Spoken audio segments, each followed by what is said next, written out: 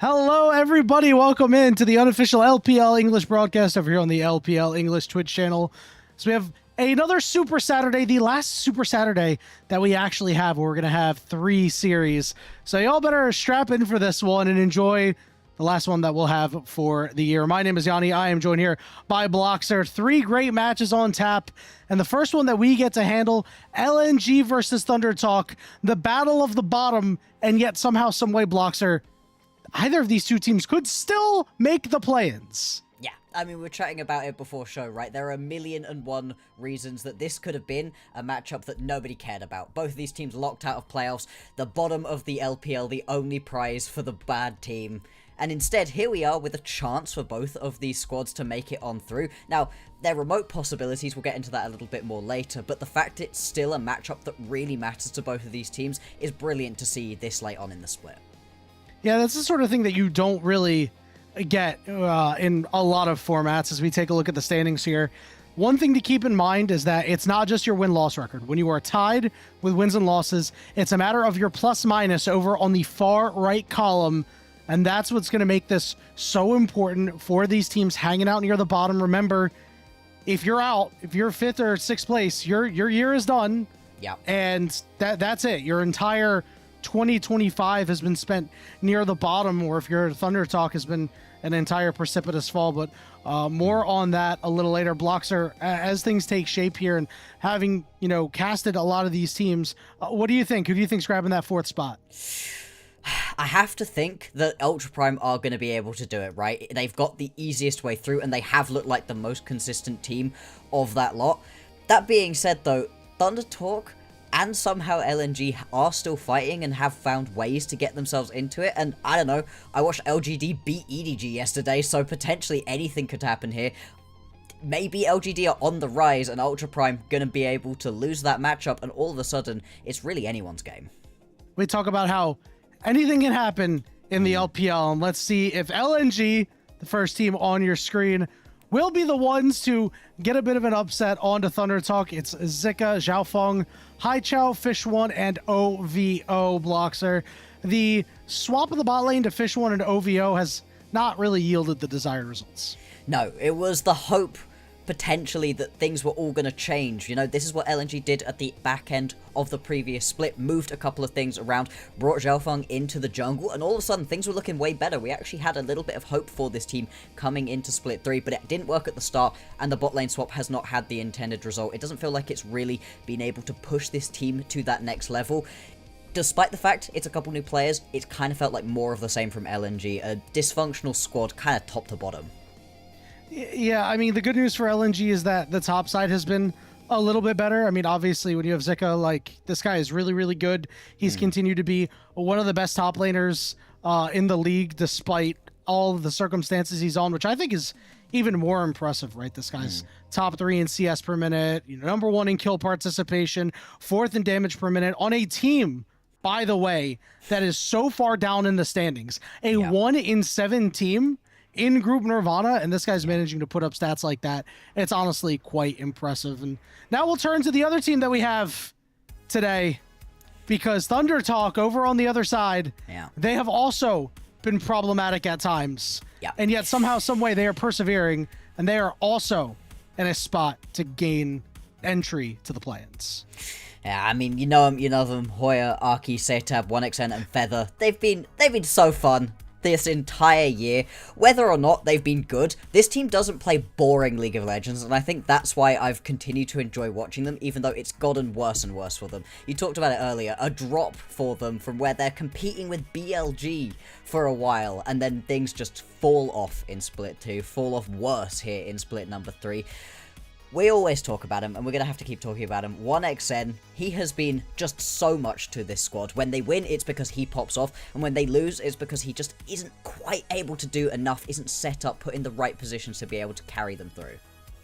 Yeah, you mentioned this the last time you had gotten an opportunity to cast Thunder Talk, and that, it's not a meta where you can really just lean on your AD carry to solo win you the game, unless you are a really fantastic AD carry. Like, we're talking like the Galas, the Jackie Loves the world and stuff like that. No offense to 1xM, but he's not quite there yet. But it's a good base to build off of. It just means that either Hoya, Aki, or Satab. One of them just has to have a decent enough game. Yeah. As long as 1xN and Feather are on, you'll be able to win.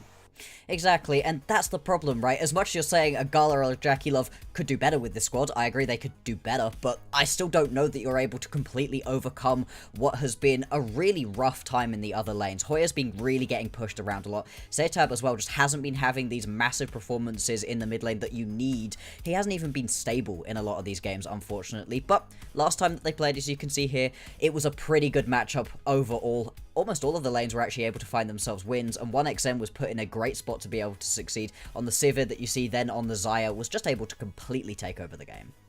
And this guy gets a lot of resources, but not only do him and 1xN, him and Feather play really well, getting that attention, making sure, hey, these guys, we can lean on them to go and win games, is the name of the game for Thunder Talk. And that means it's going to be very difficult for the bot lane of LNG.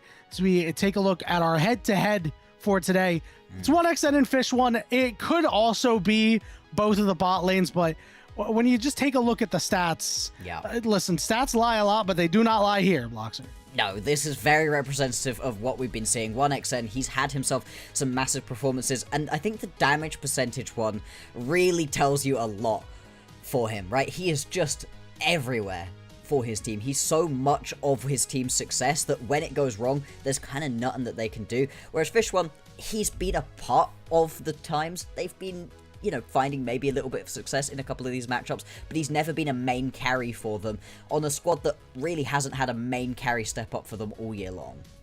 Yeah, Fish 1, lowest CS per minute right now, second lowest golds generation, lowest damage percentage of the entire league, second lowest DPM. I mean, it's a little tough, and sometimes they try to hide him away and be like, okay, well, you know what? We know that he's going to struggle a little bit, so we'll, put him on a Jhin, we'll put him on a Sivir, we'll put him on a Senna. But he's also had a couple of games on some of these carries where they give him tools like Jinx to enable him, or like the Xayah to avoid out on some dive, right? And you just need him to show up in those sort of games.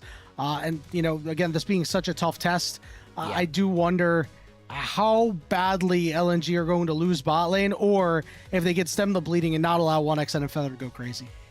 Because in this matchup, where you do have this weaker bot lane opponent, this should be 1xN's time to shine. We should be expecting him to completely take over this game in the 2v2 and then spread that love across the rest of the map. And I think it's going to be a real test right here at the end of the split for Thunder Talk to say, hey, we can build around you in the future, right, 1xN? Show us that right here, and then moving on forwards, whatever happens with these rosters, whatever happens at the end of this split, we know that you can carry us through games that you really should be able to. Now, let's take a look into the past of the LPL over the last couple of splits and some of the teams that we've seen near the bottom of the table. You see a lot of Ultra Prime down there in 23 and 24. Obviously, RNG had issues in summer of 2024, but in 2025, I mean, look, there's a couple of LNG I see down there for Split 1. Split 2 was Ultra Prime through and through. Yeah. Split 3, I mean, they're not going to finish the worst, but like, this is new territory for Thunder Talk, at least for 2025, and even in years past, right, of being bottom feeders, and for LNG too, because remember, these teams have had really precipitous drop-offs since the end of 2024 and early 2025. Yeah, LNG's is definitely the saddest story, the way that they sit so high up. So a tough. Ton of third place finishes, world's performances, and then all of a sudden it just drops to the bottom of hell right here. Split 1 of 25 really just changed things for them. All of a sudden, people move, people aren't here on the squad anymore, and they are just right at the bottom, 0-3, alongside the Ultra Primes, the WEs, the FPXs of the world. W and FPX, they're up having a decent enough time, I guess. They're in Group Ascend at least, right? Whereas for LNG, down at the bottom of Group Nirvana, just so rough to see, and it's really all up to these last couple of days right here to separate out Ultra Prime, Thunder Talk, and LNG, and to see which of them actually claims the title of the worst team here in Group Nirvana. And the good news for either of these teams is that they can escape that sort of fate. Yeah. As we have a bit of it's going to be a little bit of a doozy here, but if you take a look, we have the scenarios for the plans and what needs to happen for LNG. 2 O's versus Thunder Talk and EDG and Ultra Prime loses 2-0 to LGD, will get the job done. I believe there's scenarios where they can also 2-1 and 2-1. That will get them there, as you can see on your screen. And then as long as Ultra Prime loses 0-2, the 2-1s will get them there. Meanwhile, for Thunder Talk, listen, you just got to win today, and Ultra Prime's got to lose, and you're good to go. Yeah. And for Ultra Prime, it is a lot easier to get there. Exactly. Ultra Prime are the only squad that we've got here that aren't relying on other people. It's all in their hands. Win their matchup versus LGD. Sigh of relief, move on, see which of your opponents from Group Ascend you're going to be playing. If they lose, that's where things get a little bit risky for them. They really do not want to put themselves in a situation where they have everything in their grasp and they lose out at the last minute. And, I mean, we got to be honest, right? LGD, they just beat EDG 2-0 yesterday in a really impressive performance. They dismantled EDG in game number 1. Game number 2, they were also able to just sort of start taking over and never really look back. This is an LGD potentially on the rise, so Ultra Prime, they can't look past them, but still, this is all in their hands. Win and you're in. One thing that I find very interesting is that LNG, their last opponent is EDG. Now, keep in mind what LGD just did to EDG yesterday. Yeah. Like, they were not close for a large majority of the game, right? Like, LGD, I think, kind of blew the doors off EDG. So, who knows? If LNG win today, they could be going up against an EDG team that's wounded, that is in disarray, that doesn't really know what's wrong or what they may have given away in their strategies. And who knows? LNG might be able to take advantage, but I mean, on the other side for Thunder Talk, like, this is the last go at it, and then you're biting your nails on Monday. Yeah. For both of these teams, right? You are going to want the win here. If you lose, you can start your winter early, I guess. You can enjoy the last dregs of summer. And, we are acquiring new players. Move your way on. But if you win here, then you still have a chance. And it's Ultra Prime playing tomorrow, so Monday. So you've got yourself a very short wait before you really find out what's happening, but it will be a very terrifying wait for both of these teams, whoever's able to pick it up. I think the most exciting thing to me is the fact that we can't actually wrap it up tier today. We can't have one of these teams win and now we just know the playoff seeding and there's nothing interesting that we've got for those remaining matchups. This is really coming down to the wire. We do have elimination at least, right? You know, the loser of this match is done. Yeah. They have no chance of getting there whatsoever. So at least we have that. But the fact that on the last 2 days or even the last single day of the season, that we're not going to see that final spot, or the season 4, I should say, the Nirvana teams, because they finish up on Monday compared to Thursday for the rest of the teams. But going into the last week or the last day of games, knowing that, oh man, we have playoff implications, is really just shows you had a good format and things also went well to make it exciting, right? These Nirvana games sometimes don't have the greatest amount of juice. Hot take, I know, but how dare you? Playoff implications on the line always feels a little bit better. Exactly. This is not a matchup between the worst two teams in Group Nirvana with no chances of going anywhere. This is your play-ins hopefuls. This is trying to secure you one more game, one best of 5 finally. You played best of 3s this entire split long, and there's a chance here today you win, you watch Ultra Prime collapse, you manage to get yourself that one extra series, that one more chance to be able to prove yourself, and as much as it would be a really tall ask, of course, for you to be able to beat out what we're expecting to be likely a Weibo, maybe a JDG, depending on how the last couple of games up in Group Ascend shake out. I've seen crazier things, I have. It would be wild, but there's always a chance here in the LPL. Listen, you just have to get there. You have to get there and you have to hope, right? Yeah. Now, the issue is I think this 4th place spot is going to be... I think the 4th place spot might be dead on arrival, Bloxer. I have to be honest with you. I think that means you're going up against Weibo Gaming. I think Weibo Gaming has displayed that they're better than JDG. They're more they're inconsistent, but they are not as, like, I think JDG is like, they're teetering on like dumpster fire status, and I really hate to say that because of the players on that team and how good that team was in Split 2, and it's just, you know, you have to wipe away the name value, right? But that 3rd place spot for LGD, like, they're pretty happy there, but again, it doesn't matter, right? You just want to keep playing League of Legends. League of Legends players love playing League of Legends, apparently. Yeah. You get to do it on a stage, you get to do it in front of plenty of people, and also, you know, maybe there's a chance, right? JDG, they've got Weibo for a couple of matchups. I think they had one rescheduled as well, so they've still got both of their Weibo JDG matchups to come. Maybe we end up with the JDG as the 3rd place seed and the 4th place seed. changes things around. You know, there's plenty of options, and as you said, right, even some of these Group Ascent teams have looked a little bit iffy. They haven't necessarily shown us the best League of Legends you would have expected.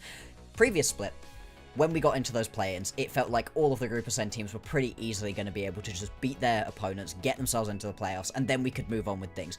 This time around, I think Group Ascent have got a couple of hopefuls that could genuinely do it. Yeah, it's so weird how Ascend was at the beginning of the split and what our expectations were. I think early on we were like, hey, we have 6 teams that we could reasonably send to Worlds. Yeah. Maybe Team WE is the dark horse 7th team because of how well they finished in Split 2. And then very clearly it was displayed that Team WE was not that, they're not that guy, pal. Trust me, they're not that guy. But then JDG also just absolutely horrid. No. Anyone's Legend were leaking oil early on, and they've really come on strong lately. So you know we're not worried about them anymore, but we were for a second. Yeah. So we'll see if LNG are going to be able to get the job done here with a little bit of home cooking here in their home arena of Suzhou, which will be the site of play-ins, by the way. So we'll see more League of Legends action here. As we have action on our screen in the draft, we're going to see Wukong first pick coming through. Yeah, nothing too surprising about that one. The Wukong being very high priority recently. Not surprised either that we're going to end up seeing the Rumble right here. The Rumble Wukong, way too strong of a combo to give on over. Now, I do wonder if we were going to see the Pantheon trade. No, it is just going to be the mid and top lane already locked in right here. And these are a couple of the power picks ThunderTalk really like to lean on. Yeah, we're going to see an Ornn get followed up here. So, you know, it's common to pick into the Rumble. And I like the team fight oriented play we're looking for out of LNG. This is already signaling to me that you could see a Sivir lock-in really for either side, but I think it would be much better on LNG. So I do wonder if they're going to try to take that as could get taken away a little bit later. Going to be the Ahri locked in right here. So LNG, they've got themselves some decent team fight early on. The Ahri a little bit more towards that pick potential, but I absolutely love the slam of the Trundle. Straight up, the Ornn always going to be good to steal those stats away with that Subjugate, but at the same time, you can also just rip the head off of the Wukong, and the Pillar can be very annoying. Yes, LNG, they've got a couple of different dash options, and the Pillar plus that charge out of the Ornn can be an interesting interaction midway through a team fight, but it's just such a strong champion at the moment, and it also leaves a bunch of those very strong junglers available for those next rounds. You're not taking the cream of the crop off of the board right at the very beginning. Seeing TT already start picking at the bot lane here with that Nico ban. Again, do wonder if they're gonna really just focus out support here. You know, we've talked about how like Fish1 has really struggled a lot. He's obviously had a pretty small sample size of games, but he's had an okay number under his belt now, and it really you get a clear picture of kind of what he is at this current juncture. So it looks like they will just focus out the supports and they say, hey, we'll let Fish1 beat us. They can have whatever they want. Yeah, Fish1, he's played an interesting spread of champions, actually been liking the Jinx a little bit more than a lot of the other players we've seen. The Jinx sort of falling off in priority, but he seems to really like it, so I wonder if they're going to go towards something like that. You've got yourself a ton of frontline for a hyper-scaling, more immobile ADC to potentially be the option. For ThunderTalk, though, they like to get aggressive as quickly as possible, and they're going to look at this bot lane matchup as one they can win in the individual 2v2 potentially. Things that 1xn have been really good on are being taken off the board, such as the Xayah and that Varus, but also love something like the Kai'Sa potentially. Alistar going to come through for ThunderTalk, so see what the options are if they want to go a little bit more poke oriented down in the bottom lane to deal with this cow and win the lane, or if they want to go for their own sort of composition with this Rakan. It looks like that will be the lock-in. So right now this is signaling to me that we'd see a Kai'Sa. I don't know if Fish1's got that in his bag though. Yeah, I would be a little bit worried giving him something with that much that you can really try to play around. I think the Corki a little bit safer, does still give you the ability to rip the head off of your opponent's bot lane. Alright, he's gonna slam it. You know what? You cannot just whimper out in this matchup. You have to win here. It's do or die. I do like that he's just gonna slam that one. We'll see what he's able to do. And now ThunderTalk, you've got yourself an aggressive bot lane that you know you're going to be playing into. With the Alistar, you know that your early levels are not going to be that great. I think some extra poke would really help them out in this situation. The Sivir as well. Anytime you've got that plus the Rumble, you get yourself into a little bit of a choke point situation. There is kind of nothing you can do about it. Actually, they're going to pivot last minute, are going to go towards the Corki, so looking to win this lane matchup a little bit harder. Yeah, I really, really like that because Kai'Sa can be so weak early, even with her preferred support pairings, or Khan not being one of them in terms of strictly for lane. But later on, of course, always have to worry. As long as LNG can kind of keep the game even keel, get on their power spikes, utilize their ultimates well, they should be able to clean up what Thunder Talk are trying to do. One thing to note, Fish One has played the Kai'Sa once. He is undefeated on it. He's 1-0 here in Split 3. Had a pretty solid game. We'll see what happens against a Thunder Talk team who, are like, hey guys, we can easily be this third team, this fourth place team. LNG's been at the bottom of the standings all split long. Yeah. And Thunder Talk looking to really break their horrific losing streak, having bad. lost 6 straight series. Yeah. It has been a really seriously rough slide for them. We were not super surprised right at the very beginning of the year when they lose to EDG, but then all of a sudden it just kept getting worse and worse and worse. They've barely been able to scrape any wins together, but here, do or die. Win and you give yourself a chance, you breathe at least until Monday when Ultra Prime play. Lose, and you are starting your off-season real early for these squads. And they've got very interesting matchups with which to be able to do it. As we've been talking about, right, 1XM, what can you do? You've got yourself the Corki, very aggressive bot lane that you can potentially try to play around, but at the same time, you've got yourself such good skirmishing power once you get to that first, midway through towards that second item. You drop that equalizer on top of people's heads and just keep them locked down inside of it by either Satab or Feather. What, to Thunder Talk, they've got themselves a winning formula. Game 1 of the first series of our last Super Saturday coming at you. LNG Thunder Talk. Let's do it. 碾碎他们。 Do they cheer in the LNG arena? There's not a whole lot to cheer for, bro. I'm gonna keep this stack. Your team's Well, still there's a chance. But here's the problem, Bloxer. Here's the problem. And it goes back to what we talked about a little earlier. LNG went to Worlds last year. Thunder Talk were so good in Split 1. Yeah. They're like, if your team has a precipitous drop off like this, that's just so horrific.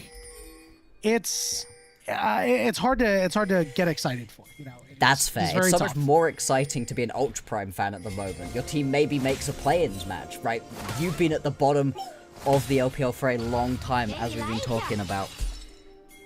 Makes sense that the fans are not going to be the happiest overall. Take a quick look at what we've got right here for the runes. Nothing too much standing out to me right here. Phase Rush going to be on Satab. Hai Chao going to be quite aggressive with that Electrocute, but nothing out of the ordinary. Some of that ward got placed up on the chickens, so very quickly LNG will realize that Aki is down on the bottom side. Aki was a guy who, at the beginning of this split, when he had joined Thunder Talk, had really given them a bit of an extra dimension with his early aggression, had been very good with that. But in more recent series, he has struggled. I do think that this game is a prime opportunity for him to do something against Zhao Feng, who you can't really just let a Wukong get to 6 unabated, right? You have to try to speed bump. Absolutely, you have to get involved, and that's something that Arky really hasn't been able to do so far. You highlighted it perfectly. If he wants to win this game out, you have to be aggressive, and they've given him an aggressive pickup. The early ganks are really potent. You put that pillar down in a good spot, and you're blowing a flash out of your opponent almost every single time. And you've also got yourself a couple of lanes that can potentially be fun to gank. Mid lane, pre-level 6, pretty easy to try to gank onto this Ahri and at least blow that flash. And bot lane, always going to be somewhere that you can look when you've got 1xn and Feather in the area. Otherwise, if you are just sitting back, allowing that level 6 to come through, all of a sudden you're unlocking Zhao Feng to be able to get into these lanes in a much easier state, and he's got some lanes that can be easily ganked once that level 6 comes. With this bottom to top, that meant that Zika will put down his ward in that top try. So he will spot Aki if he decides to come around. Zhao Feng finishing the top side of his jungle, but again, warded by Hoya means I don't think we'll see too much action up on this top side. And, you would think that benefits LNG greatly because, again, you don't want to get speed bumped out of hitting your level 6 power spikes. Just hit level 6, go ahead and get in these team fights in these early objectives and try to put TT out of this game. Now, whereas for LNG, it looked like it was going to be a bit of a team fight orientated composition early on, and it still very much can be, but now that you've got yourself the Ahri and that Kai'Sa, you can try diving into the backline a little bit more. You can try to break down these front-to-back lines and make it so it's a little bit messier of a team fight. Not necessarily always going to be the best idea for them to do. It does make the Ornn a little bit less potent when he can't just be that tanky frontliner, but when you've got yourself a Trundle on the other team that can just take away all of those tanky stats with that Subjugate, it makes it a little bit easier to play out these team fights if you can break down those front lines. Saw a lot of pings on the bottom side as ThunderTalk very aware that Zhao Feng was in the area as he took that bottom crab. The mid laners teleport. Seitap will have his up slightly ahead of Haichao. We'll see if that actually ends up making any sort of impact as Aki is on his way in. Knockups are there. Question is, Fish 1 and OVO get out of there. Good pillar. And they got both summoners out of Fish 1. Good stuff. Exactly. And exactly as we drew it up, right, as long as you get that pillar down in an accurate location, you have to flash over it. And now, no flash, no barrier. You really need to get back involved in this lane. You can't afford to just allow that flash to come back up and available. ThunderTalk, they need to re-gank this one, need to re-pressure, potentially even dive if you get yourself into a good enough spot. Interesting that there's a little bit of a delay right here on the recall coming through from Zika, so he's going to have to get himself down into that bottom lane a little bit later. We'll still have the teleport available, so shouldn't lose out onto too much. Expecting both of these bot lanes to fully rotate up towards the top side of the map. That is happening exactly as we've got ourselves an Infernal Drake spawning bottom side though, so that is something I wonder how much priority we're going to get from these junglers. -1 cannon for Zika as he was a little too late, as you mentioned, but again, you know, as long as you get things for Fish 1, right? That's really the big player that you're looking to get a lot of these resources into, especially into a Corki who has a lot of this early power. When you're only down a couple of CS, it's really not the end of the world. We do have Grubs coming up in 2 minutes and 30 seconds, so, you know, it's a while from now, but we'll see what the bottom lanes of both sides really want to do, or if we'll see them shift back at any point and put priority on the Dragon. With Seitap getting the shove, it looks like ThunderTalk will start it up themselves. Nice, easy mid lane priority. You've also got that bot lane push that you're always going to have with the Rumble into Ornn matchup. Nice and easy to just be able to start up this Drake. And I do love to see this early priority on towards these objectives. An individual Infernal Drake always going to be nice, but more than that for ThunderTalk, having that Drake stacking going to be really important for them in this game. If this game goes super long, all of a sudden you've got those ornaments coming through for LNG. They've got themselves a composition that can begin to rip your head off in these mid to late game stages, as much as it does spike a little bit earlier on. Zika, he should get a Okay, play. here we Hang go. on. It's the double taser.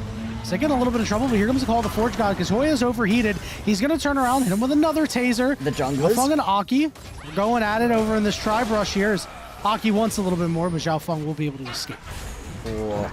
I was slightly worried for a second there for Hoya's life, right? The amount of damage that you can return with the Ornn is completely insane, and he managed to get 2 of those brittle procs off.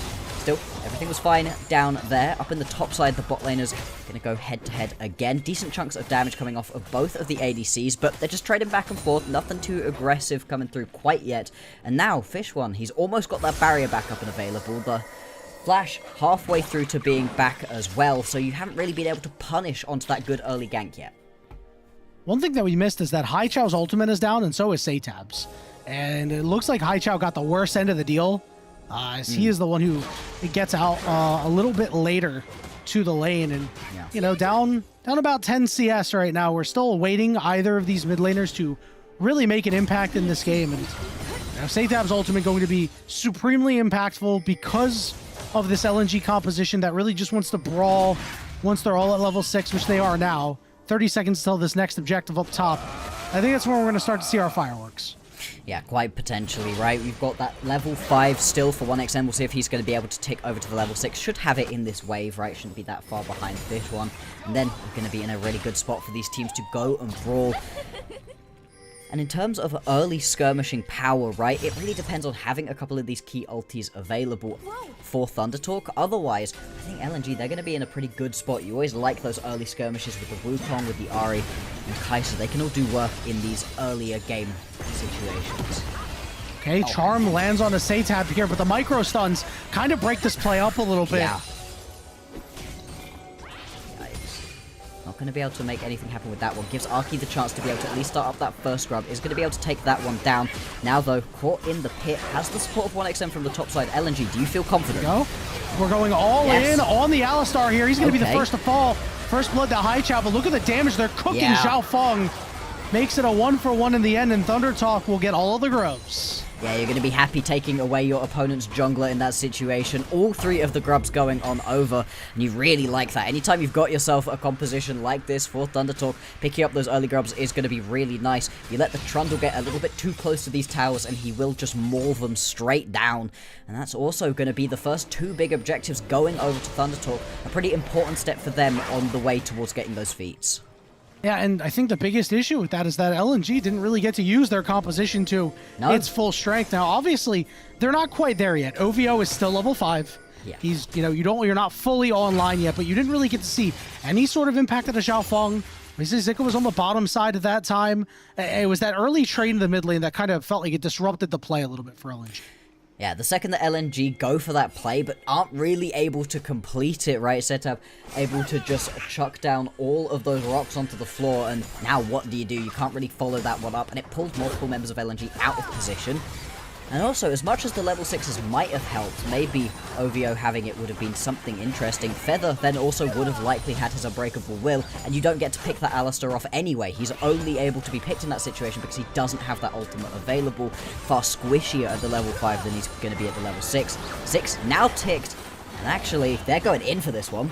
Oh, okay. OVO had recalled, which means Wow. Fish1's flash is going to be down. I mean, Yeah. this...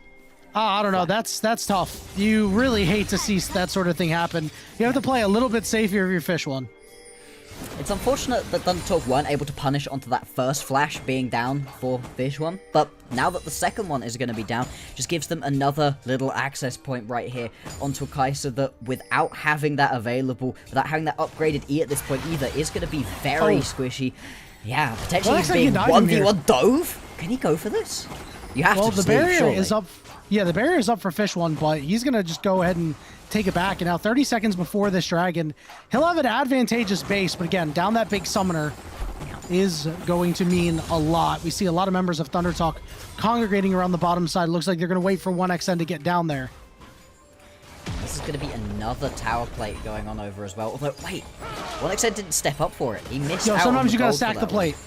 Sometimes you got to stack the plate. I don't know if it was right there, but sometimes you got to do it. I can understand why you do it in that situation, right? You know, you want to be on this reset as quickly as possible, and you can see he's still going to be a little bit late to this fight, still arriving with that Sheen in inventory, so this is going to be a Corki that begins to hurt. Alright, Thunder Talk starting this one up. We're going to get a teleport in from the Rumble on the flank. Still waiting for Zika to make his appearance. Now he's going to teleport into the bottom Tri-Brush. 2,000 HP as well. Everybody goes all the way in. OVO going crazy, but big knockups are everywhere. Fish1 is free hitting, but his team is on the other side of him. Helpar starting to go down. Big knockup coming through, and Feather will finally fall. Hoya overheated, trying to do what he can. He'll be forced to flash over the wall as Fish1 continues to bear down and go forward. Haichao gets over the wall. Yo! Fish1 dropping the ultimate. He's up so far, but he's still alive. Triple kill for Haichao. Quadra kill for Haichao. Yo! Whoa! For Haichao! Yo, okay, LNG, they're gonna find themselves the ace right here. Pentakill over onto Haichao, a player that just hasn't been able to pop off so far this split, but there's his moment. There it is! Cubby's favorite mid laner! Gets the job done! Let's go! And in a crucial situation as well, Thunder Talk, they started off that fight in a decent spot. Hoya gets a huge equalizer across multiple members, but he's pre that Leandre, he's not dealing that much damage at this point, and it's just such a split, messy fight to begin with that I thought LNG were cooked here. You said it, Fish1 over on the side, not really able to do his damage, but watch Haichao and what he's able to do. He has to pop that ulti really early on, and from this point on, he's just playing at the very edges of his range, and I really respect the fact that at this point, he's like, no, we can both go. Fish1 goes in, Haichao jumps in over the wall, and they're playing into a little patch of darkness right here. Beautiful, beautiful sniper moves right here. Man, this is nice. Where was this the rest of the year? Man, Blockster, I can't believe I'm saying this, but if you were to play like Haichao in your own solo queue games, you can take the opportunity to learn directly from the pros themselves. Whatever your rank, the best way to start climbing now is to schedule a session at prodiff.gg. working one-on-one with an active or recent player in the NACL, ERLs, or the LTA that'll teach you to play like a pro. Get personalized coaching from the pros today at prodiff.gg using code LPL10 at checkout to save 10% and support the LPL English broadcast and make plays like Haichao. Yeah, and you're a funny man. That would have been a threat. You want to play like Haichao would have been a threat every other game this entire split, but all of a sudden, that was a pop-off performance right there, and that's put him into a brilliant spot, right? He already got that first kill that LNG were able to grab for themselves. Now they are 6-0, already got that Malignance in inventory, so going to begin just running the Rift right here. We'll see what the rest of the build is going to be. The Malignance first does worry me slightly. Seen a couple Veganari builds coming through, but LNG, this is the start they would have wanted coming into this do-or-die matchup. Dude, when was the last time you saw a pentakill this early in a game? Like, that was like 2 minutes ago at this point. It was a 12-minute pentakill. This is the earliest pentakill I think I've ever seen, and that's including my solo queue games. Yeah, it's so crazy. Well, here's the thing, Haichao. All the pressure's on you now, bro. Don't be like me. I always lose my games when I get a pentakill. I seriously have like a 20 to 25% win rate when I get a pentakill. So don't be like me. You need to carry this game for your team, you know, on their last legs at death's doorstep. Yep. You're needing to turn it around somehow. And who would have thought it's Haichao to get them this early lead. He's up about 2,000 gold. We have Herald coming up in about 10 seconds. I want to see him take over this fight too and put Thunder Talk away in game 1. And hey, the Ari so far looking real good. And like we said, with that first item completed with the 10 stacks on that Dark Seal as well, he is positioned excellently to be able to completely take over this one.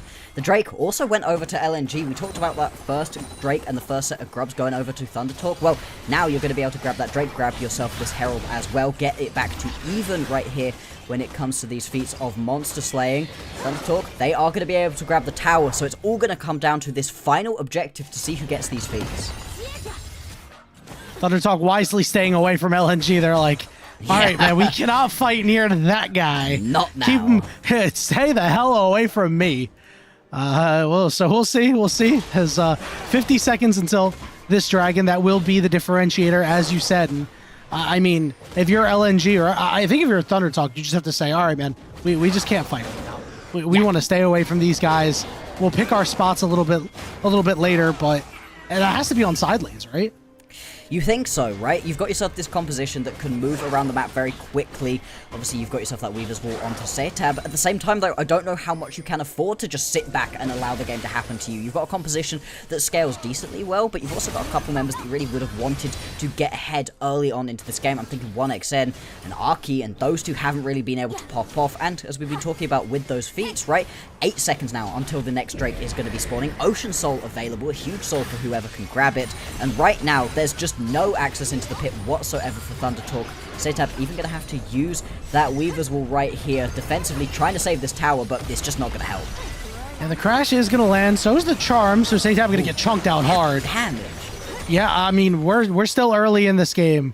Yeah. Haichao does so much right now. This dragon is now up, but there is no more threat of the Rift Herald, just a lane that needs to be tended to down on the bottom side.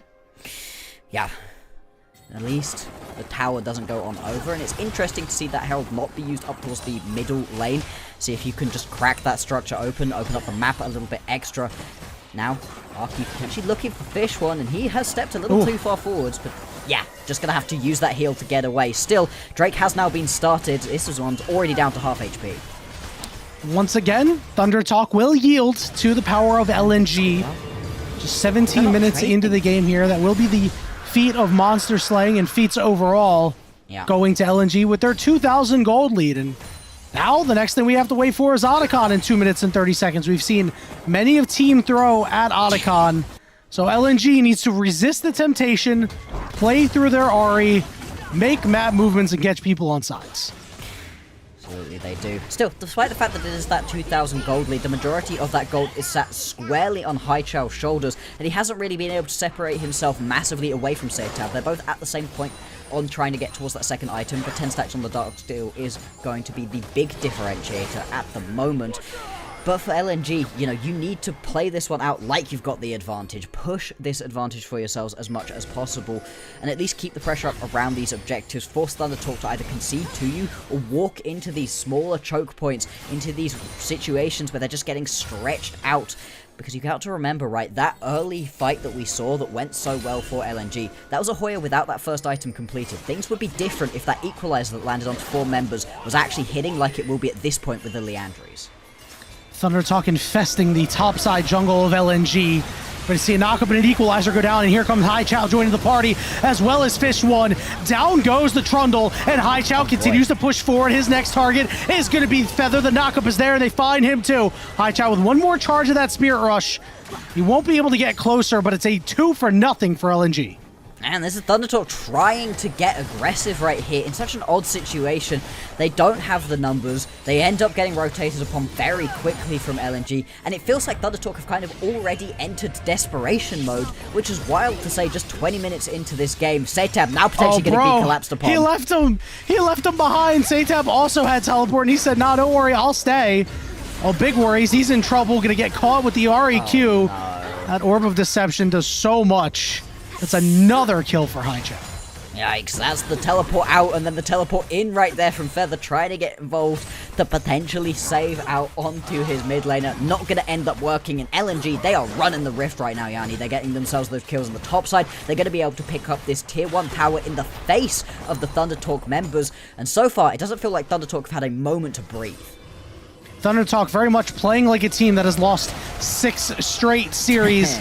Lifeless, listless, not playing well on their comp's conditions. Nope. So we take a look at this replay. I struggle to even think why they're even here, Bloxer. Desperation, right? That has to be the only option, because you're right, there's nothing actually good about going for that play. At best, maybe you catch out OVO as he's making a little bit of a map rotation and you could grab yourself a quick pick, little injection of gold. That would be decent, but they just don't have the vision set up for these kinds of plays. I mean, look at the map right now. There's a couple of wards defensively down for ThunderTalk, but nothing that's really pushing into their enemy's jungle, nothing that's giving them the vision to make these kind of map rotations and really make it work. They do at least get to bully their way on through this mid lane, but I don't even know that they're going to be able to take this tower. Oh, what a play there by OVO. Yikes. Taking Setab off. Call the Forge God is only going to be able to catch one, but the fight will be theirs. The equalizer going down as Aki is charmed up, and he falls once again to Haichao as Haichao continues to push forward with his squad, leading the 1-7 LNG into what could be the promised land. LNG, they've got themselves this matchup and one more. EDG will be their next games to face. They must win both of those for any chance of making it into those play-ins. And they are beginning this final week with a bang so far. Going to be able to grab this Atakan uncontested at this point. And this is again off of another aggressive ThunderTalk play. ThunderTalk keep going for these aggressive plays. And as you said, OVO just manages to stop that one dead on in its tracks. And this is going to be these quick pick kills that then turn into the nice team fights. If that Call of the Forge God, I think, lands onto a couple more members, this might be another ace coming on through. Yeah, that's what I thought was going to happen, Bloxer. Unfortunately, Azeka was probably very surprised. I don't think he's seen LNG in many positions to win a fight like that for much of the entire year, let alone Split 3. So he's like, I have to remember how to hit multiple people with this in a winning position. As the winning position continues for LNG, they picked up the Otacon. We have 20 seconds until what would be their Soul Point Dragon for Ocean Soul. Right now, it just feels like a formality of dotting their I's, crossing their T's, but also making sure to not make a fatal mistake. Yeah, you really just need to not over-aggress, not overexert yourself, which is relatively easy to do in this kind of composition, right? There's always a situation in which you're feeling yourself, you think that things are going well, and you go, oh, Killer Instinct into the backline. One more Spirit Rush forwards surely can't hurt, and you end up pulling yourself a little bit too far forwards. And you have to remember, this ThunderTalk composition, it has damage, it can snap back. Another Call of the Forge God. It lands onto 2. Knockups are there. Aki getting some healing, but he is dead as Haichao's over on the side, dealing with Hoya, and he will chase him down. And 1XN is going to be the next victim. He's going to be forced to retreat to the turret. His Feather knocked up over on the side. It's a double kill for Fish1. Haichao going to go golden, and it is just another one fight for LNG. It's a wallet diff at this point, Bloxer. It absolutely is, but even then, it's a little bit of a compositional diff too. Zika is just playing bodyguard at this point. You can't step up, you can't get involved with any of these backline carries, and then all of a sudden the backline comes to you. Tons of damage being pumped on through. You're gonna even split their focus, get themselves a tower, get themselves the Drake as well. Ocean Soul point available for LNG, and it is very much gonna be their game to lose. Yeah, this game has been busted wide open. They have scaling advantage too with, not just the Kaisa, but the ornaments on top of it as well. Yeah. I don't see any way for Thunder Talk to be able to get back in this game. And, how difficult must it be for this team that, we talked about it in Split 1, doing so well. They had a bit of a disappointing end in their playoff run, but really the darlings, right? Slayer's favorite team. Yeah. He fell for it. Because Thunder Talk ever since then have just not been that same team. It was the lane swap meta that they were just so proficient at playing at when they had Beishwan in the jungle. And then that meta went away, and the team that we thought we were going to get in Split 2 also evaporated before our eyes, became a farm team essentially. And now getting farmed here by LNG at the bottom of Group Nirvana is, I'm sure, not where they expected the rest of their year to go. OVO could be in a little bit of trouble here. He's going to charm up multiple members. He's going to go down, but Call the Forge Gods coming through, and it hits all 4 members, buying some time for LNG to get here. Equalizer going down. Fish one going to have to back off. High jump goes in, goes golden. Xiao Feng over the wall. There's the Cyclone. 1, 2, 3 people knocked up. A 4th knockup as Hai Chao will clean up the rest of the trash. Satab, the only one alive, and your shield can't save you, buddy. Fish one putting the exclamation point on it, and the Baron available for LNG. Despite the fact that Thunder Talk are the one with that global ulti, LNG, they've just got those map rotations down. Thunder Talk, they start that one off well. They get themselves a couple of quick kills. But as you said, the wallet diff is just gigantic at this point. 9,000 gold going to be the advantage, and that's before the big purple worm is going to fall to LNG. At this point, it's for formality. Cross the T's, dot the I's, win this first game, and get yourself one step closer to being able to get that final matchup, that best of 5 versus a Group Ascend team to make it to playoffs. Good guy, LNG, making sure their top laner, who had such a big impact in that fight, got his Baron. Let's take a look at how this started. It was a little rough at first, but they pulled it back together. Yeah, the very beginning is a good catch right here, but it's brilliant from Zika. We talked earlier about, he missed that call of the Forge God onto a couple of key members. Well, this time he lands it onto 4, and it just buys time for Xiao Feng to be able to get over here.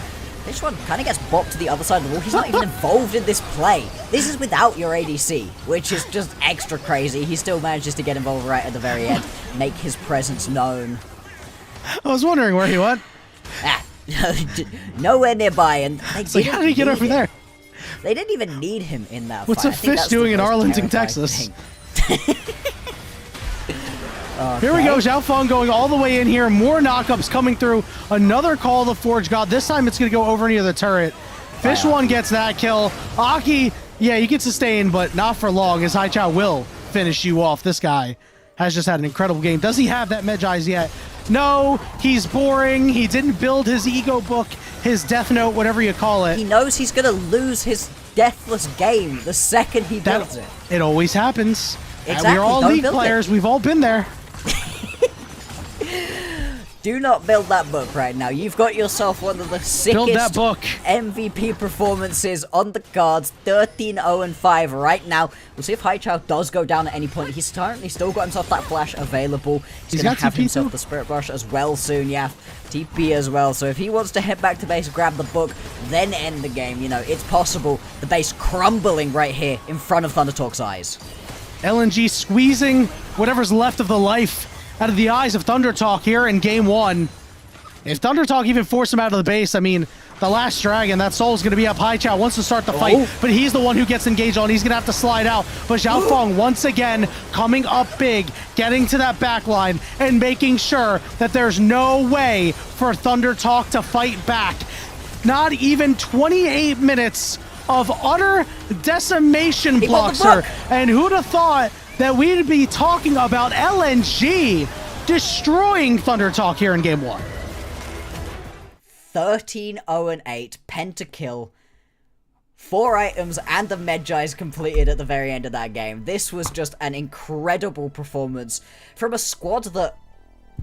It's been rough. It's been really rough. LNG have not had a good time of it, obviously. 1-7, bottom of Group Nirvana. But this is their do or die. This is the last available opportunity for them to step up. The loser of this series no longer gets a chance to make it into the play-ins. And LNG, they show out big in this game number 1. It was crazy. I was not expecting that sort of thing to happen. I mean, it's hard to lose a game in pro when you get a pentakill that early, right? And you just get to take over the game.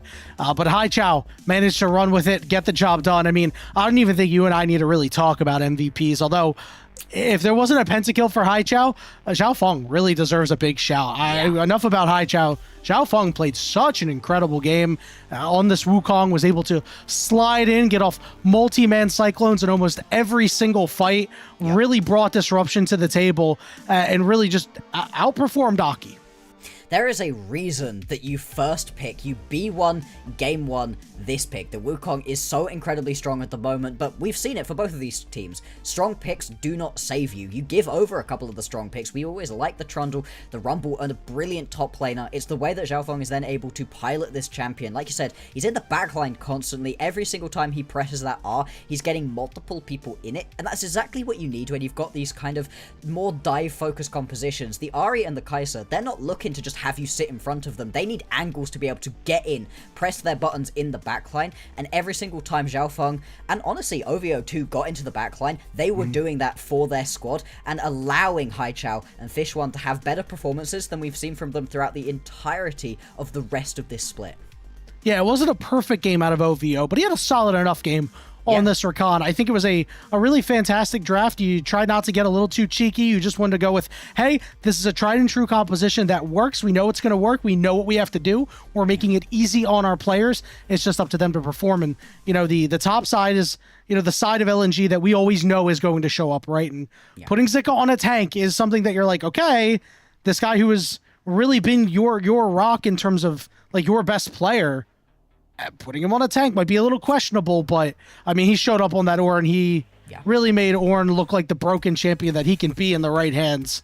And I love that. I love that. This is kind of like a trickle-down effect, I think, where players like the Shy, who have this great mechanical talent, are starting to play these tanks, as Cubby pointed out a couple of days ago. And now we're starting to see some talented top laners like Zika pull out these tank picks, knowing the impact they can make. And I mean, you know, that last fight where it ended up being a 5v3, but after the 4-man call, the Forge God got hit, is a perfect example of what impact you can have and turn a really bad, ugly fight, which would have given the opportunity for Thunder Talk to maybe turn it around, into a closeout fight. And I think sometimes people think playing tanks is easy, and sure, some of them are. You can play Ornn to a decent level with barely any hands. Hell, I've had a good Ornn game here and there. But if you do have these incredible hands, if you are one of the best top laners that we've got in the entire world, there are extra things that you can be doing with the Ornn. We laugh all the time about how many of those Call of Forge Gods get missed, how many don't end up even being hit through on that second one anyway. Playing them mechanically beautifully is so oppressive. You're going to watch it in a lot of these highlights through where Zika is just constantly finding 2-man, 3-man knockups, playing that body blocker, using every last little bit of his health bar to be able to get these good positions for his team, and his teammates finally pay him back with dealing the damage, with playing this one in the right way. And this is just gorgeous. Yeah, what was really nice there is being able to take out Aki gave Haichao the blue buff to have enough mana to finish off that fight, get the last couple of kills. And you know, Haichao played that fight incredibly well. Early on, hiding in the Dragon Pit, out of vision, making sure that allowing his team to kind of push up and give him space. So he was able to sneak in and kind of go untouched the rest of that fight. This is not what I was expecting, right? It's not what any of us were expecting. This wasn't what Thunder Talk was expecting. No, exactly. Like, was I expecting LNG to be able to win a game here? Yeah. I thought we were going to get 3 games and it was going to be a mess the entire way. We were going to spend most of the time laughing at some questionable League of Legends. Instead, this was really clean out of LNG, but at the same time, I do have to put some decent blame onto Thunder Talk. The first fight where you give over the pentakill, you're playing at a point in which you don't really have that power spike, but you can understand why they're going for that fight, and it looks like it's going to be decent at the start, and it's very close to going well for them. You know, there's a moment where Haichao and Fish1 both jump in, and if you land just a little bit of extra damage onto them, that fight flips on its head. All of a sudden, Thunder Talk are in a good spot. But after they've lost that initial advantage, Thunder Talk just keep pressing forwards. They keep trying to find themselves these odd angles that were never really feeling like they were going to work, while simultaneously not contesting for any of these big objectives that they really needed to go play around. The Atakan goes over for free, there's a couple Drakes that go over for free, and you're just giving those extra stats, that extra bit of power into an LNG pocket that's already incredibly deep with all of the gold. Yeah, and it's so hard because, like, what is your comp really going to do? If you're Thunder Talk, like Satab is supposed to move around, use these Weaver's walls. We didn't see any Weaver's walls on a side lane to get a gank off. We didn't see Aki go gank a lane early. We didn't see him invade the jungle and try to disrupt Zhao Feng early. No. What is your purpose here other than just ulting Ornn later on in these fights? You didn't do anything noteworthy early on, so you couldn't build a lead to kind of gold diff the enemy a little early. And by the time they got their ultimates and had their wombo combo, had that big fight where Haichao got big, it was like, hey, this Ahri is going to set these up for us. They're going to be our strong member, so that way, if our engage isn't clean, we'll be able to still get the job done. And Thunder Talk just really played a strange game plan that once they fell behind, they were kind of just throwing whatever at the wall and seeing if anything would stick. Thunder Talk. If this was anybody else, surprising MVP I was going to lose my mind. And it's his first one as well. That's his first MVP right here of the split. Massive congratulations to Haichao. Stepping up big time. I hope somebody's clipped it, sent it straight to Cubby. He needs to see this one. He needs to see exactly what we just got to watch from Haichao, because this was a really, genuinely impressive performance. Yeah, he's been tagged a couple of times in our production Discord that we have. So everybody already let him know and knew that, oh, it was time to eat crow, Covey. Nobody gets away with talking that much crap on Haichao without Haichao getting a pentakill. Before we go ahead and take a short break, we would like to tell the people that if you would love to support the LPL English broadcast, consider becoming a Coffee member. Coffee, it is the best way to support the LPL English project, since the vast majority of your contributions will go directly into the show. A lot of the initial payments go into upgrading the broadcast, but a large bulk of it pays on-air talent and content creators. And if you subscribe to our Coffee, which will be linked in the chat, you can unlock perks like early access to content, the ability to ask interview questions for unique on-site interviews, caffeine levels not included in the Coffee subscription. We're going to go ahead and take a short break. When we return, LNG looking to grab potentially that third place spot, buy themselves more time, where Thunder Talk are reeling and really need to fight back.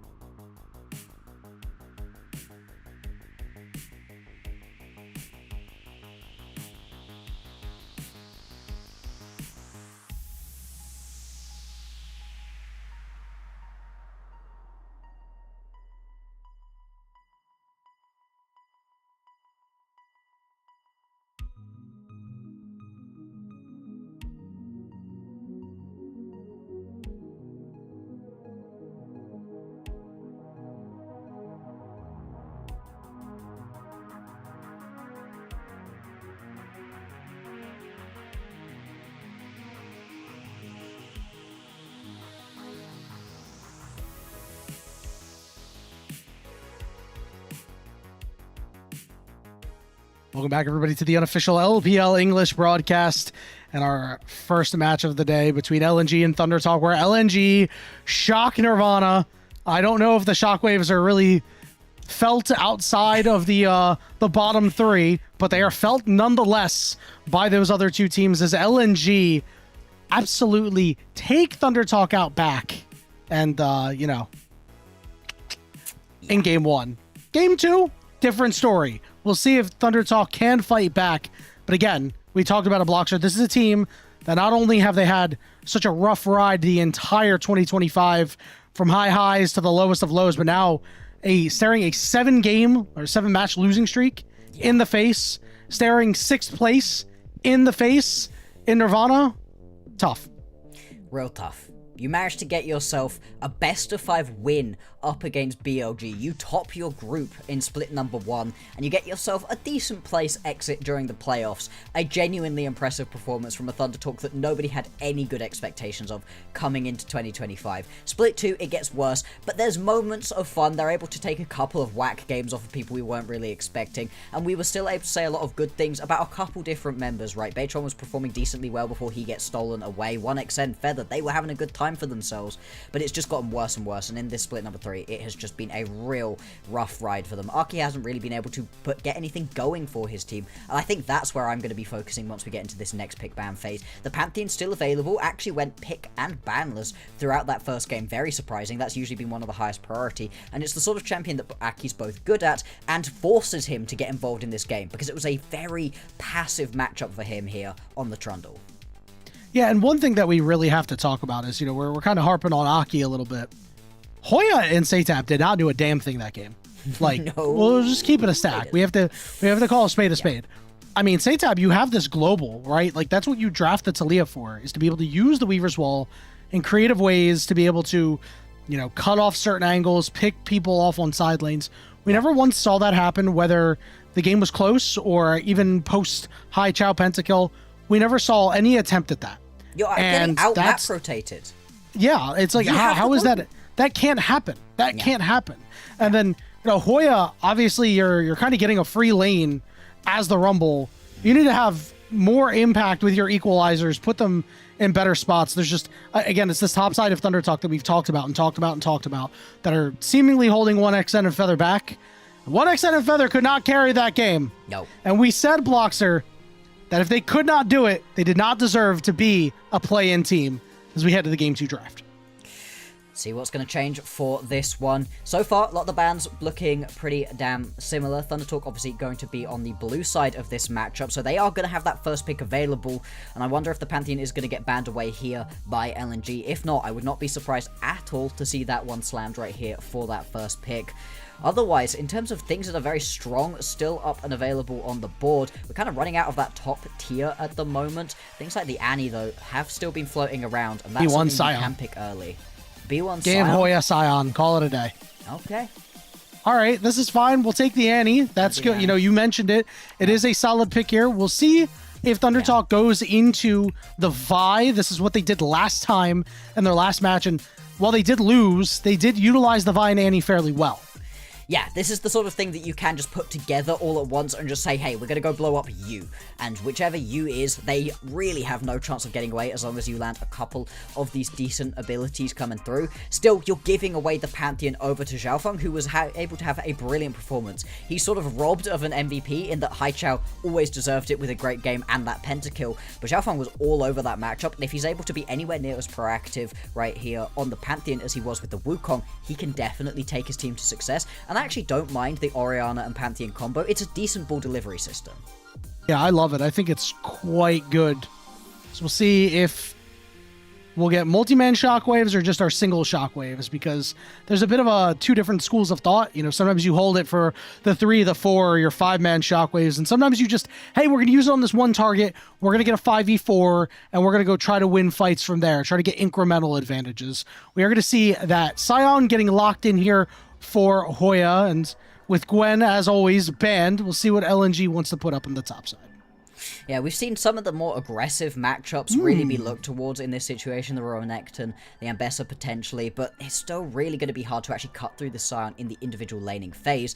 And now you've got yourself that Nocturne locked on in here. The Nocturne Annie is a little bit of a weaker combo than either the Nocturne Orianna or the Pantheon Orianna really is. At the same time, you still do get the opportunity to look at someone and just blow them up, and having the ability to turn the lights off midway through these fights is going to be incredibly important. LNG, they're really committing to thinking that Zika on these tanks is their best way forwards. He's going to end up with the Cassante in this matchup.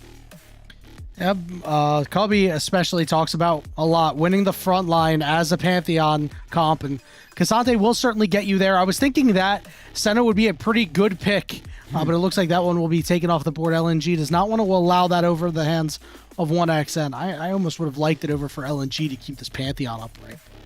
Yeah, obviously. Hey, listen, I think they know a little bit better than I do, to be honest. Hey, who knows? I mean, we've seen these teams make big boy mistakes. True. Anything is possible.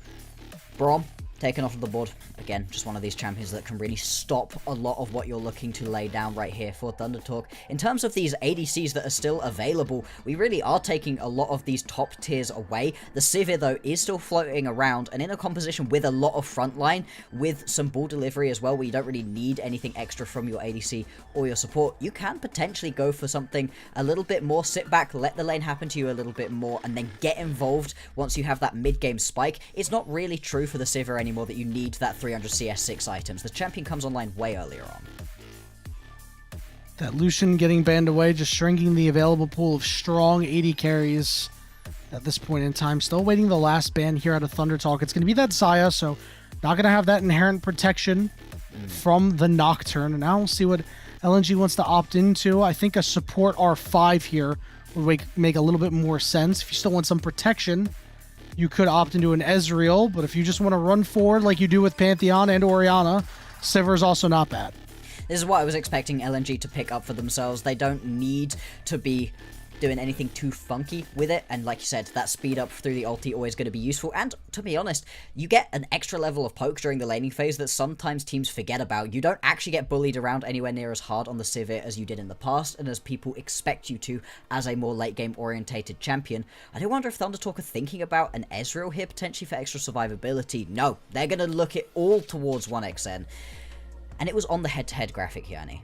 Even Smolder can't 1v9 hard enough to get this team wins. Well, They're going to hope that it can in this game, because this is not a Smolder with a ton of real frontline to be able to play around. You've got yourself the Rel and the Scion. It's not bad.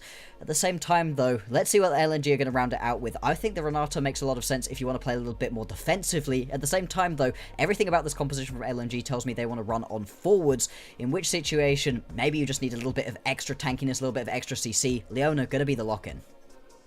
Yeah, I was kind of curious why the Leona was locked in here. I think the Nautilus is a little bit better for just targeting out the Smolder.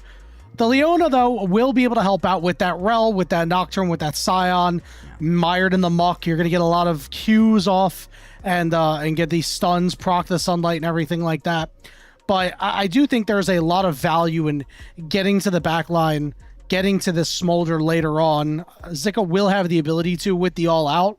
But if you're Thunder Talk, I mean, this is a bit of a mismatched composition, I'll say. You want to make a lot of really early impact with this Nocturne and with this Annie. Yeah. But you also want this Smolder to scale up, and sometimes those things are mutually exclusive. Yeah, we'll see if they're going to be able to do it all right here. We always talk about it anytime there is a Nocturne on the screens. What happens with that first Paranoia? If it goes well, you at least blow a flash, but you really need to get a kill going on.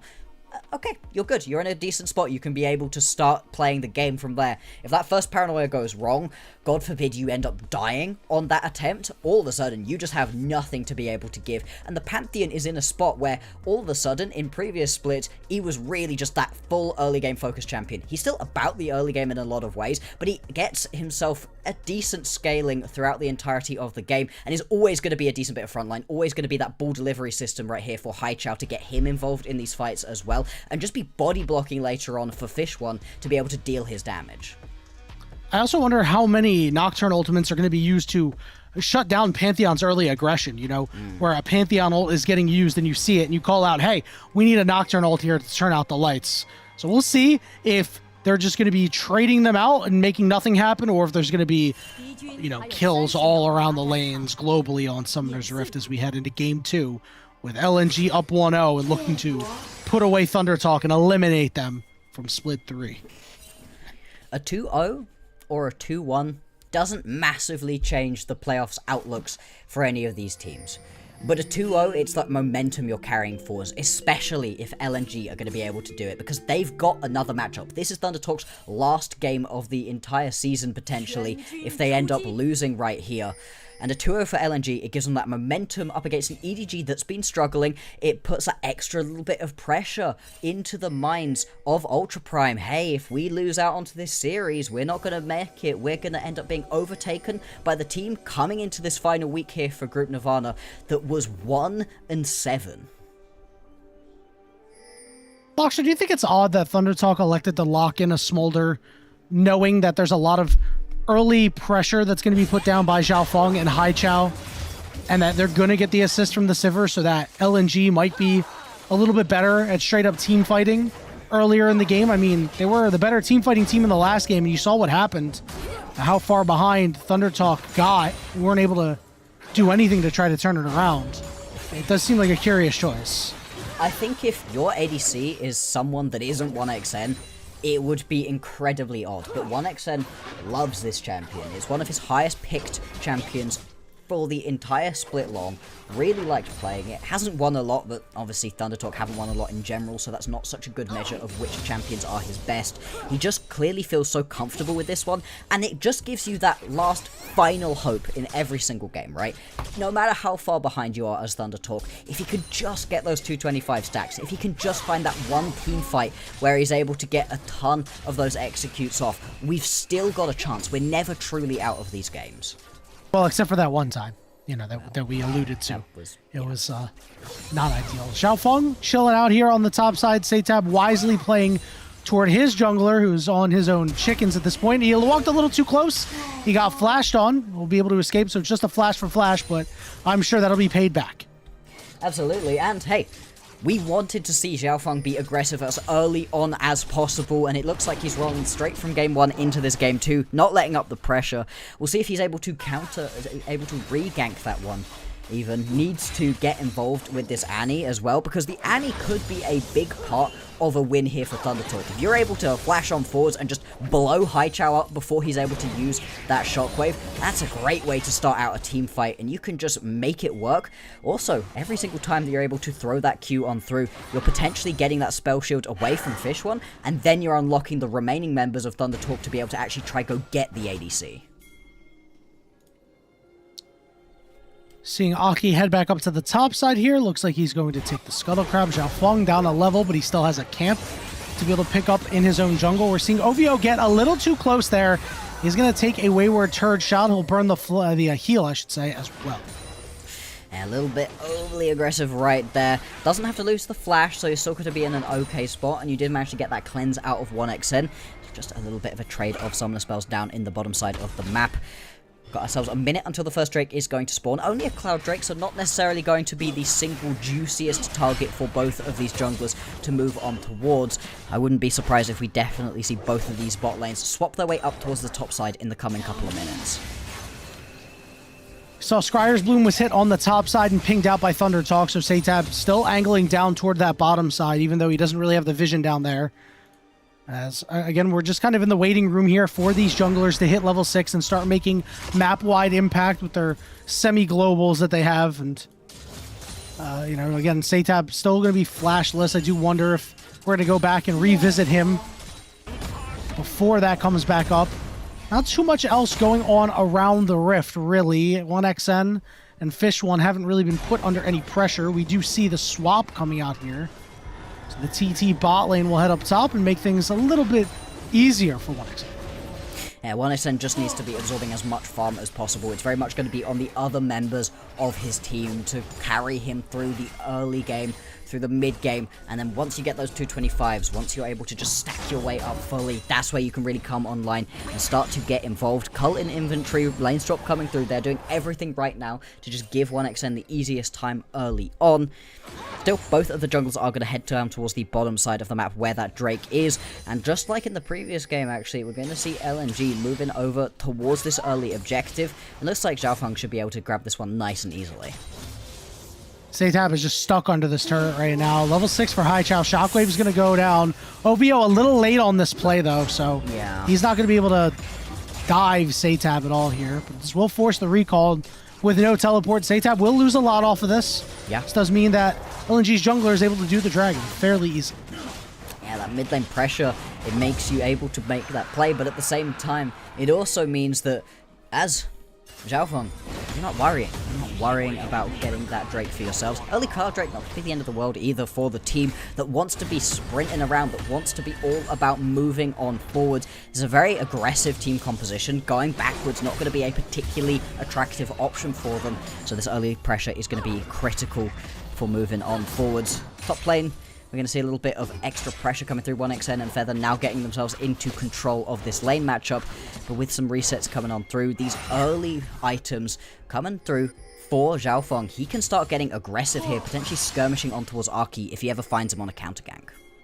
Next camps for these junglers are going to be level 6 for both of them, so This is the time that we've been waiting for, Bloxer.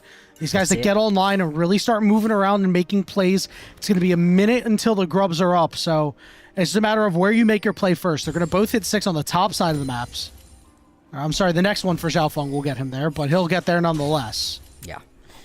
And let's see it, right? Counter ganks could be incredibly important, but it's very tricky to do once the lights get turned out, so Xiao Feng usually going to want to go first. As you highlighted during the draft phase, though, if you then get the lights turned out on you, it can make that initial bit of dive so much less effective, make it so much easier for members of Thundertalk to slip away under the cover of darkness and potentially go for re-engages if they want it.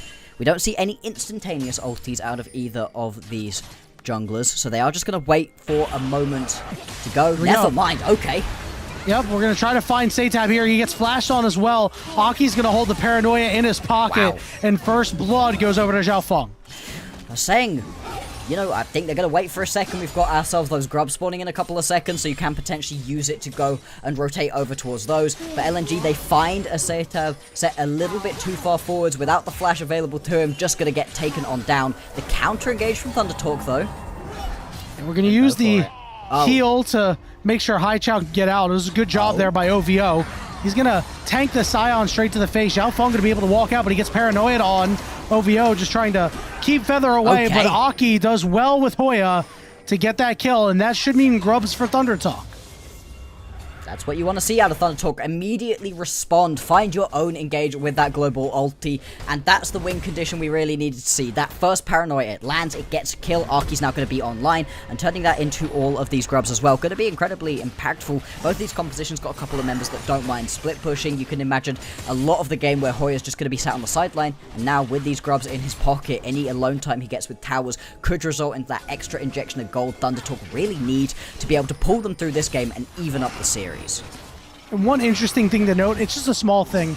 The siege isn't exactly fantastic for Thunder Talk, especially against the Sivir, but Annie's long-range auto attacks should be able to keep her out of danger. If they're ever in any siege scenario, you just manage to get one down, it adds up over time. So something to keep in the back of the mind right now, as we're getting near the 10-minute mark. Next Dragon going to be up in about 1 minute and 45 seconds, as I'm sure LNG wants to grab that second one, finish off their stacking, and be able to get there.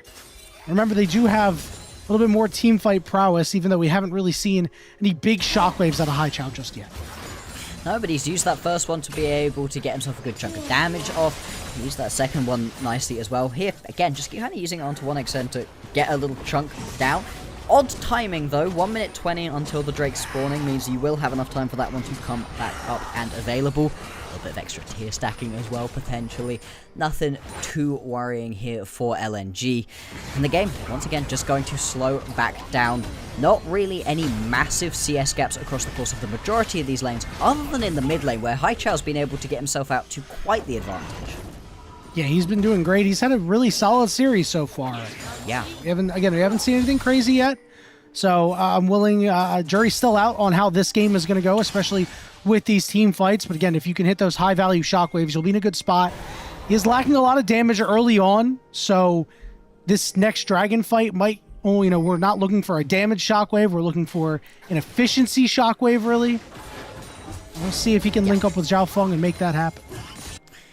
For those ball delivery systems going to be incredibly important. OVO also potentially going to be someone that's able to get himself into the backline to land that Zenith Blade. Right now it looks like Haichao is going to be the focus of the next gang. Aki does have the paranoia available. Haichao, get out of there. Run All right, he realizes that something's up and he goes, hang on. I might be up just a little bit too far with this dragon up. There we go. That should be Aki now spotted. They should know that he is in the area. Still, you can tell OVO and Haichao, a lot of respect given to this brush. They don't entirely know how much they're going to be walking into. Right now, LNG just looking to establish themselves a little bit of control over this bottom side of the map. Dragon up and available. Both junglers in the area. This could turn into an all-out brawl. Fish one looking like in the mid lane, he's had first move a lot. There's a lot of wards down in the Thunder Talk jungle, so they know where Aki is, and they know that he can't really be coming from anywhere else. Shield is going to be used, that spell shield. The shockwave used on OVO did not land. Teleport coming in as the Scion wants to join up again, try to make his impact felt. Smolder's mom is going to come through, do good damage to OVO, force a flash out of Fish One. They're going to try to turn around on 1xn, but he's able to get out. Magnet Storm down onto this Pantheon. Big towers getting dropped down on the two high-value members. Zika from behind, trying to do his thing, maybe trying to all out. He's in a 1v5. He manages to find Satap, and he's going to all out and take the Nocturne for a ride, as he's got big damage, and he's looking to use Zika, what? He's going to go down, as Zika is literally now 2v5ing because Haichao's helping his boy out, and Hoya is going to be the next target. And Zika comes up huge for LNG. That is a one team fight right there for Thunder Talk. They have got that in the bag. The Zika, he reaches into his own and pulls out an absolute dub right there for the squad. 2 kills. And that is huge.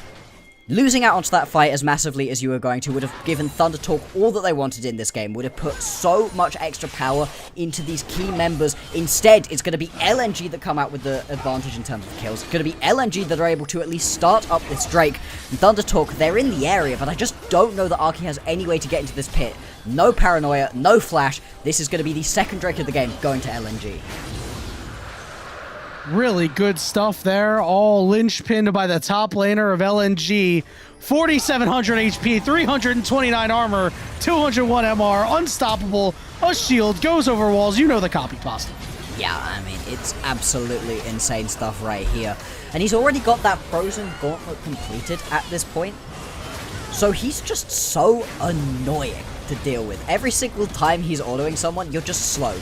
You can't do anything. I really thought he was going to be able to get Setab, but then get taken out. But the all-out, again, so much damage coming through, so many slows so you can't get away. He is weaving back and forth, right? Hoya is sat there charging up that slam, and he just does not get to land it because Zika is styling on these kids. One thing that we really didn't mention too much, Bloxer, is that Thunder Talk, they don't really have a ton of damage, right? A lot of it's front-loaded with Annie, and I mean, you know, Setab did have a really good fight, hitting Fish 1 and High Chow, like, good on him.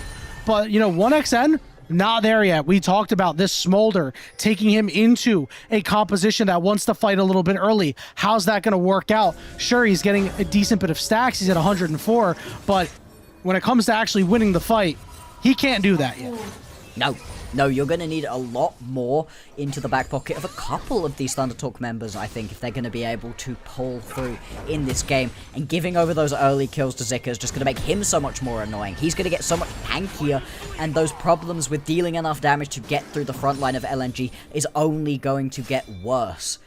For Thunder Talk, usually in this situation, you'd say, Lei, we need this game to just slow down for them. Give your time over to the Smolder. But I don't know. I kind of get the feeling that time's ticking and that they need to get involved here. Giving over the first two Drakes, giving over that fight, that gold, means that you need to get Aki back into a good spot in this game. He's got that experimental hex plate completed, so he's already starting off in a good spot, but you can't stall out at this 1.5 item mark as a Nocturne.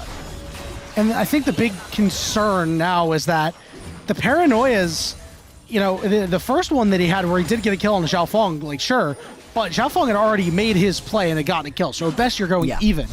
We haven't seen him really leverage this paranoia to go and get kills on the side lanes, and, you know, Zika is just not going to be a guy that you're able to do that for, and there was a small opportunity on High Chow, but it looks like he's kind of wizened up a little bit. We do have Herald up on the top side. Xiao Feng and Zika are going to go and take care of that one, whereas Aki's just going to troll around on the bottom side of the map. Yeah, he's potentially looking for a little bit of a dive angle right here onto High Chow and Ovio, but they seem safe enough. They recognize that something's up and are going to step themselves back. And like you said, this is just giving more and more over. That's going to be the feats going over as well. The first 3 kills and 3 of those objectives too. LNG, they really have just been in control of these objectives throughout the entirety of this game so far. Really impressed with the way they're playing the map here, and you know, they're playing with purpose. They're playing smart around what the enemy could do, and now it feels like it's gonna be really hard to kill High Chow in the side lane because he has those Merc treads. He does have his Seraph's Embrace as well, so big shields, big resistances means that it's going to be incredibly difficult. Now for LNG, right on schedule in 1 minute and 30 seconds, they're going to say, hey, let's go ahead and do this dragon. Let's get Soul Point. Let's make sure that we are too strong and that the Smolder can't find a way in. As Setab gets shockwave down to about 20% HP. And like you said, right, High Chow, he's playing a little bit more defensively with these items. He's not looking to just nuke somebody off of the map with that ulti, a little bit more utility based, but it doesn't mean he's dealing no damage. It's not going to be negligible at all. And still, Setab going to be chunked away. No mana as well on the Annie means that he's going to be forced into a reset. Does have to teleport to go rejoin the play if he wants to, because we've got 50 seconds now until the next Drake is going to be available. Chemtech Soul is the Soul on the Rift. It's pretty attractive for both of these teams, I gotta be honest. Oh yeah, I mean, Zika's gonna have a great time with that one, I'll tell you that much. Yep. You know, this is the guy that you're like, oh man, even Xiao Feng, right? He's gonna spike a lot harder once he starts getting a little low. We are gonna see a teleport come in here from High Chow down to this bottom side. As everybody on LNG realizes where the play is, we're gonna show Fish 1 on the mid lane. I wonder if that might be Thunder Talk's opportunity. Potentially, but they are also just going to go and send 1xn towards the mid lane as well. Both of these teams going to be battling control over that lane. Rift Herald still available for Xiaofeng wherever he wants to put it, so you can potentially just chuck that one down into the middle lane and send it rolling. A little bit of bad positioning for that if that is the play. Instead, a little bit of a split fight. Fish One is once again off to the side. We saw that a lot in the previous game, but he wasn't on the Sivir in that one. He was on a slightly more mobile Kai'Sa. Yeah, in this situation, can he actually go rejoin his team? All right, we're seeing Hoya's teleport come in here. Right now, Thundertalk have complete control. Fish One is not close. Spot him out here, forcing flashes as Feather burnt his. And there's 6,000, 5,000. Teleport is going to come in from Zika here. It's his time to shine. Let's see where Haichao puts the ball for a big shockwave here. This front lining right now is OVO. Hoya getting shoved off, but OVO's got to go back. Magnet Storm going to land it, does big damage as Feather is in trouble. Shockwave is only going to hit Tibbers. Hoya still front lining here as Thundertalk got the dragon they're looking for. Zika the still speed wants up to go. on the Zika. Here comes the all out as he really wants to take out Satab. He's on Aki now, and coming down is Xiaofeng. They're going to turn their sights on the Satab, who's got no mana and got no health. And LNG will take the fight, but Thundertalk will take the objective. Yep, and Herald gonna come join Shelly getting involved. He thought about it. Xiaofeng thought about using it for a little bit of extra engage. Instead, is just gonna go and take the tower. Big injection of gold into their pockets. And now Xiaofeng tries to ride it away. Not gonna be allowed to do so. LNG, though, they're coming out on top of these fights every time.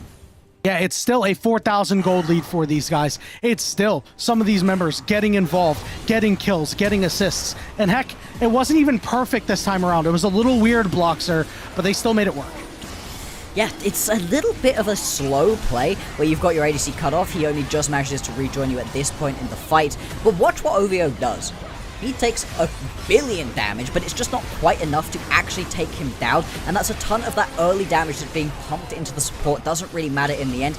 And now you get the chance for this re-engage. You've still got yourself that Grand Starfort as well. So Zika feels comfortable running on forward. He knows he's tanky enough as well at this point in the game. And all it does is it forces a single member of Thundertalk into a bad spot. Split Satab off, pick yourself up that kill. Not ideal that they didn't grab the Drake, would have loved to have had that soul point available, but still, LNG in control of this one. Otacon now up here on the bottom side of the map, and LNG completely surrounding it right now. Satab doesn't have teleport. He's walking his way down. Aki now walking in from base. He is rank 2 of that Paranoia, so can hit it from longer distance here. Remember that Otacon has been a big throw machine. You lose all of your resistances while you're doing it. It's down to about 7,000 HP. It's not fast enough, though. There's no vision yet for Thundertalk as Hoya is trying to get that vision. A ward getting placed over the wall by Feather, but it's blocked out. Mom coming through, dealing some damage. Here we go. Lights are out, but it's smited away, secured by LNG. And Aki's up a little bit too far forward, and the rest of his team can't save him as Zika gets that kill. The stun onto OVO. We're going to find Sage for the shockwave, too. And the all-out is going to position Zika on a spot to try to find Feather. The Magnet Storm trying to do what they can to keep Zika away, but he is undaunted as he finds the Rel, and now getting good auto attack damage onto Hoya, onto 1xn. LNG are running over Thundertalk. Zika is having himself a hell of a performance right here. We were questioning putting this guy onto the tanks. We didn't know if his other teammates were going to step up for him. Well, in the previous game, they certainly did. And in this one, he doesn't even need them to. He is running the Rift right now. 2 items completed, and the K'Sante can just walk at you with impunity. This is just slate out of Thundertalk. They don't get the vision into the pit. You're jumping in way too late for Arky, trying for that steal. And with the Paranoia, it doesn't matter. You've delivered yourself to the opposing team. Shockwave, Satab just going to go down. And then watch the way the Zika just doesn't care. He's taking power shots. He's being hit by 1xn. 1xn is hitting him like the whole time. This is a Smolder that is constantly being allowed to auto attack. But every time he does, he's trading it back. He does have the execute available now at 237 stacks. We're trying to make a play on the Satab over the wall. He's low. Paranoia going to get on a priority target. Fish One, he's going to have to ghost away. Spell Shield's not going to help him out there. So they're going to try to peel back and get Aki off of him. Fish One is still alive, but he has nowhere to go. Aki gets the kill. OVO is going to get executed too. And here comes this Smolder who might be able to make some plays. Ultimate coming out here from the Pantheon. That Grand Starfall will split up Thundertalk.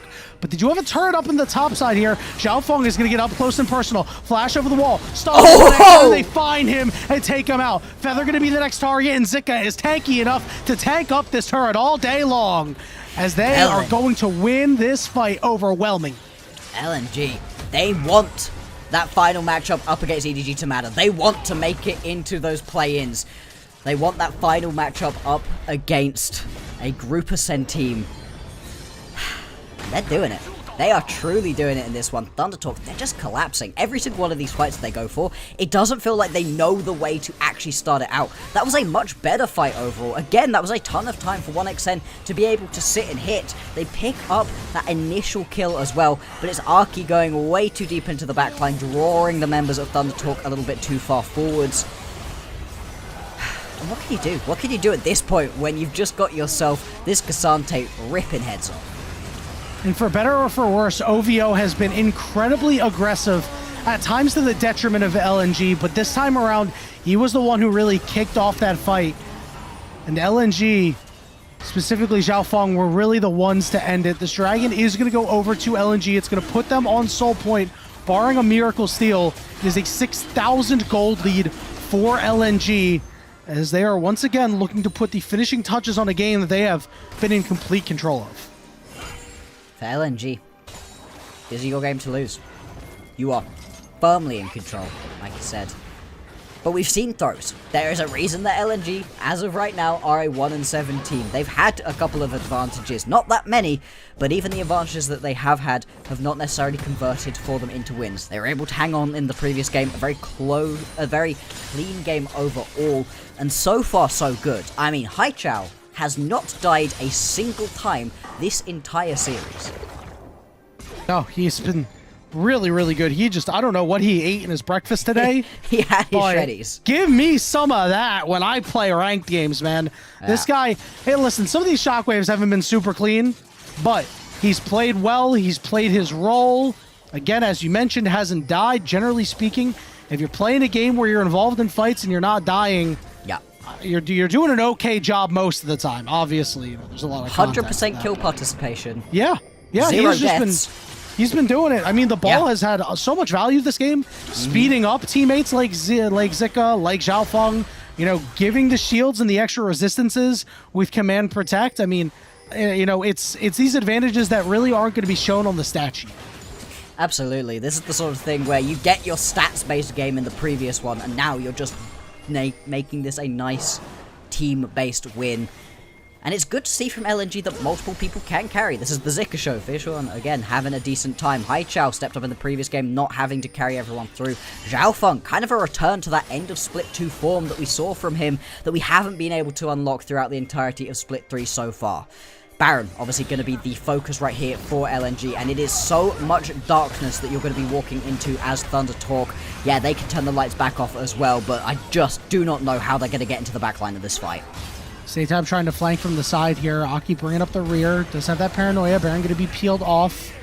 Fish one taking a lot of damage. He's down to about half HP. OVO wants to go in. Slows up 1xN. Can't quite get onto him because he gets interrupted, but here comes the Pantheon trying to land right on top of the Smolder. Is he going to be able to find it because the lights are out? It's a little bit of trouble. Haichao is coming through, trying to use the ball defensively for Zika, and he does, but he's get caught by Satab. He's got a flash over the walls. Fish one is getting lower and lower, but the front line is winning. Zika just going forward. Shockwave lands onto Satab, takes him out, and now it's Hoya trying to get the rest of his team out of there as Feather, it might get run down by OVO. Luckily that turret is there, but Hoya in zombie form, unable to close out on any kills. 1xN a little bit too far up. Stun down onto Zhao Feng. They're going to turn on the Feather. He uses that cleanse out of the spellbook as LNG will peel off. Will they do Baron? Yeah, they're pretty low, so this could be a potentially risky situation. You're seeing 1xN is beginning to hit right now, but they are going to go and start up this Baron. OVO might get caught right here. He's got to flash away. 1xN looking to execute him. Not going to be able to do so. Haichao got his back canceled. 1xN forced to cleanse. He's dead. He gets taken down by Zhao Feng. Feather will be the next target, and he will fall too. Aki is up. Does have paranoia in 8 seconds. Maybe a miracle can still happen, but a new challenger approaches. It's Aki, it's Satab, using his sweeper to try to find a way in. Now he's getting turned on here by Haichao, turns the lights out. He's exhausted. They're going to peel off the Baron, but no, the Baron is still going to be leashed. Hoya coming in. Aki wants to try to find an angle. He's going to try to take out this crab, and he will. Baron down to about 6,500 HP, but LNG still relatively healthy on the hunt, going to get burnt with an extra movement speed. Zika over the wall, looking to just take Aki's time, because remember, he can't get close. Satab finds OVO, but Satab will only find death, as Tibbers will go crazy, but it won't matter, and everybody on LNG draped in purple.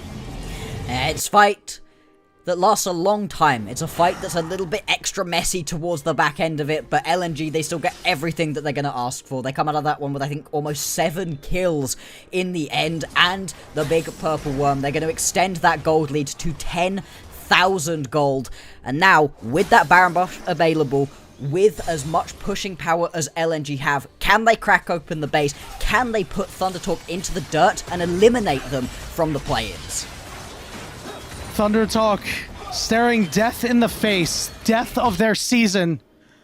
They were near the top of the mountain in Split 1, looking like a team on the rise, ascending, but they have fallen off, and they have hit the loser branches on every single way down, essentially. Every branch they've hit. L after L after L after L. 6 in a row now at the bottom of Nirvana. It really can't get that much worse until you lose to LNG, and they are mere moments away from facing that reality Bloxer, as Soul is theirs, is LNG's. They got everything. They've got everything in this game. They shouldn't need this to go for another 6 minutes to get themselves the Elder to be able to close this game out. They really need to start cracking these towers open now.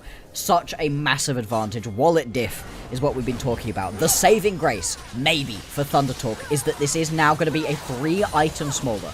You are getting closer to potentially also being able to pick yourself up that 4th item, and maybe that'll change things. Maybe this is the final thing that ThunderTalk needs to be able to win this game and at least send us to 1 more game. This is the final time we're going to see ThunderTalk if they lose right here. They cannot afford to let anything more slip, but so far they just can't step up. They can't even clear these minion waves out. The siege is suffocating here from LNG. We see Zika on the top side. This might be the opportunity here as Hoya uses ultimate. Zhao Feng pushed off to the side. Paranoia is still in the back pocket here, as Zhao Feng will move up with Zika here, looking to shade him. As the minions are still buffed up. This cannon minion still getting in some good work here. As now a new wave is getting escorted in. Zika bringing in the top wave. Shockwave not going to land on anybody. That is a big cooldown. Okay, that's something. That could potentially unlock the go button right here for ThunderTalk, but it's so tricky to do. They've now got pressure across 3 of these lanes. Zika pushing through the top lane. They've sent Zhao Feng down towards the bottom side of the map. Has that Grand Starfall if he needs to go and get involved in a play far away from him. And right now he's just playing protect the cannon minion, bodyguarding this one through, and it's just chugging this tower down slowly. Setab only now feeling comfortable enough to step up. And finally, the pressure gets to ThunderTalk as the base has been broken. This middle inhibitor going to fall. I imagine LNG will either rotate down to the bottom side and go take out that turret as well, as it's on its last legs, and Zhao Feng is bringing this wave in. And ThunderTalk are running out of time, Bloxer. They need to do something to try to hold their ground. Hey, Zika is just too damn strong. Yeah. Takes a decent bit of damage. Mom going to come through, hit some targets over on the backside, but it's not going to be enough. No. Pai Chao now on the top side working on this turret. And every single time that you see this stall out a little bit right here for LNG, they're just waiting for these minion waves to come and back them up. Even without that Baron buff at this point, they're still going to be able to pick themselves up 2 inhibitors. Here we go, Sion. Sion ultimate going to be used. Who are we going to hit? Zika going to bodyguard here, not take any damage. It didn't do a damn thing, Bloxer. Yeah, that, well, it's not the longest cooldown at this point in the game. You know, ThunderTalk, it's rough. It's real rough. I would love to tell you that there's a bunch of ways back into this game, but there's one way back into this game, and it's 1xN Penta. It's 1xN ripping the heads off of every single member right here of LNG. But LNG, they've been playing cleanly. This is the cleanest series that we've seen from them so far this entire split long. Hell, this might actually be the cleanest series that we've seen from LNG all year long. Yeah. They are completely dismantling ThunderTalk. Again, still deathless onto Hai Chao. Still deathless onto a Zika who has been living in the opponent's backline, who has been absorbing so much damage and pressure out of the ThunderTalk members, and it just doesn't matter. Things do stall out a little bit. You've got those minion waves pushing in through the top and the mid lane. We've got 2.5 minutes until the Elder Drake is going to be available. 1 minute until the Baron is going to be on the map. So for Thunder Talk, you get a little bit more time to potentially get some extra gold into the back pocket of 1xN. He's now got 4 items completed. There's a chance. A methodical approach here from LNG as they're looking to knock down the last tier 1 turret. Teleport coming in from Hoya, so he will show up. He's in the middle of everybody. He takes a lot of damage because Fish One does a lot now.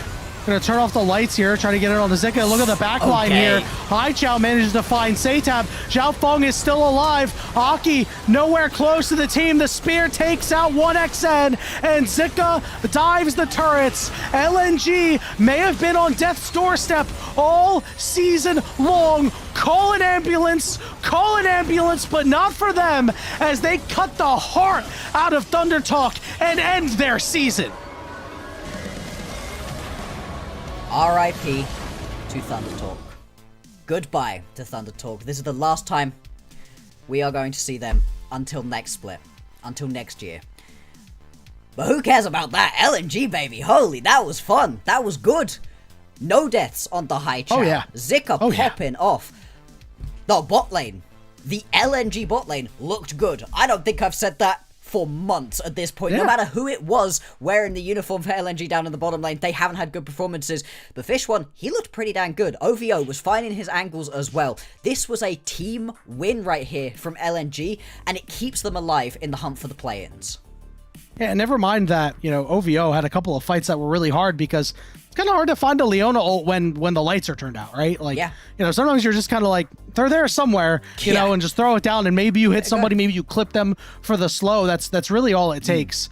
But I really agree. I think this is the best we've seen LNG, and they looked like a team who, coming in, understood what the assignment was, knowing how to play their comp, but also knowing in the macro of things that, okay, we can still get into that 4th spot. We can still get into the play-ins. It's going to take one game at a time. It hasn't been great this year, but we have the opportunity to turn it around today, right here, right now.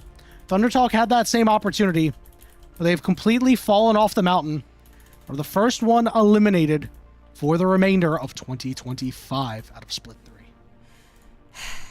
It's been a real rough one. If you're a Thunder Talk fan, it's just gotten worse and worse and worse for them. You talked about how Slayer is his favourite team. He really got baited in by them. I remember Split 1. I said this was the most fun team to watch play League of Legends at the moment, and it was true at the time. They were so fun. They were one of the best at the lane swaps. They had this just overwhelming commitment to going in, and every single member would follow up on team fights so beautifully. That's how they beat BLG during their group stage in a best of 5. They're just throwing themselves at BLG, following up on these team fights, playing around the fact that there was just so much aggression. It was overflowing from them, and they were able to channel it effectively. This Thunder Talk, despite the fact it's a lot of the same members, it's a shell of what they were in that split number 1, and they just haven't been able to put it together for months at this point. It makes sense that they are the first one to be eliminated here, but I don't think it makes it sting any less. Not at all. And it's got to be really tough knowing that this is your last game of 2025. It's not like, okay, well, we're eliminated, but we got one more. We can play with no inhibitions. We can kind of go on stage, have a good time, maybe bust out some pocket picks. No, your last game of your year was a competitive game against what was the worst team in the league, and you lost. And guess what that makes you, Thunder Talk? It makes you the worst team in the league. Yeah. And ending a year like that cannot feel good under any circumstance, no matter how well an individual player may have played throughout the year, no matter how good 1xN and Feather have been, and how much praise we've heaped on them, and that the people know how good they are. It can't be any easier for those guys. No, it really can't. It's got to feel so bad for Thunder Talk. And I just don't know what they do. It's got to be blow it up, right? You got to just change things. There's been a couple different places that just haven't been working. And as we look at the overview of this game, it's another gold graph that just goes fully in the favor of LNG. It was a straight shot up in the first game and a straight shot down in this second game. 1xN does 36k damage. Like, bro's trying. Bro is giving his absolute darndest to every single one. But Arky does 8,000 damage. Satan does 13k. He's got no support around him in this game. And one little smolder, as Alk put it, it's not enough to 1v9. Not enough. He had a big damage percentage, though. I will give him credit for that. 47. Yeah, I mean, sure, bro. But, like, cool, man. I mean, they did man. put everything. They did put everything on him, right? But you know, we talked about it. We said, hey, like, can you really do that? Can you really get away with that? Because of how useless really the Smolder is early in these fights. Yeah. Like, sure, you're getting stacks in these fights. Like, I think as a Smolder, you're always like, okay, if we can have an elongated fight, maybe lose one person and the objective, it's okay. As long as I get mine, I get my stacks and we're good. But when you lose these fights, you start losing multiple people. You start losing more than just the objective. It bleeds into a turret. It bleeds into lost minion waves. And you start falling 1,000, 2,000, 3,000 gold behind. That's when you're like, oh man, the Smolder pick is really not so good into their team. No, it feels like an anchor. That previous fight that we just watched where Zika pops off, if that's a different ADC, if that's an ADC that has any power during the early stages of the game, you know, you've got yourself a Draven, even a Kai'Sa, a Xayah, any of these champions, all of a sudden, that's a one-team fight because you're able to do that final little bit that you needed to kill Zika. Instead, Zika gets away with it, is able to put the team on his back, and he just stepped up big time, was all over this game right here on the Cassante, ripping people's heads off. He would be my personal choice for the MVP. Same. Every single team fight, it looks like it's going okay for Thunder Talk until the exact moment at which the Cassante appears on the screen, and all of a sudden, it's just done. He breaks down the door, he grabs the belt, and he says, Daddy's home. That's exactly what he did in that first dragon fight where he turned it around completely, and then every time he showed up, as you said, Thunder Talk, they just had to immediately scatter. I don't think you and I have to really spend too much time on who we think the MVP is, because that guy really put on an MVP-like performance, really showed us that he is still that guy. He is still one of the better top laners in the league, a world-class caliber top laner, and yes, he might not be on the team that can kind of support that right now, but who knows, maybe in 2026, looking forward, we can see, you know, LNG as a whole maybe return a little bit to their former glory. Yeah, maybe. Maybe they can. There's always a chance, right? This is what we were talking about to top the day off. You want a chance. You just want one more game. One extra game of League of Legends. One more series. One more situation in which you can prove yourself. And it's going to be a tough road for them, right? They've now done what they can in this first game. Good. They now need to 2-0, probably, versus EDG to give themselves the best chance. And then they're going to be sitting there on Monday, biting their nails, watching that Ultra Prime game to see what happens. Now, this is an LGD to just beat EDG 2-0. So maybe there's a chance, right? There's still a way forward for them. For Thunder Talk, you can see it right here. You're done. Goodbye. You're out. Sorry, bro. Now, the good news for Thunder Talk, the only consolation is that there's a chance they do not finish as the worst team in Nirvana. That's true. If LNG get 0-2'd, now we're going down to like game time and stuff like that. Yeah. Because they're even in the head-to-head, right? If I have that correct. Yes. It's not like it's like if any consolation, sure, woohoo, you finished 5th. Nah, dude, you lost when you needed to win. I don't think that's any consolation. I really don't. I think that even if you finish higher than LNG, you're probably still like, damn, we don't care. We lost to this team and we lost our shot. It's gonna be Zika, who's the MVP. I'm not surprised at all. All right, Bloxer. Well, you think they can do it? Do you think LNG can do it going up now against tomorrow against an EDG who we all of a sudden have some question marks about? A team that has been leaking oil, that just lost their last series, that have dropped the game in their last couple of series? I'm slightly feeling it. Whether or not I think they make playoffs, I think is a different question. Ultra Prime with everything to play for up against LGD, there's every chance they just pull it out of the bag, manage to get themselves that win, and then that's all she wrote. But at least for what is in LNG's hands, for what they can personally control, I would not have had really any doubt that it was going to be a 2-0 for EDG if we hadn't have watched EDG get dismantled yesterday. You now have got a couple of different situations in which you've watched EDG lose, where you've now got a blueprint in order to be able to beat them, and this is an LNG with momentum, which is not something they've actually had very many points throughout the entirety of this year so far. For LNG, whether or not they make it into the play-ins, I think if they can get these final 2 wins, get themselves off of the bottom floor, it's a little bit to build on. It's a little bit that shows, yo, some of our players, some of our younger players can do this, can perform on this LPL level. I don't think that they make it to the playoffs. I do think it is going to be Ultra Prime as our final representative. I think they are going to be the sacrifice to Weibo Gaming in those play-ins. But LNG versus EDG just got a hell of a lot more interesting. All I know is that that's going to be one of the more exciting Group Nirvana matchups that we are going to see. Blockster, that is it for you and I, but that is not it for the rest of the show. We're going to pass the baton over to the Alpha Duo, Rafa and Alk Battery, as they're going to take you through Team WE versus Top Esports and Weibo Gaming versus IG. Don't go anywhere. Their smiling faces will be here right after this short break.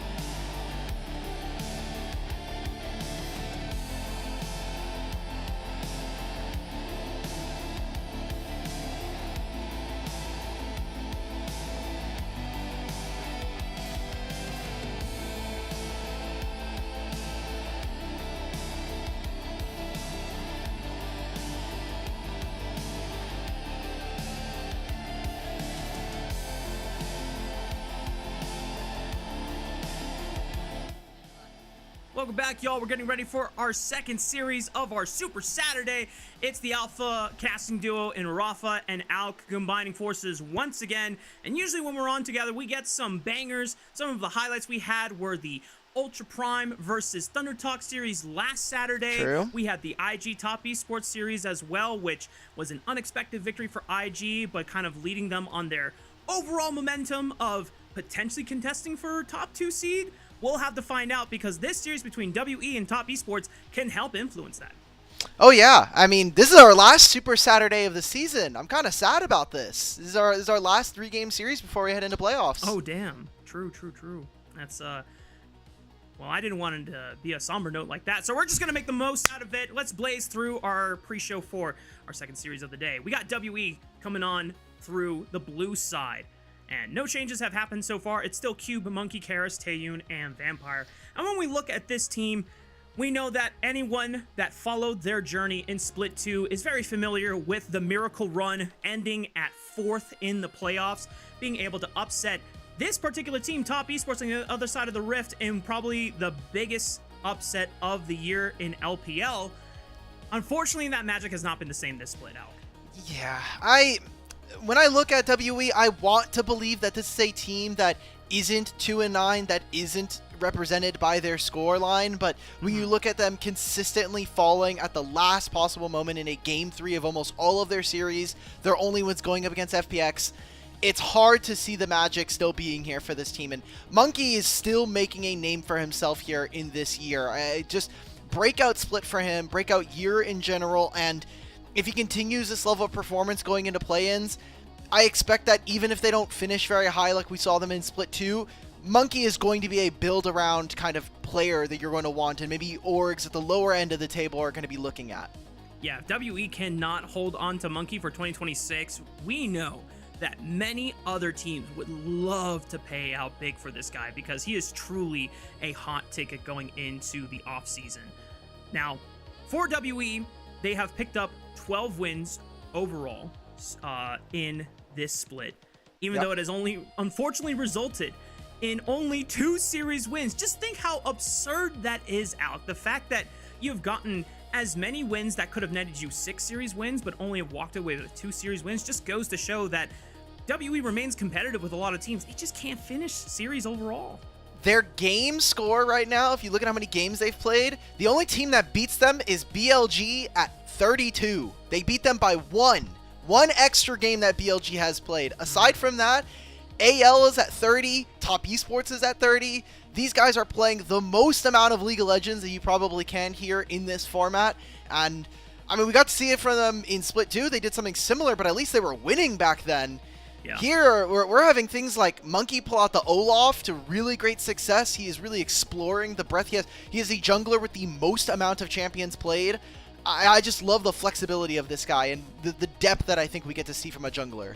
Definitely one of the most creative junglers in the LPL, and definitely the one with the most expansive pool, challenging Tarzan in that aspect. But of course, we got to talk a little bit about their contenders over on the other side of the rift. It is Top Esports for the red side, the team that WE was able to upset in playoffs in Split 2, and putting at the time, the reigning defending champions of LPL at a very disappointing 5th, 6th place finish. But since then, coming back into Split 3, Top Esports have been on fire. Yeah, they've been so exciting to watch, and the problem that I have with Top Esports is we don't know if this is really like the form they're going to go into playoffs with. Unfortunately, they've had too many choking moments. Even just look at last split, they should not have lost to WE, but magic happened there. So for Top Esports, everybody is looking as we get towards the end of these regular seasons. Is this going to happen in playoffs? Are we going to get that reward of making it all the way through the bracket, finishing high up, maybe a top 2 finish, maybe even winning the championship again? And then afterwards, making our eyes going back over to China, talking about the World Championship coming up afterwards. Yeah, and the biggest eyes have been on JackeyLove this split. When we go back to Split 1 finals, when JackeyLove received the finals MVP, he himself didn't believe that he deserved it, but he promised his fans that he would make good on being able to earn that finals MVP in particular in later splits. And while Split 2, he wasn't the reigning MVP for the team, Split 3 so far, he is leading the league and actually tied with a few other members here at 8 MVP awards so far. And now, would you happen to know who is also tied with him in the running for MVP right now? Could it be the other player on our screen in this clip, also in this game, Monkey? Yes, funny enough, there are 5 people tied at 8 MVP awards. 4 of them are junglers, including Monkey, and JackeyLove is the only non-jungler in that pool. The other 3 are Nio, Xiaohao, and Tarzan, which is just 2 of them don't count because they're Group Nirvana. So we can push them off to the side. If you only have Group Ascend, it's JackeyLove, Tarzan, and Monkey, like you had just mentioned. So obviously 2 players that are super pivotal in wins for this team, and especially for JackeyLove. We needed to see him kind of step up just because we didn't know whether or not we were going to get a consistent level from this team. Not just from players like Kanavi, but even looking across the board, thinking about how this team likes to play. When TES have been at their best so far in 2025, it has been when 369 and Cream are doing well, when Kanavi is in a comfortable position to lead from the jungle. And the funny thing is for Monkey, when you look at how well this team operates, there's a lot of win conditions for top esports that ensure that they function well, and a majority of the time, over the course of 10 successful series wins from top esports, they've been able to prove that all those win conditions and check marks or boxes are checked off. For Team WE, their real only condition so far is, can Monkey 1v9 this game? Because unfortunately, everyone else on WE has been too heavy to carry in a majority of their losses, and we know that in prior wins, or when WE was doing well, the solo laners were at least stepping up and being a lot more stable. And unfortunately for WE right now, Cube and Karis have been egregious offenders in their role, and not even Taeyun and Vampire are playing as stable as they were in Split 2. Well, the one thing I will say for Cube, he's been decent, and it is moving more like we're going into a kind of a tank meta in top lane. Orin, Sion are very popular. Cassante starting to grow back up there. But I do think the crux of the issue for WE is the same as you were mentioning. The lanes aren't working. Cube is getting caught out in side lanes later on into the game. We saw it in the BLG series. He got really heavily abused in that aspect. And then Karis, mid lane is so important for dictating when and how you start fights. I think of champions like Aurora, the Orianna as well. These kinds of champs in mid lane right now are needed to be a front runner for how this team is going to find engages. And if your jungler is doing that, that's great, but you kind of need it all to come together. And when you're going to put Monkey on things like Skarner, it just doesn't work. That's not a recipe for success. And Alec, this match tonight doesn't necessarily impact whether WE or top esports change if from top 4 or bottom 4. Those are already locked for these 2 teams. However, what is important from a win for either team, when we look at first top esports side, another win means more likely the chance that they maintain control of first seed. And IG and BLG are hot on their heels right now. BLG is 1 series win away. IG is 2 series wins away. Top esports cannot go easy for the remainder of the season, even though they're already locked in the top 4, because they want to remain on as high of the total poll as they can when they go into playoffs. By the way, this low-key, this graphic might look like a large portion of my first team All-Pro palette, which is, I think is really hilarious. It was an unintentional decision from our graphics team. Shout out to Izzy for that. It's so close, so late into the season here, and we might have to start to nitpick some of these losses. I mean, for IG, this team should be 9-2. But they lost to FPX, giving them their only series win of the entire season. That could potentially be the difference between them getting even second, right? Like you just saw in the graphic, BLG is ahead of them, and both of these teams have a couple more games to play, and it's not like they have very hard matchups, but for BLG and IG, that's one of our last kind of matches we have on the bracket.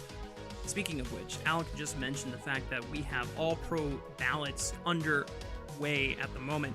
We have opened in our community Discord an all-pro ballot that you can participate and submit in. We'll be taking a look at them, we'll be comparing, and I'm not sure how we'll be revealing the community ballots, but we will... So they're gonna. So for everybody at home, your community ballot is gonna count for one vote. Essentially, we're gonna conglomerate all of your votes and make it to push for our own all pro ballot, and we'll also release all of the ballots this way as well. So, yeah. Make sure you can take part in it, and hopefully you can kind of have your influence on the LPL English broadcast. We're already here for a draft. WE is on the blue side this time around. Funny to see. We're kind of seeing kind of a change with the Scion and the Pantheon on red side. But for WE, getting rid of Trundle for the player who innovated and brought it into the meta. Yep. Has to take that away just to at least give Cube an opportunity to go for a tank top laner. Top Esports immediately sniffed that out, went for the Scion ban. Does that mean Cube will still try and opt for something like an Ornn or another tank option that can It's a Rumble, brother. It's Rumble or Gwen. It's Rumble or Gwen here. Fair enough. I think you'd be more happy to have Rumble for WE. I just haven't liked how Cube has played this champion. Maybe they're even thinking about prioritizing another lane. I thought it was going to maybe be jungle, especially with how much of a focus, but Monkey has been a player who has requested to get picked later on to see a little bit more of his opponent's draft. It seems like we're going to get one of the biggest comfort champions that Karis almost never gets access to in the Azir. I think it's totally deserved that Monkey gets access to a later counter pick.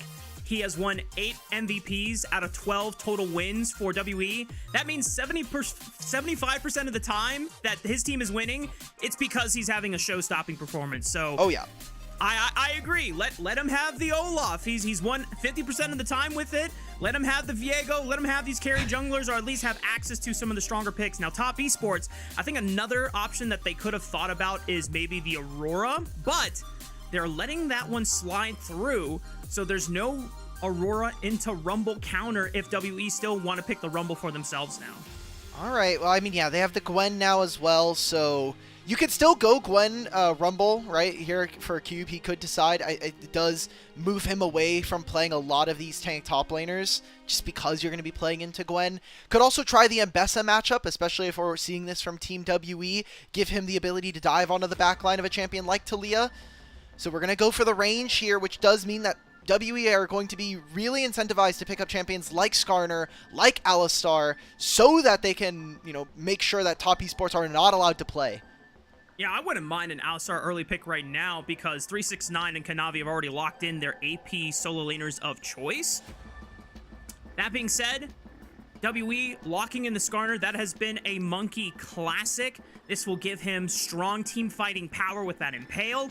It is a jungler that will take a little bit of extra time to scale on up, not nearly as aggressive. And because Kanavi now sees a window where he doesn't need to fight and scrap as early on, he's going to go for a champion that will scale just as hard as the Skarner. Okay, so what we see from these drafts right now is Top Esports, again, want to play from priority in their solo lanes. Allow for Cream to be able to bounce in between waves, use that Weaver's Roll around objectives. Let 369 in particular kind of have a run of the game. Gonna be expecting to see the exhaust on the Gwen and maybe the Rumble to try to mismatch these two top laners, trying to fight it off against each other. We get into the back end of draft here on the second ban phase. 80 carries not already taken, and I think WE do need to be a little bit careful about a potential Kai'Sa here coming in from Jackie Love, as it'd be a champion that ignores some of that front line and gets right into the weak spot where Azir and Rumble are going to be. Definitely an easy way to reposition around a telegraphed Impale or even an Emperor's Divide and easily gets out of the Equalizer, so I'm with you there. We'll see if WE can also recognize the vision here. Top Esports should be going for their early 80 carry pick for Jackie Love, unless they want to now lock down a priority support since 2 have already been taken off the table. Nautilus and Alistar taken away. Rakan still here. Does Vampire opt for the Leona? It's kind of the question for me. Does mean that WE will have access to the Kai'Sa. So a lot of magic damage here for this team. I mean, everybody on this team. Yes, it is going to be on-hit Kai'Sa, but the application of her Plasma procs, all of this, it makes it easier for Top Esports to opt into a little bit more magic resist, but there's not too many tanks on this team. I'll be honest here, Rafa. You look at how short range top esports are. They really need to win in the first couple early minutes of this game. Otherwise, I think the range and overall ease of execution here from WE is going to be very, very powerful. Yeah, because if you fall behind, you don't get early access into these objectives where, because you already know that top esports, especially when you have things like the Xayah, you want the teams to play and aggress into you. So it's a lot easier to build up those feathers and get a massive rake off with the Blade Caller. Otherwise, top esports obviously can dive forward with a majority of their members here, but then JackeyLove is just kind of left to fend for himself. I will say there's not that much guaranteed lockdown from the side of WE, so it shouldn't be the hardest for JackeyLove to dodge out on some of these engaged plays. I imagine that Vampire, he has the biggest burden of responsibility because he's the only one that can sneakily find a Pop Blossom where JackeyLove is caught unaware. This is what we're going to be looking for. It's whether or not WE can get to an objective first, set themselves up, and create those battle lines with a Rumble and a Azir.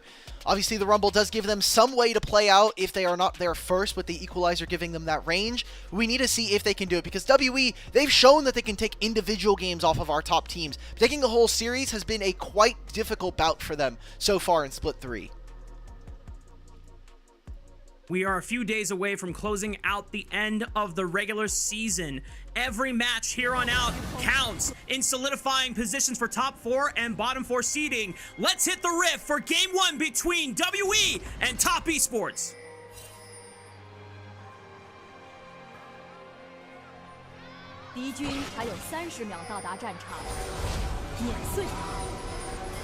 They'll be here for game 2. They'll be here for game 2. I already know it.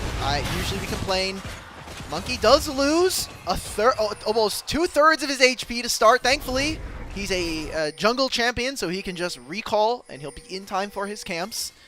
But does mean that they do get early vision right now. You can see that Top Esports, they want to see when and where they can place wards so that they can track the most important piece of WE's game plan. Cream getting a very late ward on the blue buff here will be nice for Top Esports to help track WE's star jungler. And I want to go back to the conversation that you were alluding to during the pre-show for this series out. How important it is for both Monkey and Kanavi to have successful games and overall opener states to help build the founding blocks of success for their respective teams. Just Kanavi earned himself an MVP off of his incredible performance in Split 2 during the regular season. And whenever we have seen WE succeed, it almost always comes off the back of Monkey and his incredible performances in games. So really jungle-led teams here, and we'll have to see whether or not they can actually perform. Now both junglers starting on the top side and pathing down. You have to expect with a Nico lane down bottom side, very easy to gank for both sides. Even though not as much guaranteed setup from something like the Wukong, and the Skarner's a bit more telegraphed. Tangle Bard from Nico or a Grand Entrance from Rakan can be the only CC necessary to get things rolling. An early invade from Kanavi. He went red buff straight onto Monkey and attacking him on the Gromp. And Monkey... Alright, who learns to smite though? Monkey doesn't have smite. Kanavi still has his because he started the red buff and walked over to the top side of the map. I would love to see how close it was before it reset, because now Kanavi will chase Monkey out of the top side blue quadrant jungle. There's no way that Monkey can even contest for Wolves, even though he has smite again. And now Kanavi, is he going to continue trying chasing him and harassing him, or is he just going to return to his camps? It looks like he'll return to his camps. I think he's just going to do red buff. He's going to ignore his Krugs for now, which kind of sucks, but he'll get them when he recalls and starts back up on his top side. And he just wants to be on time, not for this bottom lane wave, but to just stop Monkey from doing anything. It does mean that Monkey will be done with all of his bottom side camps, and both of these junglers will be ending at level 3.5 when this scuttle is spawned. Yeah, big note from the bottom lane, early skirmishing and fighting. Both of the summoner heal spells were burned by Hong and Vampire respectively, but everyone still has flash. Cleanses still available for Taeyun and JackeyLove, so if the junglers start getting aggressive on that side of the map, shouldn't expect anyone to go down that easily here. I like this adaptation from Monkey. He knows, okay, Kanavi's probably on the bottom side of the map. He had 2 camps when he invaded me. he's gonna come and try to fight me. I do have some ability to fight if he wanted to pull his bot lane over, but with where the wave was looking, I don't think that Taeyun and Vampire wanted to give up their position, and really far forward aggression that they have currently with this double range bottom lane against the Lovers duo. Totally valid. Empire Taeyun looking for a quick Tangle Barbs pick onto Hong. That's a lot of damage. Taeyun flashing forward, but not enough to finish the job. Hong lives with a sliver of HP. 25 HP there on the Rakan. Maybe Cream gets caught out here. Oh, that's so tough. Max range on the Ishtals, and it just does not land there onto Cream. I've been there before. That's a bummer. Monkey trying to see if he could take advantage while knowing that Kanavi was behind on the camp farming pace, as Monkey had been mostly spending his time trying to just get as many camps as possible. That one window does not earn his mid laner anything. As Paris just TP'd back to lane, Cream answers, and Kanavi ends up on the top side of the map here. So 369 does have the exhaust. There's a phase rush available here for Cube with the wave pushing. If he does over-aggress, Kanavi is in the area. This sucks for Vampire, though. He's trapped right now in this lane, because Taeyun's going to get here, so he won't have access to be able to stop the cannon minion that's available. I mean, that we'll have to see where Vampire is going to walk, since he does have a little bit of a timer here to go wherever he pleases. TPs from both top laners going back to the top side of the map. Doesn't seem like we're going to get any early lane swaps. I feel like this is the first time we haven't had an early lane swap from a bot lane in many games here, Alk. I don't know what we do from here. Do we go get something to eat? Do we have enough time before Dragon? No. Well, it depends. I don't know how far your kitchen is. For me, it's a couple like feet away, so thankfully I won't have to be gone for that long. But I think it's fine though. You're probably more happy about keeping these lanes if you are WE. You can keep using your double range bottom lane. Skarner is still farming up and honestly has not really. You're down like what, like a single piece of CS, but that was just because Monkey was able to get some of his respawn camps faster. Aggressive trading from Hong and Jackie Love trying to set up for the collapse. Here comes Cream with Weaver's wall, but that wall was kind of underwhelming. Well, he also got off of it early. I feel like Top Esports, their heart wasn't in it. They're like, okay, never mind. This play is not really going the way we think it is. They could have got Hong to actually connect a little bit further because of his battle dance. It lets him play alongside the front line and people who are going to be repositioning. The exhaust comes out from 369. Decent enough help though, saved by Cube. So you're happy with this position. Yeah, able to sidestep the last snip and needlework, so able to at least preserve his position in the lane on the top side of the map. Seems like both junglers are trying to heavily contest for the first dragon on the bottom side, but Monkey and Karis now have position here. Remember, Cream, no Weaver's wall, so Karis has an ult advantage over his opponent. Monkey and Kanavi yet to be level 6. And I think that is enough for WE to be able to get this crab. Maybe look for the first dragon if they can do it fast enough. That's what I was looking for, because you can start the dragon with a Kaisa, but you really want to try to stay in the lane. They're going to see if they can find Jackie Love here. Yep, okay. Immediate flash respecting the Ishtal's impact. You know, Alk, I've definitely seen one too many times in Split 2 where no one flashed the Ishtal's impact and then they flash when it's already too late. I'm just glad that Jackie Love is paying some respect to the Skarner. Yeah, the second spawn of the Scuttle, in my opinion, was there to see which one of our junglers could potentially race to level 6 first. Kanavi knows his topside camps are respawning now, and so this opens up a window, but look at where the rest of his team is. Still crossing into mid is Hong. Cream comes back to lane, but doesn't have any mana versus this Azir right now. Teleports are going to be coming back up for our mid laners, and even with Cube walking back to lane, somehow Kanavi has enough time to steal the blue buff right before Monkey gets there. Damn.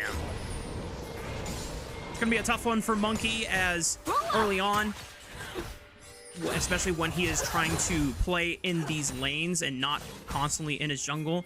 That mana is going to be a little bit of an issue, but he takes his opportunity now that he has lane priority in both mid and top to go for grubs uncontested. Kanavi cannot walk in because he's got no friends to help him at least enter just yet. WE should be able to claim 2 grubs, and at this point, it's all 3 going their way. This is a good start here for WE. They're not the team that's going to be hitting on side lane turrets as much, but 3 grubs for an Azir, that feels incredibly nice for them. And an early start here for WE. Yes, it's Kanavi getting individual camps, but I think if you're Skarner right now, you're saying, I'm down, what, maybe half a camp and a half, maybe 2 here, and all of my lanes are even. We're getting closer to our Azir and Kaisa hitting first items. I'm happy. Yeah, the beauty of Skarner is that he is still functionally, at the end of the day, a front line for WE, and if he is still able to get his Heartsteel online in a relatively on-pace fashion, who cares if he loses a couple camps here from Kanavi? And Kanavi hasn't really been able to leverage that advantage for himself in a significant way. Normally, if you are able to get that kind of gold advantage, I want to see a super fast Trinity Force spike and then immediately force when WE are down item spikes. That is yet to be seen. Well, for playing the Blame game, I do think that Cream is suffering a little bit here in this matchup. You do take the Talia to have a little bit of playmaking early on, mostly just so you can have the ability to cut off your opponents going into a fight. And hey, with the Weaver's Wall against this WE roster, it feels pretty strong, but it feels like Cream is taking a lot of weird trades in lane. He's running out of mana incredibly fast, so he's not there to be in position for an objective. Now, top lane, Cube does have teleport, same here with Cream, but Cream would have to find another reset before they look to contest this dragon. Trying to do his best to keep Cube occupied here, or at least force him to base and then walk back top lane before even considering for a TP. Because of that advantage, it's actually enough, combined with Kanavi and Hong getting aggressive in the river, that forces WE off the start of the dragon. Hong does have level 6, so can look for something a bit aggressive. You see that Monkey right now, all he has to do is just cover Karis.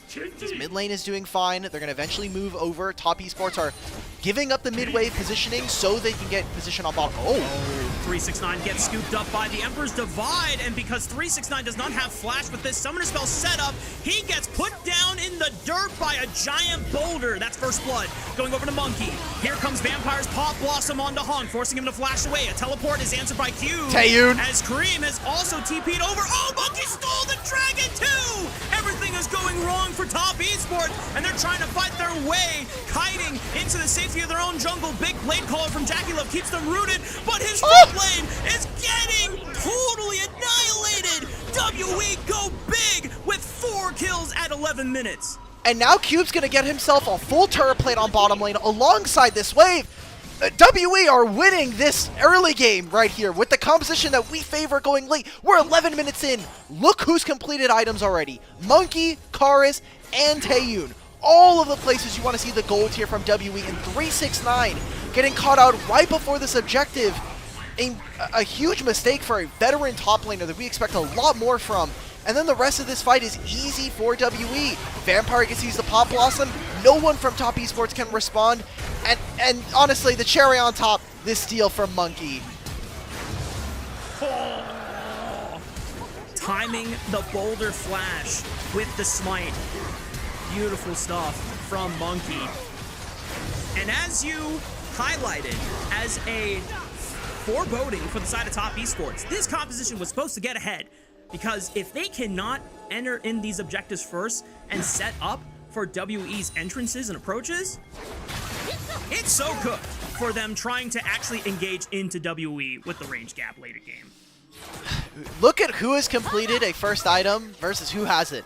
All of Top Esports right now are like, well, we don't really have a ton of damage, and Jackie Love's sitting there with an Essence Reaver, but Kraken Slayer is honestly one of the most broken items in the game right now. I feel like it is solely propping up a lot of champions thanks to some of the Utah and crit itemization nerfs we've seen over the patch. So this is a great spot here for WE. They're going to see how much more gold they can get onto the Zir. 2-item Zir is a really big headache for Top Esports to deal with. Not a lot of flashes available. Impale into the Pop Blossom. Monkey and Vampire working hand in hand. It's looking like Split 2 magic all over again. And WE now have one more man in advantage for trying to at least threaten 369 on the dive. And Top Esports can do nothing during this, so this is, again, perfect setup here for WE. Taeyun's just farming in mid lane. Cube can be by himself because they have that numbers advantage, and with them cutting out that wave, yet another plate going over to this Azir. He's going to be level 11 very soon, probably around the 16-minute mark, and that's just in time for this second dragon to spawn. So I'm really happy with how WE have been playing this early game. This is a far cry from what we've seen from them consistently throughout 2025. Solo laners are performing well, if not stable, which is a big check mark for WE. Monkey is able to find still an impactful early game as a little bit of aggression from Hong. Can he battle dance his way out of there? Quickness into the Cyclone. Is Monkey in trouble? The rest of WE members are here for the collapse. Monkey does get shut down, but quickly Care swoops in and finds Hong in the backline. But now he's isolated by 3 members, and Vampire and Taeyun are trying to do what they can to cook here. Good Kaisa with the reposition of the Killer Instinct at least allows him to take out Cream, but 369 tags him with the Needlework, slows him down, goes over the wall. Needlework tags Vampire once again. The table barb goes wide, and 369 will help Top Esports even the score. All the Top Esports fans, my PayPal is available in my Twitter bio. If you need to send me a $5 real quick, I would welcome the appreciation. I just had to set up the caster curse there. Karis, I think his idea was that he was moving forward into Top Esports so that he could use the ultimate, but then ends up taking too much damage anyway and still ends up dying, so Top Esports giving up a large portion of their gold. It will mean that Top Esports will not have immediate move into what looks to be the Herald spawning here.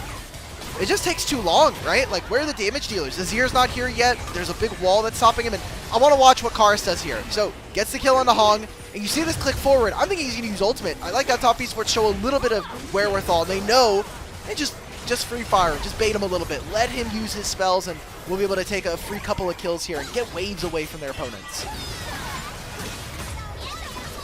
WE still technically have the gold advantage overall, but they are able to stop a lot of the bleeding that was being gouged by WE's early successes. Overall, 2.4 thousand gold in the bank in advantage, and it's spread somewhat evenly among a majority of the WE members here. The only person that doesn't have the advantage anymore is Monkey, but I think all things considered, that's your tank. It's okay if he doesn't have a gold advantage over you. So, I know we said that that was an advantage fight for Top Esports, and it was, but think about what they now have lost. Cube got a turret on the bottom lane while all that was happening. They got the top lane turret solo there for Karis. And with him picking up an additional wave, eventually them moving into mid, that fight actually ends up being really advantageous there for WE. The one thing I will kind of question, and we'll see how WE respond, is now with some longer lanes on the side lanes, how are they going to be able to react later on in the game? Oh, Flash Impale goes wide. It misses. Well, that's a big team fight tool that's completely gone from the side of WE. They're going to start up the Dragon anyway, because Cream did lose his Flash in the exchange, and it just might be enough to scare Top Esports from being able to threaten. Yeah, they can't even do anything. Top Esports are now going to try and move in mid, but by the time they get this wave, they have not nearly enough damage done to this turret yet.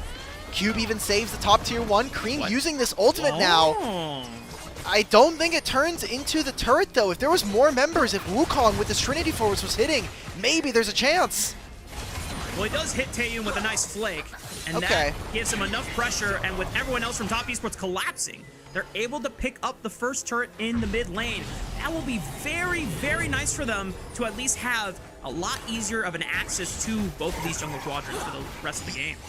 That is true. However, one team does have Azir, so every couple of minutes, there's a free Azir turret that they can place in mid to give them a little bit of safety in that manner. But hopefully we get to see Top Esports continue to sap jungle camps away, as we've seen time and time again. It is a half a level lead almost here for Monkey in the jungle, level 11 already. Imagine that with Kanavi stealing away some more camps, maybe if they can find Karis' Flash, he will get his second point into his ultimate. Oh, Karis. There's a Monkey around the corner.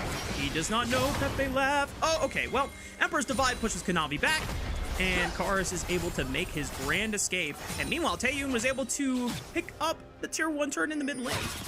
This is probably one of the worst matchups that we could say that there's a Monkey around him. There is literally a Wukong and his teammate next to him. Oh, true. So I did not you and I can workshop this one. I didn't want to call you out, but I wanted to make sure that we're keeping each other honest here. No, that's fair. It would get confusing, especially in a heated team fight. So, isn't there like a fancy name for Wukong in Chinese mythology too? Yeah, you're asking the wrong guy. It's also Wukong. It literally is just Wukong. Okay, it's just Sun Wukong. So. Oh, Sun Wukong. Okay, that's the full name. Well, Bro, with that and the Mbessa line that you had the other night, I think this is your last time you're mentioning China tonight. You might be cut off. So as we look back at the map right now, Top Esports are going to have access to mid. Kareem's going to use the ultimate. Can they go long here for Karis? Doesn't seem like that's going to be the case. He got himself an extra wave, and he got some pretty decent damage down onto the bottom side. So we can see that WE are starting to pull apart Top Esports around the map. Top Esports still playing to the tempo of WE because of all the turrets they've been able to successfully take off from the side of Top Esports' defensive side. Now, I know we said that WE are favored the later the game goes on. Xayah, maybe not necessarily the best late game scaling AD carry, but Jackie Love has yet to die. Is there a world where Jackie Love can absolutely just go raid boss form 1v9 and save his team? It requires his opponents to make mistakes, unfortunately. It requires for Karis to not find the sweep onto him, for Taeyun to also maybe get caught up in a flick from Cream or an engagement from Hong. Kind of a quiet game from our bottom lane on Top Esports. Hong has been really making a name for himself as a top-level support when he's on Engage. And that is my problem as we get closer into playoffs, is some of the champion pools on this team start to get constricted as we get further into best of series. Just this last series that Top Esports played against Anyone's Legend, Hong found both MVP awards for himself in both of their wins over the Pandas. Unfortunately, this game is not looking like one of Hong's best, as he has been caught out by Vampire a couple times with the engages. But if Top Esports can still turn it around, Hong can try and find a way, as the flick will force the flash out of Vampire. Pretty big engagement tool. Ultimate out from Jackie Love in the ult land. Ready for the impale. Oh, you flashed into the impale, Jackie Love! Jackie Love? That's right before the dragon. And that's sole point potentially here for WE. Our Top Esports going to contest. 369 has teleport and he is taking a top tier 1, but this might not even be the dragon. We're going straight to Otacon with our Kaisa ripping this objective. Kanavi has a pull out of Miracle and try and see if he can steal the Otacon away from Monkey. Weaver's wall from Cream goes in. Kanavi tries Vampire. to get through the Pop Blossom. He can't get in. Kanavi takes out Vampire, but the Otacon is secured by Monkey. Ishtal impact. Slant 369 into the wall. Kanavi gets dropped by Karis, and the rest of WE are rolling over Top Esports in our first game. They're making it look easy here. Jackie Love gets caught out first, and nothing that 369 or Kanavi can do makes a difference here. WE, look, they can take games off of them, but we still need to see if they can close out this series. The item advantage was too strong. Jackie Love, we're going to continue to fight here. Can he cook? Okay, he finds Taeyun. He can kill Monkey before they secure the dragon. Okay, at the very least, Top Esports will deny the third dragon of the game from WE, but they still have a hell of a mountain to climb from this point on. It's a lot of gold going over to them, and they still lost some of their summoner spells. Most importantly for me is watching Jackie Love and his flash. An insane impale there from Monkey. Also gets the killer instinct out from Taeyun, but it just makes this fight so difficult for Top Esports. I feel like maybe there's a way for them to either ignore this objective. It is Otacon, to be fair, but you can go later for some of these waves. This choke point hold, I love this. Ooh. Kanavi gets to find Cube. Is this WE getting picked out on side lanes again? Just might be. The picture-in-picture is not expanding. Looks like they believe that it's nothing more will evolve from this encounter. Oh no, Kanavi doesn't get to take the portal. He gets spited. He's forced to flash over the wall before Monkey tries to look for the impale, but he does make it out alive. I don't know if I like that. You just traded 2 flashes for a kill onto the Rumble, who doesn't really have much impact or influence on this game. Keep getting caught on side lane, something we talked about during the pre-show, but I don't think it matters here, Rafa. He's already half a level down on his opponent, but he presses tab, and he's very happy with the state of the game, especially in his mid 80 carry. I mean, on the one hand, Top Esports are kind of even with WE and gold, but on the other hand, I don't know how much of that matters, you know? They've got the boots upgrades from Feats of Strength. They've got Otacon on their side, so experience differentials are going to get really heightened here. And even with the Otacon giving them so much experience, Look at Jackie Love. He's full level over on his opponent. Cars is only barely half a level. And I think it's a testament to how much Top Esports have been able to prioritize getting their farm and putting it in the right places. And the question now comes down to how much can this Xayah carry in these fights? How much protection can Top Esports offer to their current reigning MVP leader from their squad in Jackie Love? WE have put out a very competitive opener against Top Esports. We'll see if they can close the game from this point on, as we still have a Baron coming up in the next minute. I don't like this. WE, they need to fight now. They're pulling Cube over while they're missing waves. Pop Blossom onto a couple members, stunned up by the Impale. Jackie Love goes into the air with a Featherstorm. Taeyoon finds his moment and assassinates Jackie Love in the back line. Equalizer from Cube, split up the fight. Cream and 369 trying to work together against the three-man squad from WE. They're all split. 369, can he safely walk up here? The Ishtal impact will slam him into the wall. Cream can't do anything to save his top laner. He finds a flick onto Cube, but there's practically no damage coming out from this Talia. Now he's trying to run for the hills, but WE can scale those hills if they want to continue the chase, but they'll let Cream survive on this one. Azir also got some kills on the back end there on the top side. Kills Kanavi, is able to take down Hung. Top Esports, man, they look completely disjointed here in this fight. They're going to teleport members over, use these Hextech portals, and at 25 minutes, start this Baron up. WE have from start to finish outclassed Top Esports in this game number 1. Hong has Smite.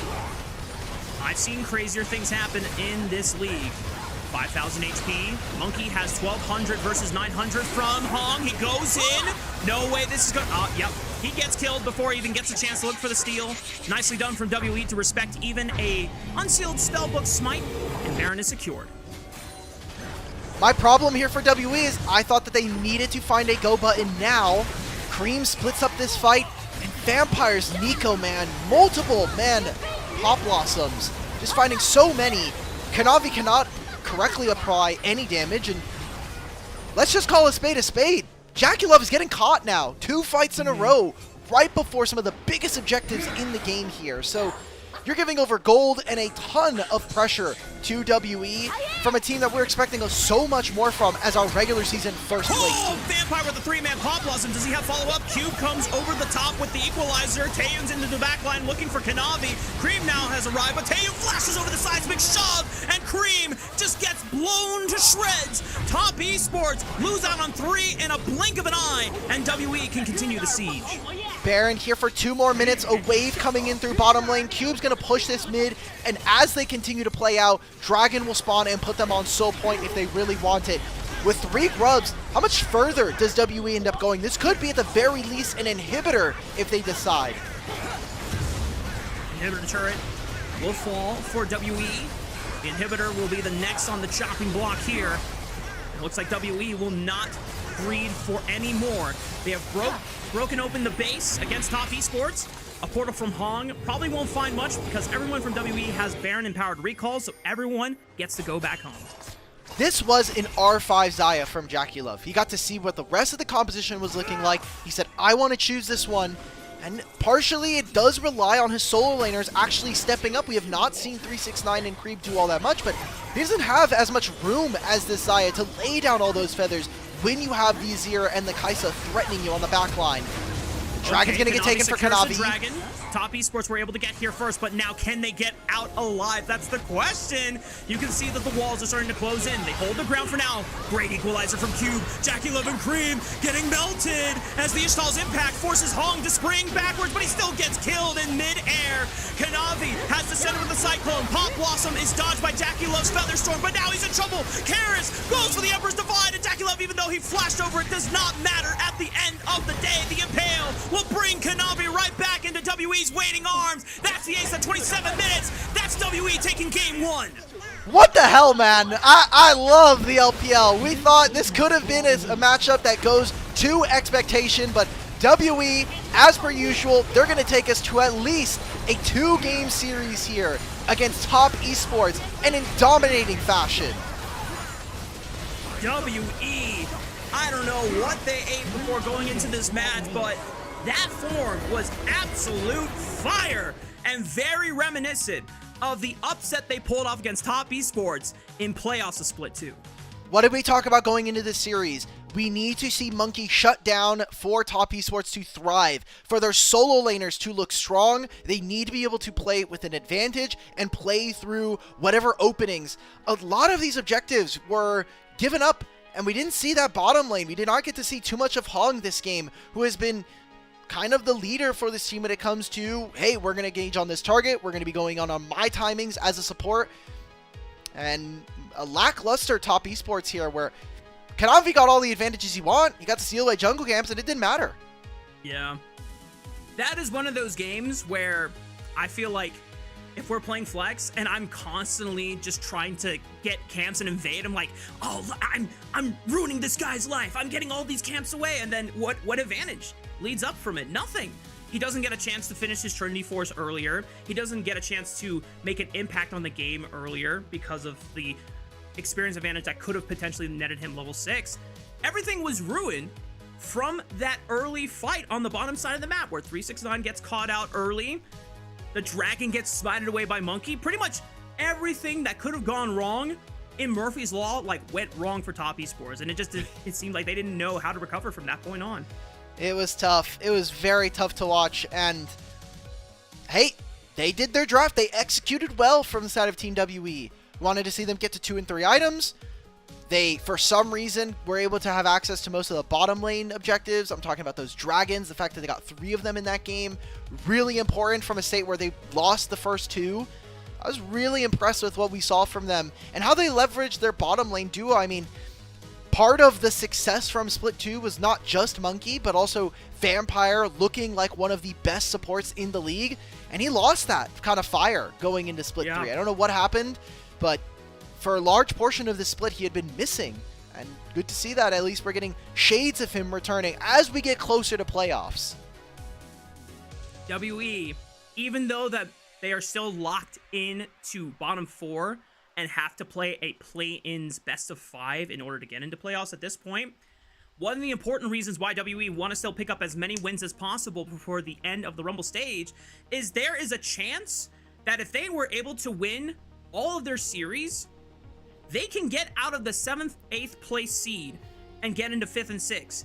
And if you've been following LPL and know who are the teams coming in from Group Nirvana, you know that the teams from 1st and 2nd seed are on a whole other level than the teams coming in at 3rd and 4th seed potentially. I know that EDG did lose to LGD 2-0 a couple nights ago, which was very, very devastating. If they lose to LNG, we are ripping a new one, brother. I might have to leave the Discord. I'm not gonna lie. You're gonna get pinged in the middle of the night for that one, for sure. Yeah, I think that talking about their play-ins potential series. Obviously, WE are locked already into play-ins due to them losing so many matches early on into the split, but they have 3 series left, including this one, and these are some of their toughest opponents. Top Esports tonight, IG later on, and then AL as their final opponent. I think an incredibly tough schedule that if you put in front of most other teams, they are going to falter in a lot of those matchups. But if they win every single one of these series, and obviously we're looking very far in the future at this point, they actually can end in 5th place. They have as many individual game wins as Weibo and JDG. The crazy world we live in, and the fact that WE have been able to remain incredibly competitive, at least going the distance in a majority of their series over the course of this regular season, may just be what saves them by the end of the Rumble stage if they can make a 3 series win miracle streak. Maybe. Look, we've seen some miracles from WE. Now, last time, it was because they had to play against all the bottom teams of Group Ascent when it was a 10-team league. So, it was a bit tougher, or a little bit easier. You had 2 teams you could feed off of on NIP and Thunder Talk. True. But anything's possible. But we also know the other half of this conversation is there is a very high likelihood this series goes to 3 because of how WE are. They have played almost as many games as possible in this format, only taking, I think, 2 singular 2-0s in their entire time playing. Yes, they found one against IG, their very first series that they lost, and then up against FPX. They had a 2-0 in their second round robin. So they played almost as many games as you possibly can, 2 off of the maximum amount. And I don't know what's wrong with this team, man. It's just like they either lose game 1 and then they bounce back for game 2, and then they just look lost in that last game, or they open strong and then all the magic is just sapped out of them. I wish I could give you a more concrete answer.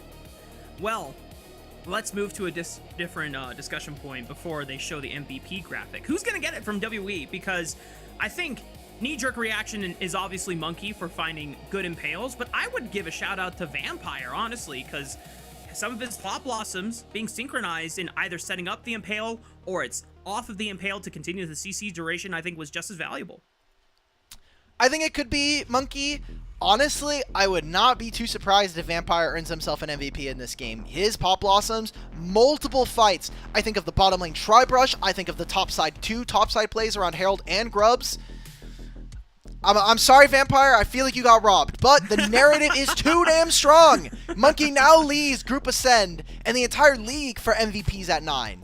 Can you imagine if we finish the Rumble stage with Monkey having the most MVPs by the time we get to August 29th? Just imagine that as a world. But of course, that is the end of Game 1, wrapped in the books. We still got another game, surely, and I'm hoping that Top Esports bring a little bit more something so that we can at least have a 3-game banger. Otherwise, it just might be a WE sweep. We'll see you right after this.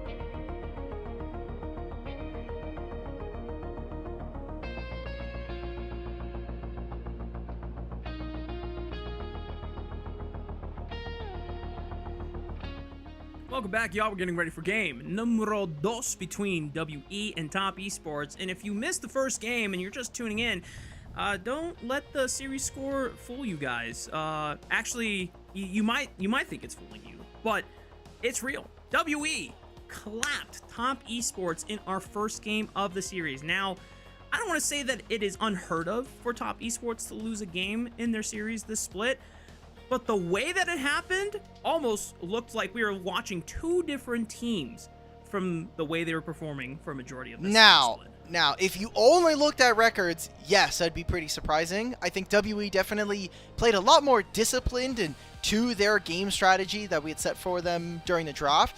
Top Esports, that felt like a Top Esports game. If we remember their IG series, Games 1 and Games 2, if we think about their BLG series as well, there are some moments there where trying to outplay your opponents mechanically around objectives hasn't necessarily worked out the best for them. Top Esports typically lauded as the best team in the league when we talk about individual players and their hands at their very peak, but it is looking tough right now because we got advantages for Kanavi. They didn't really go anywhere, and 369 and Cream didn't really get much done, and then Jackie Love and Hung were essentially invisible this game.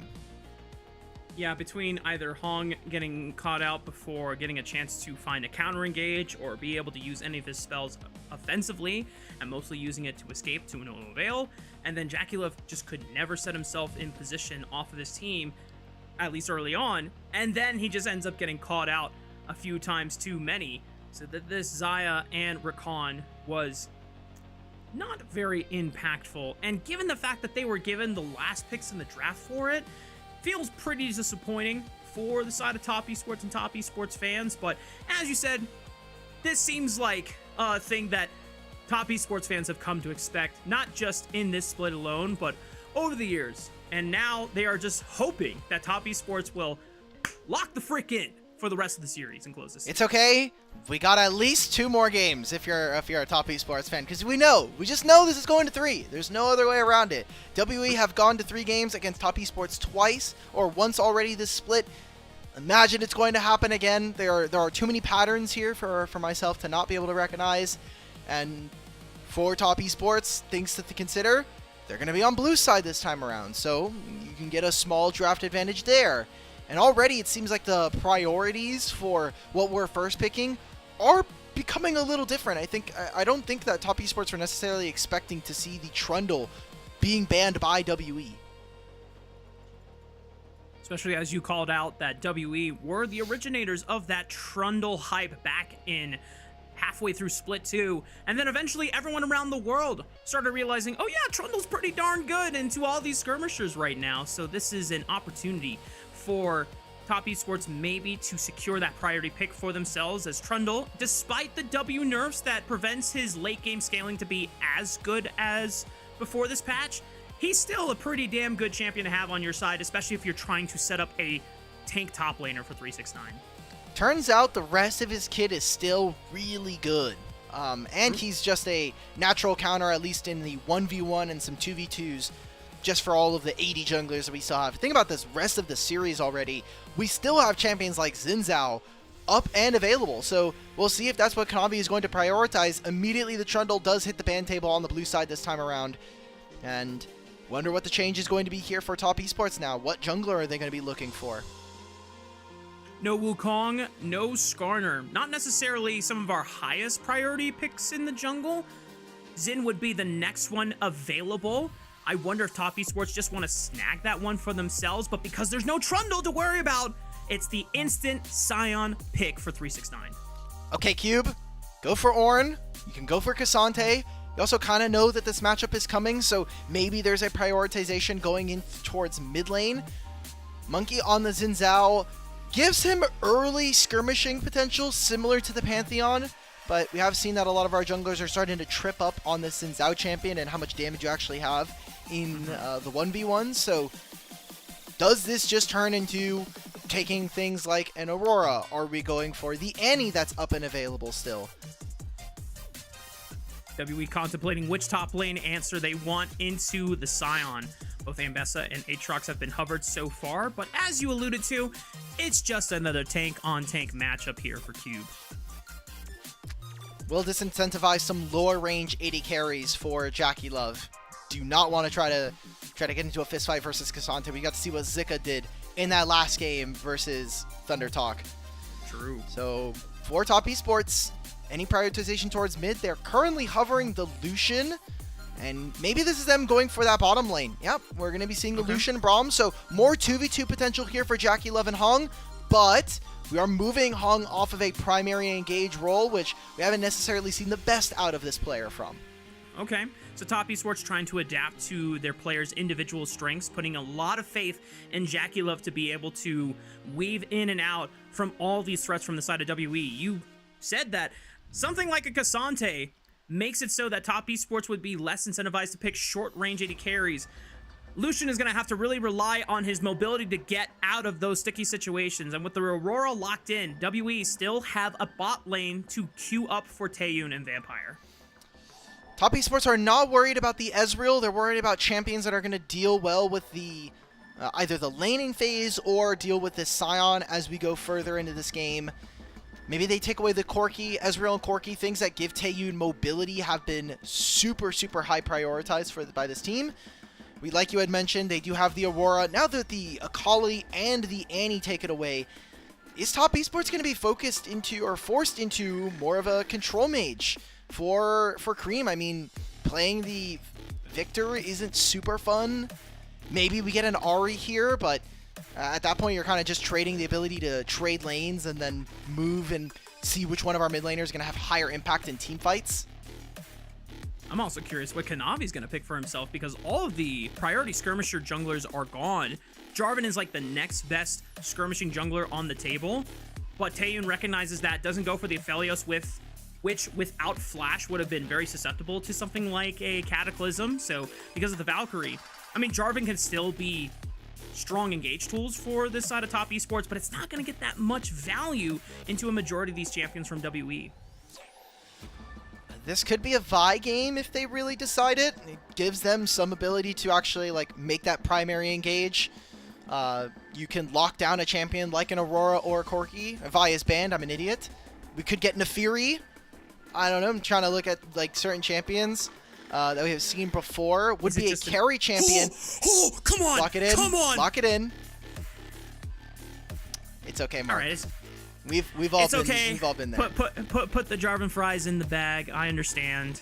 Not the ideal setup, but when you look at the kind of like the tier list of junglers, Jarvan is still going to be strong in being able to find early ganks, early skirmishes. You can try and commit with the Cataclysm and then get out with the EQ. So there's ways to play around it, but Top Esports overall, an effectively very short range composition into WE here. Yeah, I look at this and think about how tanky this Top Esports team is going to be on 2 and 3 items. I mean, Scion, Jarvan, Ryze. The items that they're going to be able to finish between Rod of Ages and the Seraphs, incredibly powerful there. And Top Esports will have some agency here in this fight. I'm going to be watching our supports. Vampire with this Alistar can be a huge game changer. He can headbutt away multiple members from Top Esports, and the damage dealers that are on his side want the fights to be going longer so that they can get things like Aurora passive and all of the true damage from the Corki passive. They'll always have that nice shred into a powerful front line like Scion. WE putting Top Esports on the back foot going into this second game. WE are on match point in this best of 3. Top Esports really have to lock in so that they can continue maintaining control of first seed in Group Ascend before the end of the Rumble stage. Remember, a series loss here could open them up to getting overtaken by BLG, who is only 1 series win away, and IG, who is 2 series wins away. If they lose, IG are like, yes! Yes! we can still do it. We can still get first. Yeah, that race for first is really, really important. The thing that is most pressing in my mind when I think about first is you get to choose who you are playing against in the first round of playoffs. And by proxy, you can kind of eliminate who else you're going to be facing off in the second round of playoffs. So if all the chips stack up really well as the first seed going into our Split 3 playoffs, you can essentially get yourself into the upper finals very, very quickly. And potentially you're going to be looking at a bottom Group Ascent team or a top-end Group Nirvana team if we get some of those upsets like we've been talking about.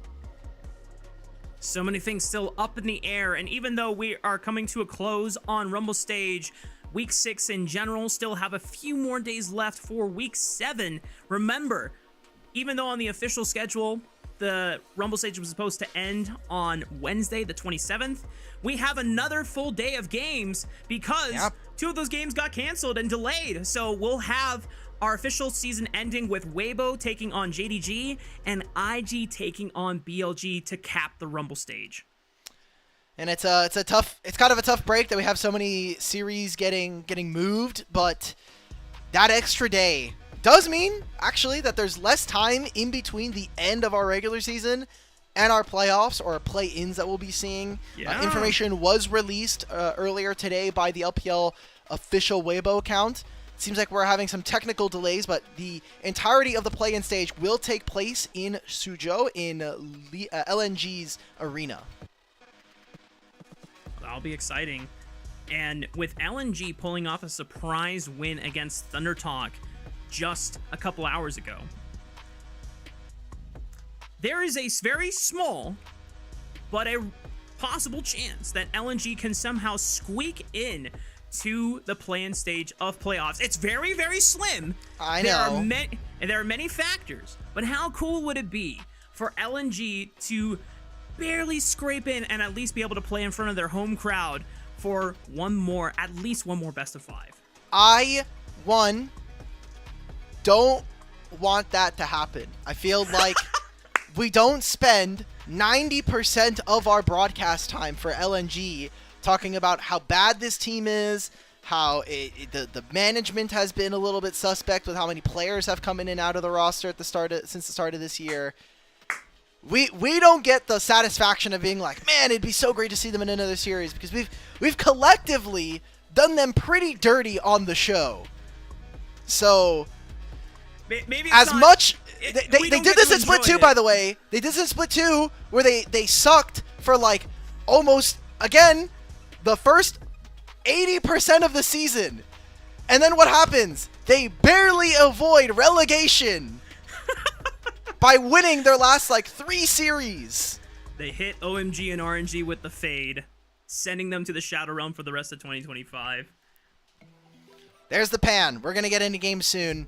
Hopefully that is the last time we mention LNG on this broadcast for tonight. Well, my bad.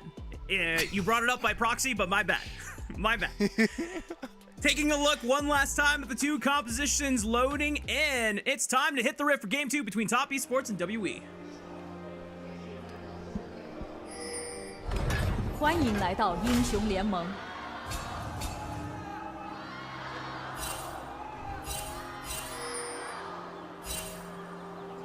敌军还有30秒到达战场。 Okay, I thought there was going to be more for Game 2. That wasn't the case. Maybe the Top Esports fans were like, they're going to choke this listen. one. I'll be back for Game 3. Yeah, that was Okay. crazy. Look at that. WE fans coming out. Let's go. Let's go. Oh, what is this start? Oh. I mean, Uh-oh. you have 369? Does okay. he know? Does he know? Monkey! He sidesteps the decimating smash. Can he get out without losing his flash? No way! Oh my god, Monkey! He doesn't have time to recall, though. He does not have enough time to go back and reset. So how is Monkey going to problem solve this situation? He's not popping any of his pots right now. It might be a Raptor start. Seems like that's going to be the case. And junglers both starting on the top side, and very few wards, but one that will catch out Monkey. I mean, this might be an early invade from Kanavi again. He might just go straight up, blue buff into invade. And trying to catch him at his red buff. You see that Kanavi is already positioned aggressively away from the blue buff, trying to leash it to its maximum range so that he can just simply walk around, EQ over that Baron Pit wall. We're getting aggressive on the bottom side of the map because Taeyun and Vampire know, or at least Hong and Jackie Love know, that Monkey's not going to be around anytime soon. Yeah. Level 1, one more auto attack, and Vampire will wait out the auto timer before flashing away. This is so tough. Look at the minion wave right now. It's going to push in favor of Top Esports, and now Taeyun He's gonna get tagged. He probably has to just lose his flash. Yeah, that's gone. So 3 summoner spells taken out by Top Esports with their incredibly aggressive bottom lane. And check where the junglers are. We thought maybe there was going to be some early pathing here from Kanavi. That's not going to be the case. He's going to go finish his full clear on the bottom side. Monkey is going to skip his red buff because he has to be here for his bottom lane. And they're gonna dive bot lane. Taeyeon has nowhere else to go. Hong is able to tank out the last turret shot, and it resets back onto the minion wave. And because Vampire does not have flash, he can't even go for a punish. That's so tough. So Monkey's kind of screwed now because he knows Kanavi is on this top side of the map or has an idea as to where he could be. So if he meets up with him, does Kanavi still contest for the bottom side scuttle? You do have this Ryze who is helping push Karis out of the mid lane and could open up an advantage there, but they know that the bottom lane cannot answer from the side of Top Esports. Top Esports doing everything right so far. Pretty much every lane is pushing their opponent out of lane, forcing early recalls, early deaths, early teleports. This is setting up Kanavi to have Jungle Kingdom against Monkey, which is very important to how Top Esports want to be able to set their jungler up for success so that he can basically create an unlosable state for Top Esports. Well, sometimes it is a losable position for Top Esports, but he is super focused on his own game. Kanavi kind of feels like a jungler's jungler. Focus on making sure that he's fed, he has resources, and he has individual agency to make or break fights. I mean, look at his stats. First in group ascend amongst junglers for CS per minute, gold per minute, gold difference at 15. He's the jungler that leads other junglers in damage percentage, almost 19% of his team's damage. This guy is a carry jungler through and through. So if Sejuani comes back, Top Esports are going to be very sad, very, very depressed if Maokai Sejuani becomes the meta for Worlds. I will also be depressed. I want to see carry junglers. At least a couple. I don't mind if, you know, Sejuani and Maokai are still in the pool, but come on, man. All right, you know what? I'll give you one thing that you get to have fun with. You can have Nautilus for Worlds in the jungle, but it's gonna be Heartsteel every game. So take it or leave it. They have a Scion, so they're gonna initiate their lane swap, but it is WE first who are the ones here. So we'll be probably like just 2 minions that Top Esports will miss out on, and maybe they try to swap back here, honestly. Just try to continuously pursue Taeyeon. That would have been crazy. I mean, Hong landed it right where Taeyeon was recalling. Yeah, unfortunately, just not in time. Yeah. They're swapping again. You can see it. Vampire and Taeyeon are moving on over. Cube is going to hit level 6 soon. So if he can force 369 away, not only does he miss out on a wave here, but he'll also be really primed for this bottom lane to take advantage of this Scion and set up for a potential kill here. Yeah, a lot of aggressive damage from Cubes, Cassante onto 369. I'm curious if WE can set themselves up for an early dragon. Oh, nice EQ by Kanavi, set up by Cream with the empowered Room Prison. Karis cannot get away or flash in time, but now it's a 4-man dive set up against 369, not level 6 yet. Can he hit it off? The minion wave goes for the decimating smash, might just be too long to be able to get to that level 6 point. Kanavi and Cream arrive with the Realm Warp, but they can't do anything other than just pick up the minion wave experience. Please show me top lane right now, observers. Please just show me what is happening. Because Jackie Love and Hung just got a full wave under this turret. They took up turret plate for themselves. They're going to get another one here. WE spent so much time on the bottom side. We were talking about the swap coming through, but think about how late this was. While Jackie Love and Hug were slamming this top lane tier 1, Cuba's still bottom lane, prepping for what was going to be a dive on a 369. So I feel like Top Esports are really happy with this. Not only the kill in mid, but they got so much gold onto Cream and Jackie Love individually. And for Top Esports, at the end of the day, it's their carries getting accelerated and WE putting a tank behind. And one in Scion where we have seen many games where the Scion doesn't get that much gold. He's still effectively a front line. He's still going to get a lot of HP farmed up for himself. He gets a cheat because of his soul furnace passive, right? Like, exactly. He just gets free HP. He's at currently 200, but imagine we get to a 25, 30-minute game. It's probably going to be somewhere around 600, almost 1,000 at that point. That is a really easy way to cheat a gold deficit. And now now WE are going to have to problem solve on how to approach top esports for these grubs. I thought that WE surely would have just gone for the Dragon with all 4 members there, but now, because they invested into that dive, they have to redeploy, focusing on the top side. Kanavi trying to threaten. Monkey does manage to secure his Krugs with the smite, but JackieLove is on the aggressive alongside Hong, just constantly putting damage into Vampire's back. And look at what Cream is doing in the mid lane. He gets moved first out of mid lane, can force Karis away so he can't reinforce the rest of his team. I love this play from Top Esports, and more of what we were expecting coming into this series, with aggressive moves from our solo lanes, and just for the ability for Top Esports to play essentially a style that embodies a full court press from them.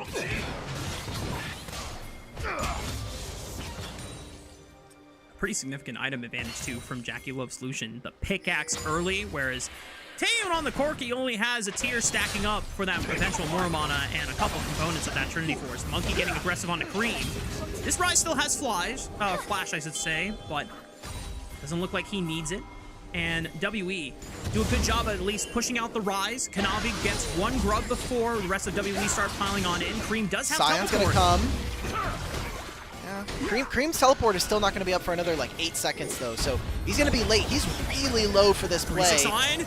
Here comes the 369 train. Barely misses Karis, but he bounces off the wall, finds the knockup onto Cube instead. It's all out chaos in the middle of the river. Cream trying to pump out as much damage as he can while low on the Ryze. Oh no. Cube getting aggressive on the Hong. He's able to flash away, but JackieLove is about to get dropped by Karis' Aurora.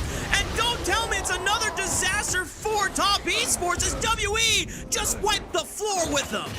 Triple kill here for Karis, 2 grubs here for WE. You're happy? Oh, Sion stole one of them. Sion stole that's really, really important for this team. And Cream taking a bad timer in mid lane ruins this play for Top Esports, in my opinion. Like, that should have been a much more even fight. We were prepping, hey, 369 is on his way from bottom lane. He'll have his ultimate. Cream should have found a timer to recall, let Sion take control of mid, and now, like, Top Esports, they got themselves the feats of warfare, but, like, watch how this play works out for them. So much damage from this Aurora, and none of the real damage dealers are doing to any relevant member. It's just Cassante, who lives for an incredibly long amount of time. And the nice thing for Monkey's Crescent Guard here, he's able to split up Cream and JackieLove from each other. Taeyeon able to position himself right in the middle of his steal it, steal it, steal it, steal it.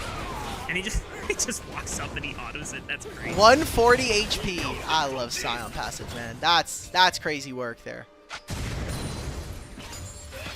Well, the gold lead is even, or practically even, between both teams. We didn't get a chance to talk about the scaling factor, how if a team would like to take it slow. Obviously, something like Sion is always going to be nice the later the game goes on, but Cube is also playing a tank.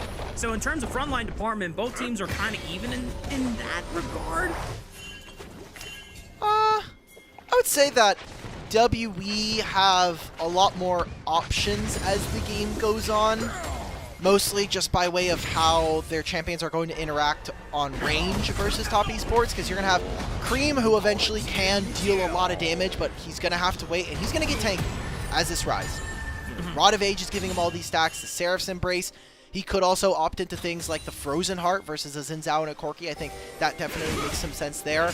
But JackieLove needs fights to go a little bit longer in PTA and the Lucian build that is currently kind of rocking around the map right now. So generally, I think I would prefer to play the WE side of this draft if we were to just, you know, nameplates off and everything. But I think Top Esports draft is really robust and very easy to execute on.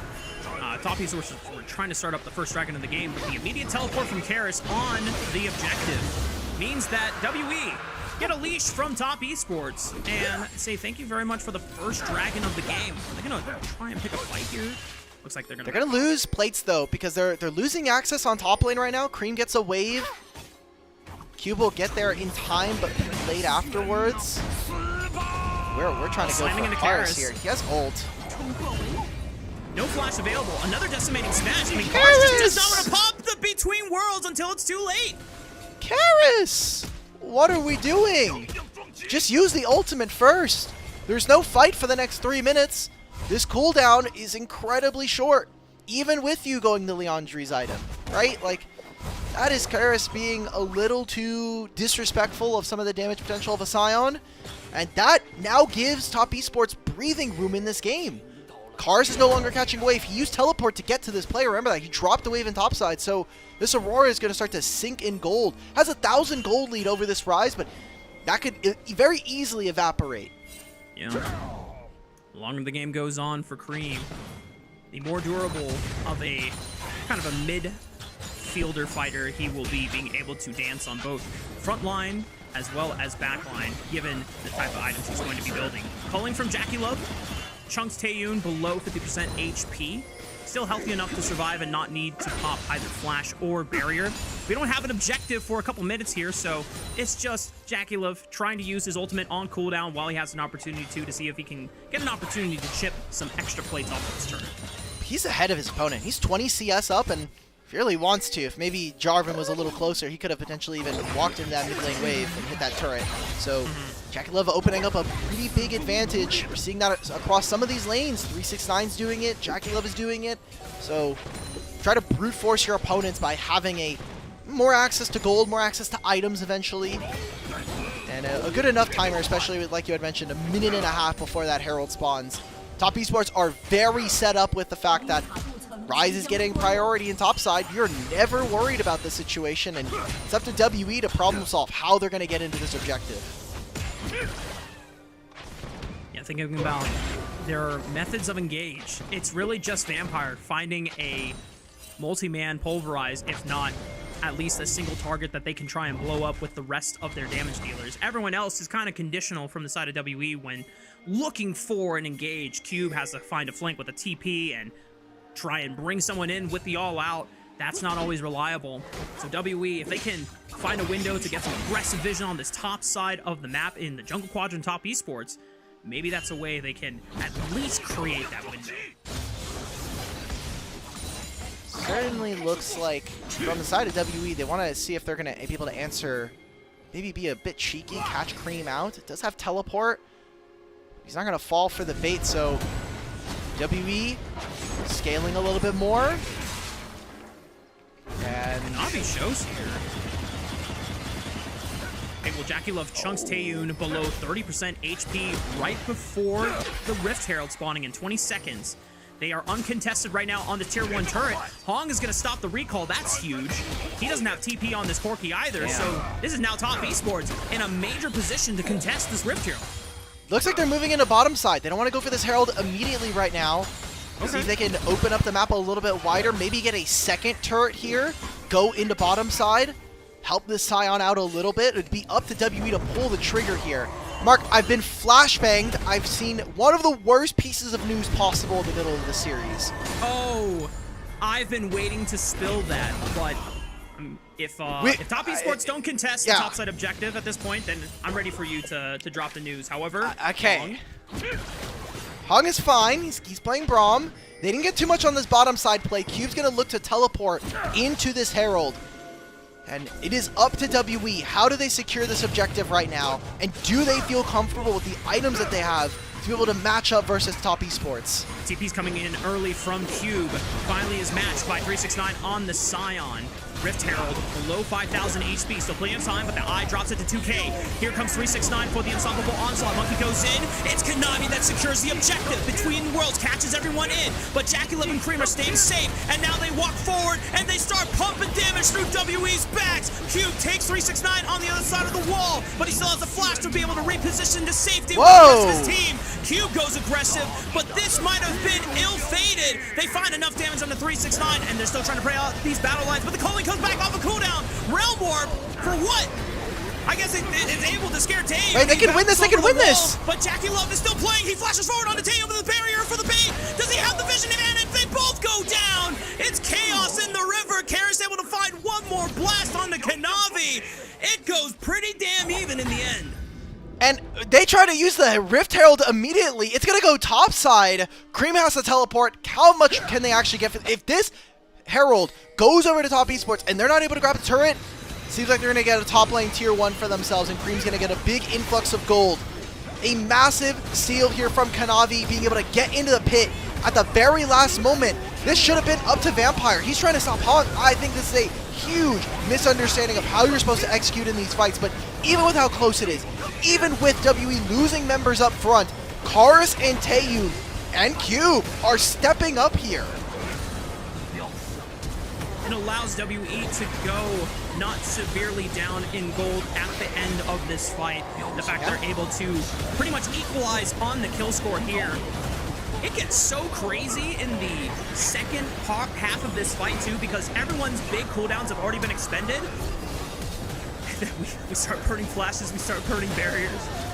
Yeah, it's so unfortunate, but a very close fight, and you can see Top Esports aren't in as commanding of a lead or a position in this game as maybe they're thinking, but look at the items that they have. 2 item completions for almost all of their members on the side of Top Esports, while WE still waiting on finding some of those completions. So while gold is at an all-time premium, Vampire has no flash from before. Even through the Unbreakable Will, he's getting brought down critically low. JackieLove able to finish the job here. Cube is also caught, and he ends up getting blasted by Cream. Kanavi needs to make sure he gets out. Karis has teleported in between worlds. Look at the damage with the weirding. Blast Kanavi back to the 5th dimension. Cream now tries to step up, sees if he can find some overloads. But Karis is starting to manage this fight pretty darn well, but he's going to get chased by 369, and he gets sent to the Shadow Realm by the unstoppable onslaught. And now JackieLove has a tank on his side, dashes in, pops his own barrier, and this time gets the better of Taeyun. a turret here as well. Top Esports are barely winning out on these plays, and it's giving them small gold advantages. Seems like a death by 1,000 paper cuts here for WE, because they lose that fight around the top side. Cream TP's top gets the tier 1. Bottom lane now here happens. They barely find a numbers advantage there, and they're able to grab a bottom lane tier 1 for JackieLove. So gold in some good spots here. And overall, just a very extended fight. Cube he got very close to finding his ultimate over this wall. I feel like he could have kidnapped one member of Top Esports and maybe made this a lot easier for his team. Carr still dealing damage. He got forced into the between worlds there. He got a second reset of his W thanks to Hong dying. Incredible stuff. If they play this even 5% better, I feel like WE would be in a commanding spot in this game. It has been a game of inches, of microseconds between both of these teams and both of these skirmishes that we just saw back to back. But in the end, Top Esports now starting to come away with a pretty significant gold advantage now. Just look at the 80 carry differential right now. Almost 3,000 gold. JackieLove is about to finish his third item before Taeyun even finishes his second. Potentially going to Monkey. Monkey gets knocked up. He gets put into the baby cage. Monkey's got nowhere else to go. He already burned the flash, and he ends up getting blasted. Now WE have to carry on the fight through. Hong gets a lot of damage taken out of his health bar, and the bleed and the passive from Karis is able to finish the job. But now Karis falls, and Cube goes all out onto Kanavi, but can he have the damage to actually look for the jungler? It's not going to be the case. JackieLove goes over. Oh no! Vampire punted JackieLove away! Oh, that might have been a little bit of a saving grace, a consolation prize for WE, but in the end, JackieLove still survives. 369 making sure that Taeyun cannot interact, and nice. Taeyun knows that he's like, thanks, man. I don't get to play the game this game. Otacon for Top Esports as well.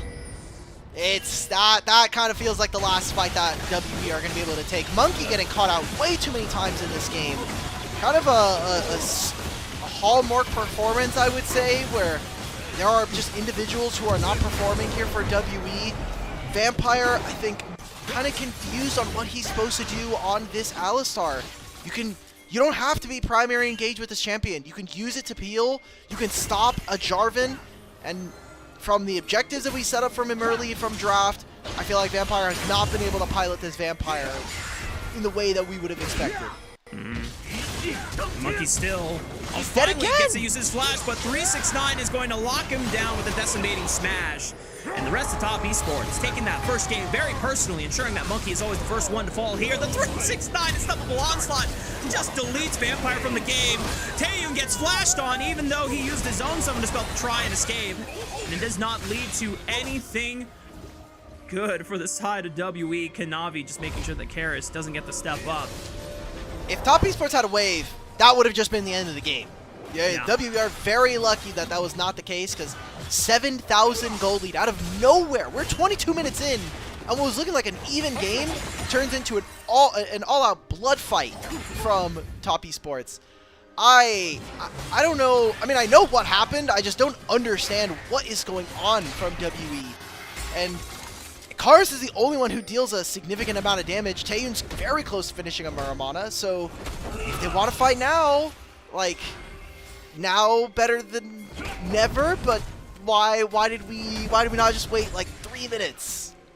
It has been severely unfortunate for WE to continuously be dragged into multiple bloody skirmishes where a couple of their carries have not been able to benefit from them. As you called out, Karis is the only one that is putting in any significant work or at least revenge kills in these exchanges.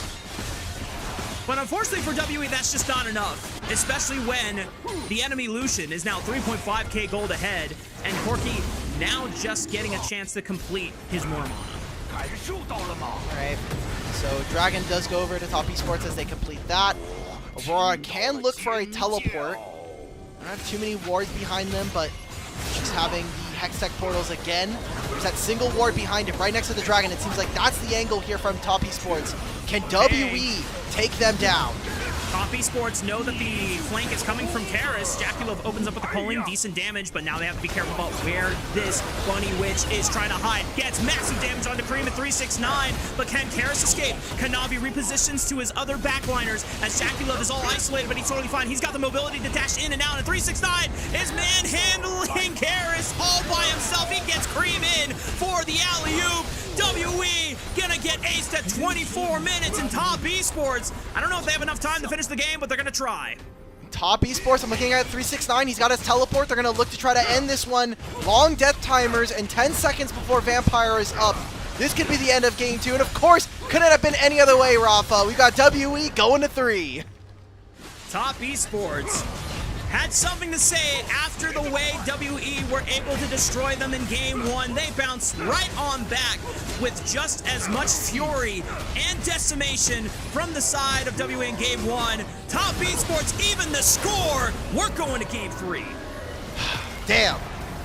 Not a close game, it felt. We got past 10 minutes, and we're like, oh, Top Esports are just winning fights. That rise became incredibly impactful here in this game alone, and 369 on tanks continues to prevail in this season. Humor me, Alec. Because game 1 almost felt like Top Esports did not really have their heart in it and were underestimating WE a little too much. And then after getting blasted and coming into game 2, I don't know if it was the coach telling them, lock the frick in, or stop messing around. But Top Esports looked completely different, and in just the way they were committing to fights early on and being able to find very clean executions of early game setups and just dismantling the foundation of WE.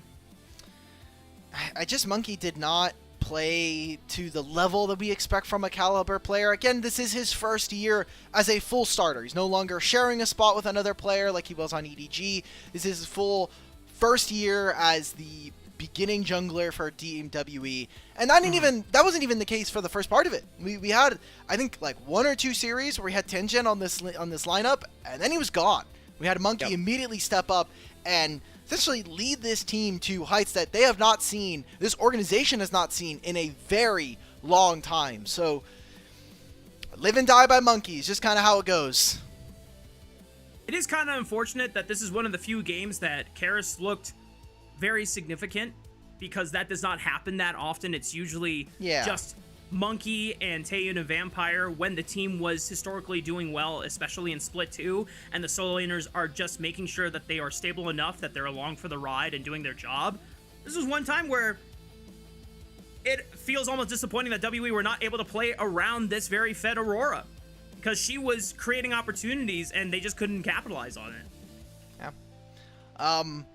Real quick, let's do our bad news. Time? Do we think we could do our terrible news in the middle of the while broadcast? We're waiting for the MVP to eventually be announced for Top Esports.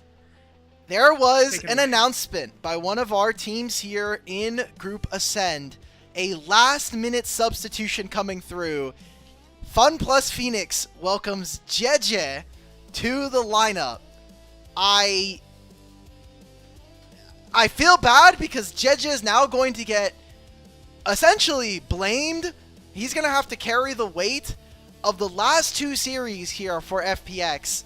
And as they go into the play, he could play 3 series and be done. He didn't play for, obviously, Wei came in and took his spot on IG. He has to play against BLG, and then Top Esports, and then they have a best of 5 against a Group Nirvana team. FPX management continues to stun me.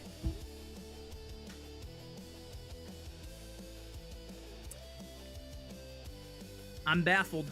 I have no idea if FPX truly believe that this will get them any results, but I can also tell that it is out of pure desperation at this point, because to me it seems like making a roster change this crazy and this late into the season means that they still think that a more experienced voice from the jungle role will allow them to just come together for a late season surge. Them brothers don't got hands. Like, we're complaining about WE and, you know, some of their laners not being able to play for their jungler. Like, Cube and Chorus are not the greatest, but how the hell am I supposed to play with Sheer and Care, bro?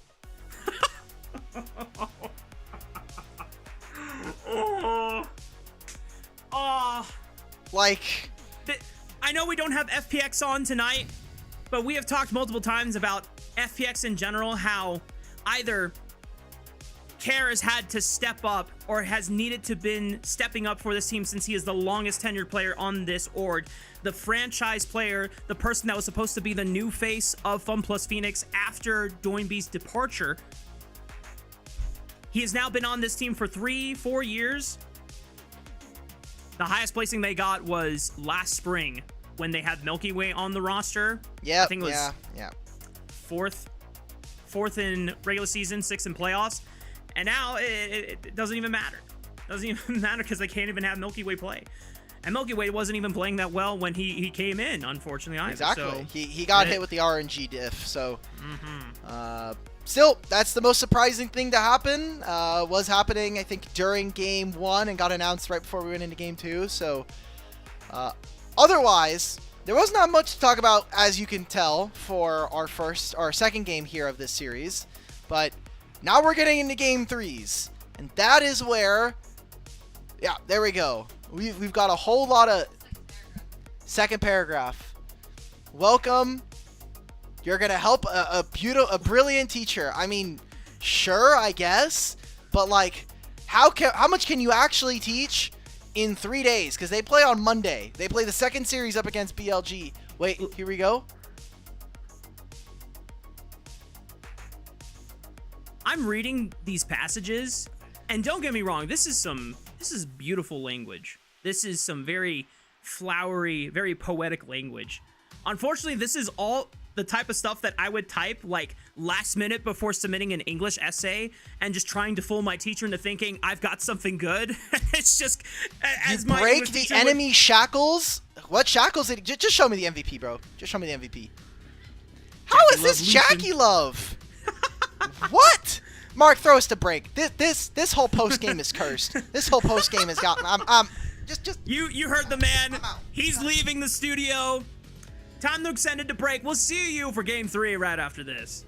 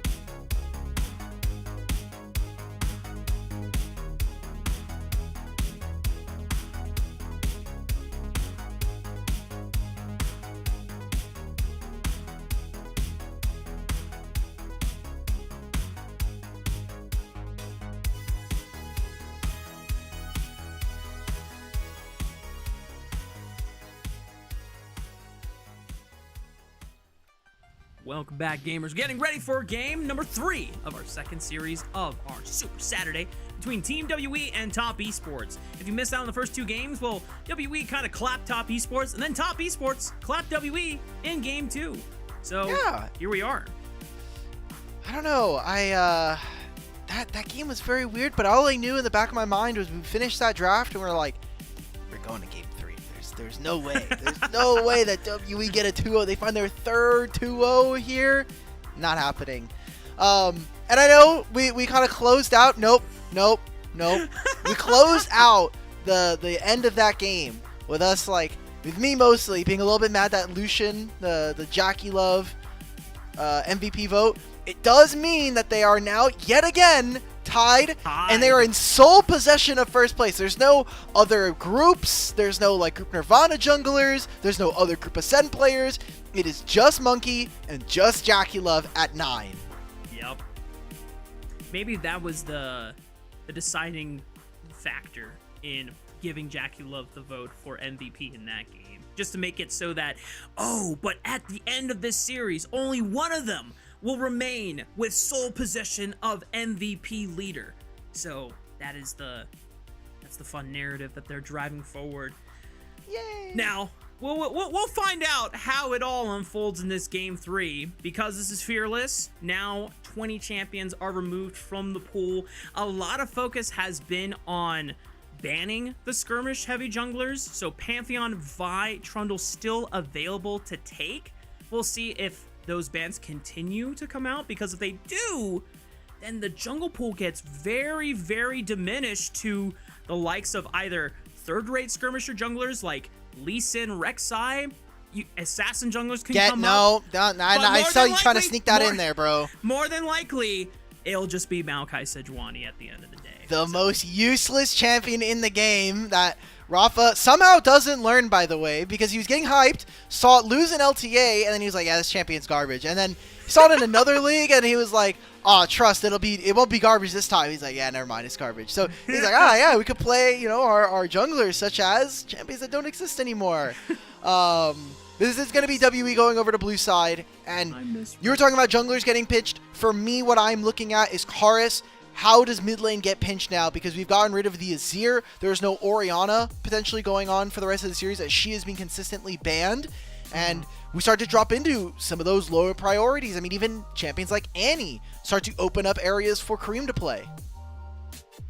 No Aurora either, no Talia. Those have been staples in the mid lane meta for quite some time. All 3 skirmisher junglers just got banned again, so we are going to be dipping either into tank junglers for Kanavi and Monkey, or maybe an Olaf game for Monkey. And I think that has a lot of merit, considering what Top Esports might try to cook for themselves. The Akali gets respected from Cream, and WE will ban that away. One more left on the board for Top Esports after banning the Yorick away from Cube. Is it Varus, or is it going to continue to be that Orianna? Giving over Varus to a player like Taeyun does mean that there's some options in bottom lane. They could also be thinking about the top lane matchup here with Yorick.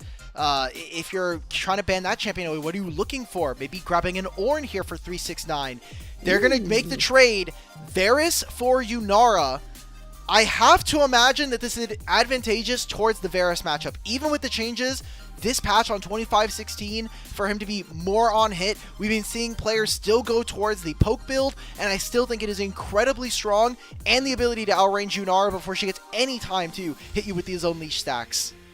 There it is. Monkey throws down the Olaf, the only jungler to have locked in this Viking multiple times throughout Split 3, and one of 2 junglers to have played it in the entirety of 2025. Kanavi, funnily enough, has also played Olaf one time back in Split 1, and he has not looked back since. But when you have something like Annie locked in, you can go for an assassin jungler to try and set up for. Zed has been the most consistent option for Kanavi in the past. That is getting hovered right now. We'll see if he locks it in, but they might just wait and try to go for a priority support instead. I really like the fact that we've also gotten this consistent pairing from WE. The last time we saw this Olaf, it was paired alongside having the Renata. So, this is really tough. I feel like you've set yourself up to play later in the game when Olaf hits his 1 and 2 item power spike. But the lanes are going to be really tough to play. You're playing Varus Karma into Yunara and Renata. This is, I think, a tough ask here from WE. You're asking your bottom lane to have to lose with grace. And this does allow for Jackie Love and Hong to be really, really aggressive and abusive. They can even move in for some specific jungle timers as well. Are we expecting a poke build still from Varus at this point? Because it would. Yeah, I don't think you want to get into an auto attack war versus an Olaf. That sounds Yeah. insanely miserable. Yeah, Just double I'd check. have to say. Ornn gets So- sniped away by top esports here. We get into the back half. I like that we have the Ornn taken away, and Bessa's also gone. Renekton's potentially a champion that they can start to think about. Ruff, I want to kind of flip it onto you. Oh. As Kanavi, as someone who's been known to play so many different junglers, I'm expecting this to be 369 pick, but what are you thinking about for Kanavi? What are some junglers that I think that you would think would work well here into the Olaf? I mean, Zed's fine. The only thing is that through bailout, that can be difficult because if you're not able to get your full burst through both the original health bar as well as the Renata bailout, and he's able to get a quick kill, then you kind of feel useless as Zed later on. But it doesn't seem like top esports have many other options to lock in blindly for Kanavi, or at least knowing what WE have, and they really want to save counterpick for 369. So I think at the end of the day, you can still synergize well with Annie to at least snowball and accelerate yourself early on. This is going to be tough. It means that top esports will not have any real ways of stopping their opponents from moving forward. I like this as a really smart adaptation. Now they have the Shen alongside it. You know there's no Jarvan thanks to Fearless in that last game. WE might have set themselves up for a fantastic time here in Game 3. A massive upset here. Keeps their dreams alive of potentially reaching the top of the bottom and the bottom half of Group Ascend, making it into the 5th place. The Ahri matchup's not particularly easy, but you get pushed very early on. Okay. All I'm going to say, Serpent's Fang is going to have to be rushed early on for Kanavi. I think if you do not get Serpent's Fang by at least your second item, you are playing with fire and asking to challenge both Cube's timing on his Stand United as well as the shielding, the small shielding that you get from Renata, plus the shield from Olaf W. But top esports could completely eradicate that advantage by just getting and gifting Kanavi a bunch of kills early on with this Annie point-and-click setup. Well, let's look at these lanes right now. I think this is a difficult lane to play in topside. Obviously, 369 will have the range advantage from the Gnar, but while in mini, Cube can actually find some early lane aggressiveness, especially with the Shadow Dash. If he has, with the Twilight Assault, maybe if he takes something like Exhaust or Ignite in this matchup, actually could solo kill him quite a few times here. So, while you have a winning matchup in bottom lane, this kind of feels like a dub. I would say WE have a very solid, straightforward composition that I don't know if top esports properly answer. They have supportive pieces around their two main carries in Monkey and Taeyun. For WE in the past, when we look at that miracle run that they were able to manifest in Split 2 playoffs against top esports of all teams, this was the formula. Not necessarily the exact same champions that you see here, but it was the winning formula. Always try and play and give Taeyun and Monkey the world to carry through against top esports. Whereas when we look at the composition on the other side, as you mentioned it before, you're going to have to really bank on Jackie Love and Hong on not completely losing lane against this Yunara and Renata setup. Right? A very tense Game 3 here. One where WE would find their 3rd series win of Split 3, and finally up against a team not named FPX. Would be an insane one to find here at the very end of a season, and for top esports who are trying to lock themselves as the best team of the regular season.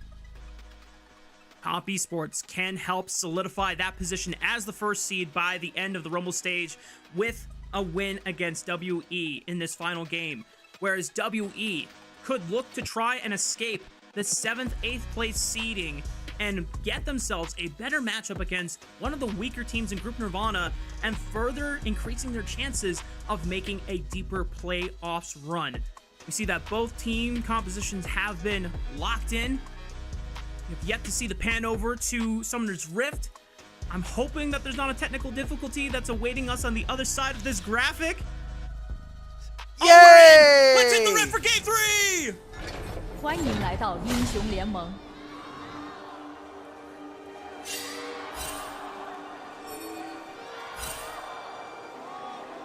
敌军还有30秒到达战场，碾碎他们。 Rafa, quickly, I'm going to test your knowledge here. Olaf passive. Go, quickly. The lower your HP, the more attack speed and lifesteal you gain. Correct. Zed passive. Against targets that are below 50% HP, you apply an empowered auto attack that deals magic damage. And against jungle monsters, there is no cooldown. Correct. And the passive for Zed is target max HP damage. So really tough here. You're kind of saying, okay, well, Monkey wants to be low HP. Konami's like, I can do that. I can help you with that. And, you know, help you out with the skirmishing there. Taeyun is top lane. Whoa. Is Taeyun going to solo into the Gnar? I mean, it's not a great matchup for the Gnar, but this is one way to avoid the Varus and the Karma lane. Okay, we are getting some fresh cookery here. Cube is laning with Vampire into the 2v2. What the hell? This is sick. This is sick. All right. I mean, Cube can continue to be, you know, a champion that's going to be good on low resources. Kind of sucks because you would prefer to have your tank to have a little bit more gold. But I just don't know if the shield is necessarily, like, real, right? Because you're getting poked out. You're not getting auto-attacked in this lane as the Shen versus Varus Karma.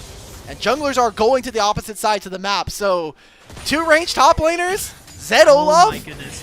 Have fun. And there's no real CC between either of these 2v2s other than 369 going into Mega Form.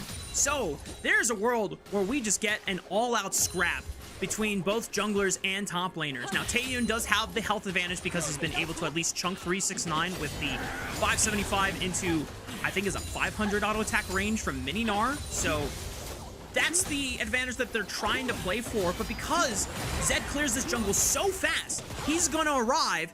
And watch how 369 is trying to keep his mega form about to... Okay, I thought Kanabi was going to... You can't do that, though. You can't do it when lane. you're playing into range, right? Like, range allows you to bully him in that way. So, I like this. I think the experimentation is really interesting. The problem that I have is that even with Zed being in the area, like, you really want to keep up your efficiency as Zed. You already clear the jungle incredibly fast, and if you miss a timer there, you give a window for Monkey to fight back here in this lane. So, looks like they're prepping for a dive. Thankfully, that ward in the Tri-Bush will spot him out. Oh, flash from Cube already. Hong and Jackie look trying to threaten Shen on the bottom side of the map. Teleport is coming in for 369 so that he can at least dodge the dive that was coming in from the 3-man from WE. And now 369, at least for now, will be able to escape the harassment. Kanavi looking for Karis under the tower. The flash early from Aria's Cream is super critically low on HP. Neither Kanavi and Cream can continue the dive. And Olaf can't even show up in this mid wave. He would love to do so, but he knows that he has to get some camps, and really, he has to spend this gold. Now, Cube, by himself here in a 1v3. You're going to see how many turret plates can they get. Zed is coming, but Monkey will be late, and he's already popping his ghost to get here on time. Kanavi can clear these Krugs super fast, but I don't know if it's going to be fast enough before Monkey shows up to at least cover for Cube. So now that Monkey shows himself on the ward, the rest of Top Esports will back off for now. I do like the decision-making, though, from Kanavi early on. Even though I was disappointed about missing a potential setup onto Taeyun, you're absolutely right that he gets out more efficiently with the early base from the fast clear. 2 long swords, aggressive, already burns a flash summoner spell from mid lane, as well as being able to cover the push from 369 on the bottom side of the map. And the trade overall ends up being a little bit more even. I would say generally I would give this advantage over to Top Esports because 369 was allowed to farm. When we had the lane swap meta last year, top laners very rarely got access to actually finishing the minion kills. And that is one of the changes that they made with the lane swaps and lane swap detection. But in this matchup in particular, you've gotten Taeyun about 10 CS over his opponent, but Cube is really far behind. And because he was leeching experience and he was having to be in the duo lane, he got less experience than 369 does, so he has a full level down. He will not have access to that Stand United as early as 369's ultimate will be. And I wonder if 369 can just look for an opportunity to all-in him at level 6, because that will be a way to try and stymie Cube's ability to move to another side lane or bail someone out in a heavy skirmish or a heavy trade. And remember, Karis still does not have flash from the prior dive enacted by Kanavi. We'll see if Cream can set something up onto this Ahri. Taking a look, there's not too many objectives to play for. Kanavi is going to go towards his top side camps as they go to respawn. Maybe an answer on top side with the wave pushing. You can see that there's some pinks going over to the scuttle that is there. I mean that WE do have some ability to play on this dragon. Monkey already getting spotted out here, and what does Kanavi prioritize? Because he gets the scuttle and he's level 6 here. Does he go for a fight, or they look for a dive before Cube has ultimate? Attack top, attack top, attack top. I don't know if it's gonna happen. I mean, Cream is walking back from mid lane. Maybe they can just try and look for Karis, but he will have Spirit Rush, so even though he is down flash, should still have enough escape tools to be able to get out away from a Death Mark and a full Tibber stun locked and loaded. So Kanavi is just going to continue holding his farm advantage, just clearing camps as they spawn as fast as possible. I don't know if there's really anything that they can play for early on. And think about the juxtaposition of styles here. We're getting Kanavi playing for his own individual jungle lead, making sure that he's staying up to date on the camps and that he's refreshing them as soon as possible, finding himself already almost 3/4 of a lead of a level over his opponent. And for Monkey, his champion is going to be relevant as the game goes on and is going to be more tailored towards what his team wants to eventually execute. So I want to see if Kanavi's actually going to do anything on this Zed, because you have targets, but I think a Shen and an Renata makes looking it for hard. Monkey. He knows that Karis just got chunked. He has Spirit Rush available, but he cannot save his jungler. And that is first blood for Kanavi Zed. Okay, Kanavi, where does he go from here? There's topside camps respawning. He's moving his way bottom lane, and this wave is pushing top esports. They can make a dive, and they can force summoner spells out from WE. Good handshake from Vampire keeps Kong away, but Taeyun is forced to pop the cleanse, threatening with the clone and the shurikens. And it's now both summoner spells out of Vampire and a cleanse from Taeyun. Kanavi's going to leave. He's going to give Jackie Love this time to hit the wave. Instead, looks like they're all going to recall. They're going to be late, however, for this objective. WE looking to skip over camps and go for these grubs. Top esports, they do not want to allow this to happen, though. And 369 and Cream can move over. Proactive TP from Vampire so that he can assist Monkey in burning down this objective as fast as possible. As Olaf, you can spam your undertones, you can spam your reckless swing. You might be able to at least get 2, if not all 3. Kanavi, though, is spotted over the wall. Looks like 2 grubs are secure for WE. Monkey still has Smite. Kanavi's now into the pit, and he's got more friends on his side, but no Death Mark available now for another 30 seconds. Monkey has the Stand United. The taunt comes in from Cube, and Kanavi's forced to W over the wall, but Cube will fall with the flash over, and that ensures that the Shadow Ninja is gone. Cream forced out of the fight. Karis pursuing with the Spirit Rush. 369 slams Monkey into the river, but is still forced to flash because the rest of WE are still stronger in the river. And it's the Feats of Warfare going over to Team WE. A kind of early Stand United there from Q, but it didn't matter. Still find Kanavi, still able to get the kills on this bottom lane. They got Hung and Cream here. So Karis finds an advantage. Taeyun gets a kill. Things are looking good here for Team WE. A strong opener for them where they also got themselves 2 grubs. And this fight is a little all over the place. Part of why this top esports composition is so powerful is their first punch. If you can catch your opponents off guard, you can outrange them, and then very easy setup between the Annie and then having the Zed to follow up afterwards. But without all those tools in the right places, they kind of trickle in one by one and give WE the space that they need to execute on this composition. Yeah, top esports have to be able to coordinate a lot better next time, knowing that when they are together, this can be a very powerful burst composition and pick off members one after another, but when they're scattered, that WE would love to be able to excel in those individual skirmishes. WE find themselves picking up the feat of warfare. They have 2 objectives to their name, so they're 1 objective away from being able to claim feats of strength in this game 3 of the series. Jesus, Taeyun just got back to lane and he's already down to 40% here. We're not as in the area, but Monkey's like, too bad, man, I got camps. I got respawn raptors, there's a scuttle that I could potentially go to contest. You can see that Karis and Cream are jockeying for position as to who is allowed to move first. It is Cream on this Annie. And for the time being, Kanavi still feeling fine, already completed that Eclipse and can feel a little bit more empowered to walk up in some of these other lanes. Especially so with an Annie on your team. Yep. Point and click stun should guarantee the majority of Zed's burst damage to follow through without any outplay from the side of WE. 369 still has a massive CS lead over Cube, but he has been able to at least healthily sustain against 369's harass ever since he picked up those steel-plated caps. And now WE, the next time that they can wait for the Stand United to come off cooldown, Cube will be willing to give up even more farm over because 369 has yet to find an advantage. That being said, he just based, and he now has a Trinity. If they can abuse a Shen's base cooldowns and all of his kit to essentially just be down 30 CS but still win this game, I think it's an impressive study here from WE.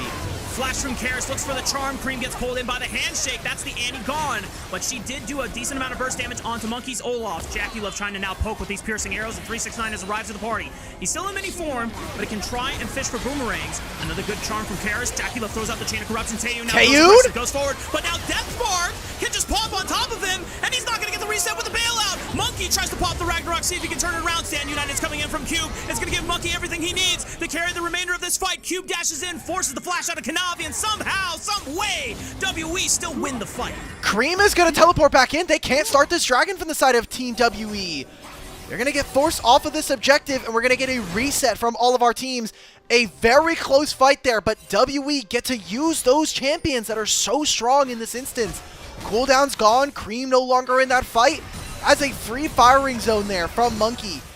If Taeyun hadn't stepped forward, I feel like WE could have gotten so much more. I mean, watch this replay. How are you, as Top Esports, ever meant to play with a Olaf who is holding Ragnarok, and you have a Renata next to him, who is still having the ultimate? Like, I'm watching this fight, and I'm thinking, it doesn't matter if Monkey is 30% HP. He has Ragnarok, he has all of his teammates still around him. Just let this Renata set up with this ultimate and kind of rip apart this team. I think the only way I can cope for Taeyun is that by him giving up his life, Monkey gets a chance to step forward because there's no death mark, and he has the rest of the supportive tools to keep Monkey alive for the second half of the fight. You can choose to believe it or not, but for WE, they are still keeping themselves ahead in this game.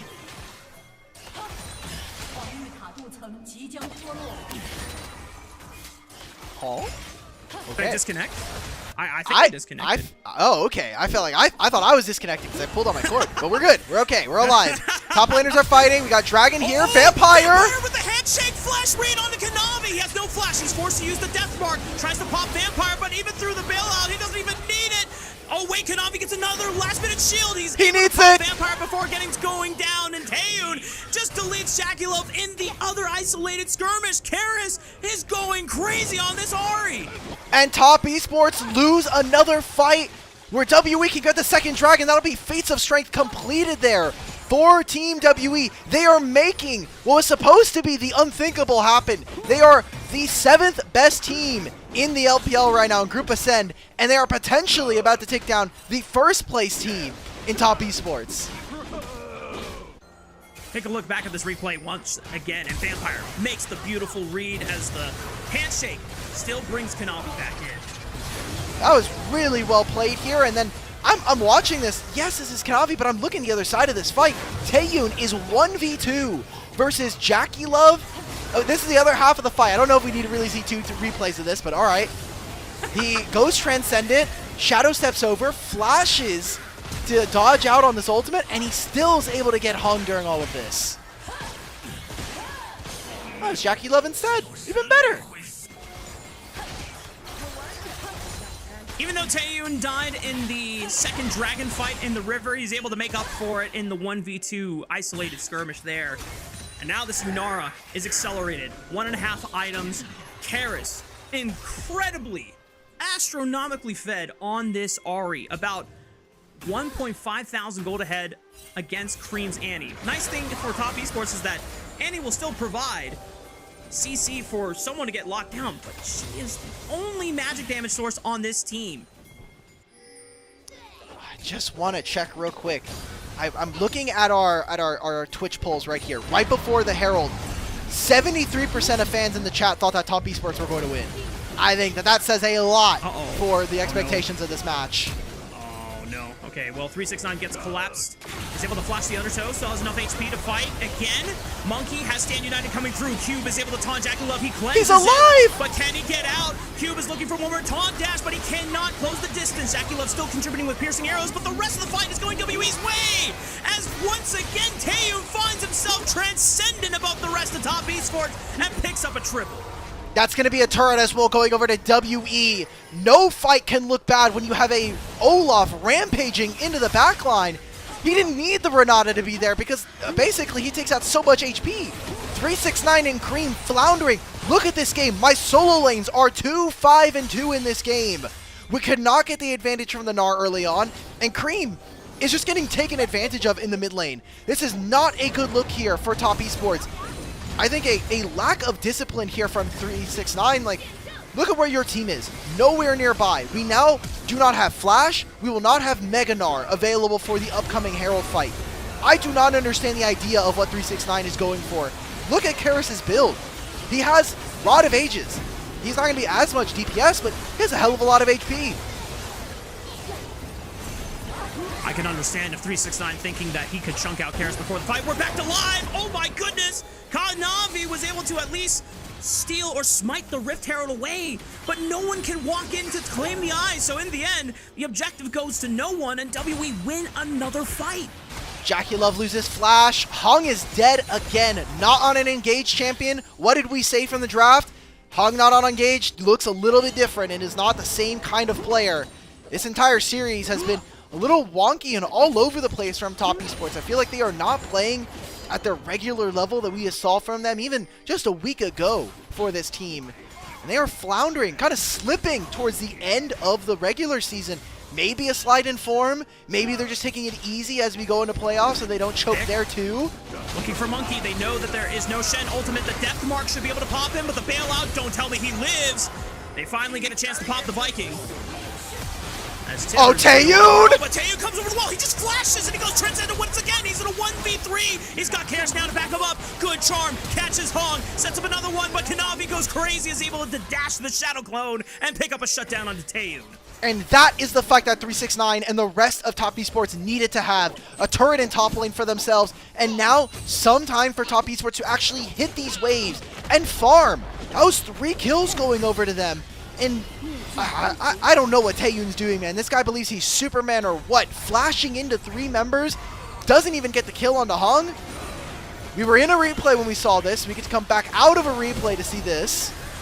Flash out from Jackie Love, okay. You killed Hung, whatever. The eye doesn't go over to you, but this one is fine. Obviously, top esports don't know that Vampire is here. But you got a lot of things that I would say are pretty worth if you are TES in this trade. The fact that Kanavi is able to stay alive through the constant shields of both Cream's Annie as well as Hong's Karma keeps this ninja so alive for so long that Kanavi is able to wait on cooldowns, get back into the fray. Even though I called for Serpent's Fang to be built a little bit earlier, I can respect the Black Cleaver being rushed because he had the economy for it. It gives him the ability haste to spam these abilities. Now WE trying to burn down this dragon. Kanavi and Cream step up. Monkey goes crazy. He's got the Stand United shield, but Kanavi tries to go back in. Deathmark trying to play Dance Simulator on them, just burning all these cooldowns. Mega Gnar from 369 throws the ball into the wall. Kanavi, that was beautiful. He caught WE slipping and made them all look the wrong way. Top esports get the dragon, and they completely wipe WE. Oh, WE, don't throw this game. You were in such a good spot not 10 minutes ago, and now they're floundering again in all of these fights. I think Monkey's ultimate ran out as the bailout was coming through for Vampire, so he couldn't move. He was rooted thanks to Hung. And now that was the Dragon, the 2 fights in a row around this bottom side, and an Otacon and a turret. Top Esports are about to make a huge gold swing, down 2,000 gold, now up almost 4.5, 5,000. The Stand United, I'm just watching Monkey. He's way too far up. The longest tether from Hung. How does he get stunned here? This has to be this ultimate from... So bailout. Oh, Tibbers. Yeah, Tibbers. Tibbers comes in. Cream. I had said that the early game did not look good there from 369 and Cream, and you know, one fight doesn't change everything. But with how this game is looking, their Top Esports are more and more likely to win this game now that they've taken 2 fights back to back. And they got not only the 3rd dragon, stopping the dragon stacking from WE, but they also got the Otacon in the same sequence. So this is a huge, huge gold swing for Top Esports. And I cannot state enough that things were looking a little questionable for the side of Top Esports. You highlighted it beautifully. The solo laners were not really putting in their work, and Kanavi, while fantastic Zed player, was not really finding a lot of strong advantages, but that fight alone, he opened up all the space necessary for everyone else from Top Esports to walk in, because WE were so caught trying to lock down Kanavi, they ended up tripping over themselves playing Twister. They also just didn't have their flashes, right? Remember, Taeyun flashed over the wall, doesn't have it for this fight, so for this next upcoming fights, you know, the Dragon spawning in 3, the Baron, and the same timer, Taeyun will have a little bit more agency, and that is what we're really relying on.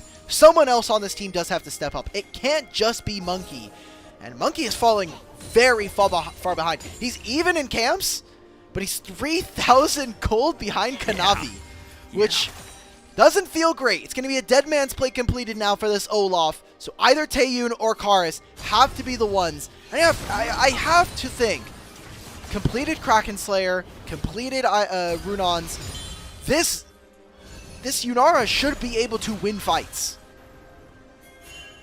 WE just need to make sure that they are putting the tools on the right carry that will win them those fights. And for what we have seen so far, Cube has focused all of his Stand United ultimates on Monkey, trying to allow him to be the main distraction, the main backline threat against Top Esports. But that might have to shift in priority as Cube potentially under fire.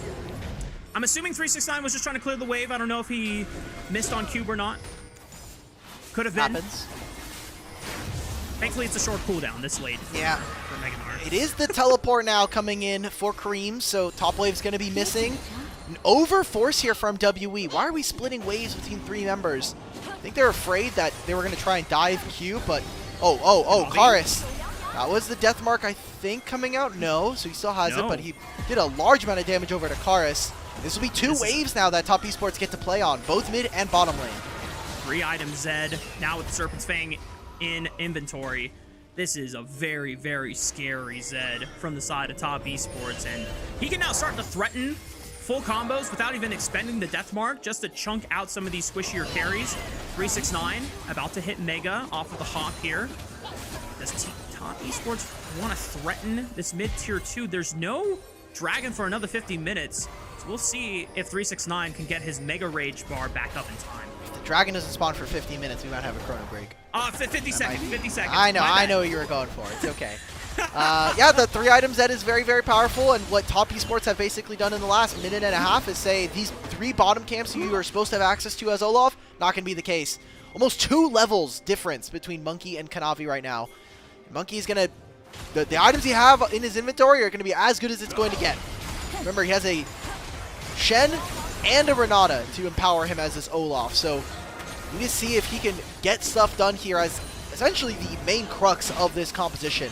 He has some backup dancers for sure, but WE are now walking into the river, and 2 of their main carries are half HP to start. Oh, flash from Cream for Tibbers right onto the front line, and it's Karis that gets dropped. Monkey tries to send it, but he gets dropped immediately after 2. 369, flash Mega Gnar onto the back line. Top Esports, led by Kanavi on the Zed, are able to just delete WE from the game. That's going to be the Baron as well. Top Esports, man. It just feels like they can do no wrong. Even when the early game doesn't go their way, even when WE look like they're going to absolutely slam home a Game 3 victory and upset them, we call it too early. Top Esports, and specifically Kanavi, stand tall on this Zed where we may have had doubts during this game. It was definitely looking rough in the first half. They had us, not gonna lie. But Top Esports are able to bring it back, and through persistence and sheer will, they're able to find enough fights, rely on Kanavi's prowess in this champion, and is able to abuse so many times. The biggest thing, Alec, is just look at how many times Kanavi is able to chunk out carries like Taeyun before even walking to him. Yeah, again, 50% HP already. Jackie Love as well also lands some pretty good damage. This was a fantastic snap coming in from Cream. He knows that cars can't be that far up. Same thing there for Monkey. He's like, hey guys, I'm going in, and Vampire's like, well, I've been hit with the Chains of Corruption, so I can't give you bailout. I think that WE are making this game a little too fast, and a lot of their fights are happening before they are all in position there. You need to be able to wait for your support, especially in Vampire. You have no real engage as WE, so Monkey and the rest of this team, who he is the leader of, they need to synchronize themselves a little bit more.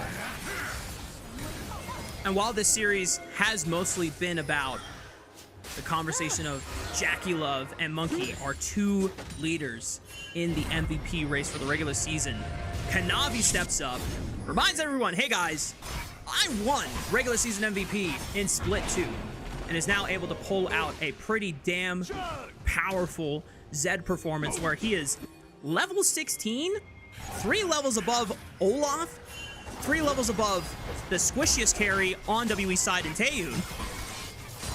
Alec, do you get to play the game as an AD carry against a level 16 Zed? No, but as you can see for Taeyun, he has made a few decisions in this game that have led me to believe he didn't want to play this game in the first place.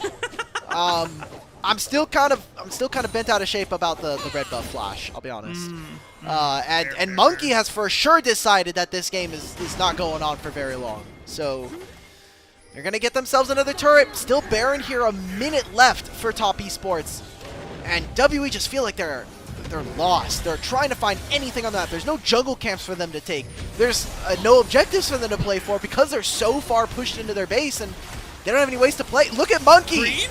Monkey's trying to dive Cream by himself, and even with the Stand United shield, he cannot survive much longer. Cube gets caught by the Chain of Corruptions. Look at Kanavi diving into the back line, looks for the death mark onto Karis and Vampire, goes back in with the Shadow Clone, looks for another one, finally gets dropped by Cube in the end.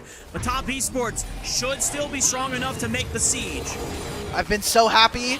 1,100 gold, a huge shutdown onto Kanavi, goes to Vampire. Huge. Big moves coming on through. This is a teleport. I think this might just be end of the game. 10 seconds, and there's nobody from WE that can stop these waves. To be fair, it was Cube that got the shutdown, but I think your point still stands. Oh, even You know what, worse. maybe this Shen will pick up a Titanic Hydra. Oh, no, he's building Randuin, so he's just going to be tanky. Unfortunately, he will not really threaten with a lot of backline. Like, what is Monkey doing here? He's almost 10% HP before he's activated his Ragnarok. I mean, look, what has been our narrative all season long? Live by Monkey, you die by Monkey. Die by Monkey. And as we speak, Monkey is about to die again, but he gets one last shield, the bailout. Can he cut through? Nope. He cannot get through the Karma Shield, and Jackie Love is able to survive through it all. Picks himself a double, and now 369 doesn't have flash, but he tries to get in range. Throws a house at Vampire, slows him down. Gonna be able to pick it up for a boomerang toss. Top Esports not gonna be able to clinch any more members here and try to lock them down, but they will push into the base, probably for the win here. well, if it's not mid wave, it'll be on that bottom lane wave as well. Cream kind of waiting for for Tibbers to die so that he can get his cooldown back. Monkey spawns in 15, Karis in 20. The Top Esports are looking to put the finishing touches on what has been a pretty back and forth series with our 7th place team. WE had us in the first half, but Top Esports now trying to put the finishing touches on the second half. Depth mark onto Vampire. Cannot be getting caught out by the handshake. Does not matter. He's got a GA for a second life anyway. Monkey tries to turn it around and make one last Hail Mary and saving the game, but he gets destroyed by Kareem's Annie, and the rest of Top Esports will do away one after another on the remaining members of WE. The Miracle 3 win streak dream is completely dead, as Karis does find himself Jackie Love in the end, but there are still 3 members. A quadra kill for Kareem's Annie will finish the series in style for Top Esports. All right, so we come out of this game. Immediately what I'm thinking about, WE can no longer get 5th, but they can get 6th, you know? Yeah. And now with JJ on FPX, 8th place could be anybody's. Oh, FPX have 2 more series. JDG have... Producer Kai, can you bring up the standings real quick? Is that possible? I don't think they're updated that fast. You're the goat. They are. Whoa. Oh my. Dude. Shout out to Kai, y'all. He is putting in work on this Super Saturday. Anyway, As we so get to what see the did you want to updated get to? standings. So, WE now 2-10. They have 2 more series left to play. Yep. JDG have 11 series. They have 3 more series to play. FPX have 2 more series to play as well. So, if WE want to make it to at least 6 and not in the dreaded 7th, 8th seed spot, they will have to win their last 2 series, and JDG cannot win a single one. Well, they're going up against AL next, and then they have Weibo and Weibo twice. So JDG's last 3 series, JDG have not been able to beat a team above them in the standings. They've only beaten up on WE and FPX the entire season. But the funny thing is they have yet to play against Weibo, so that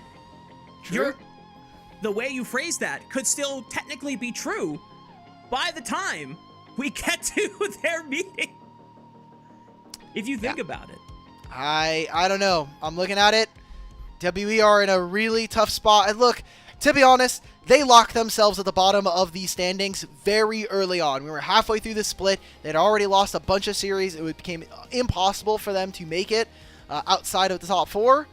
But this is like the most heartbreaking thing. And this is why I've always kind of said for WE and Split 3, they are not a team that I think is reflective of a 2-10 scoreline.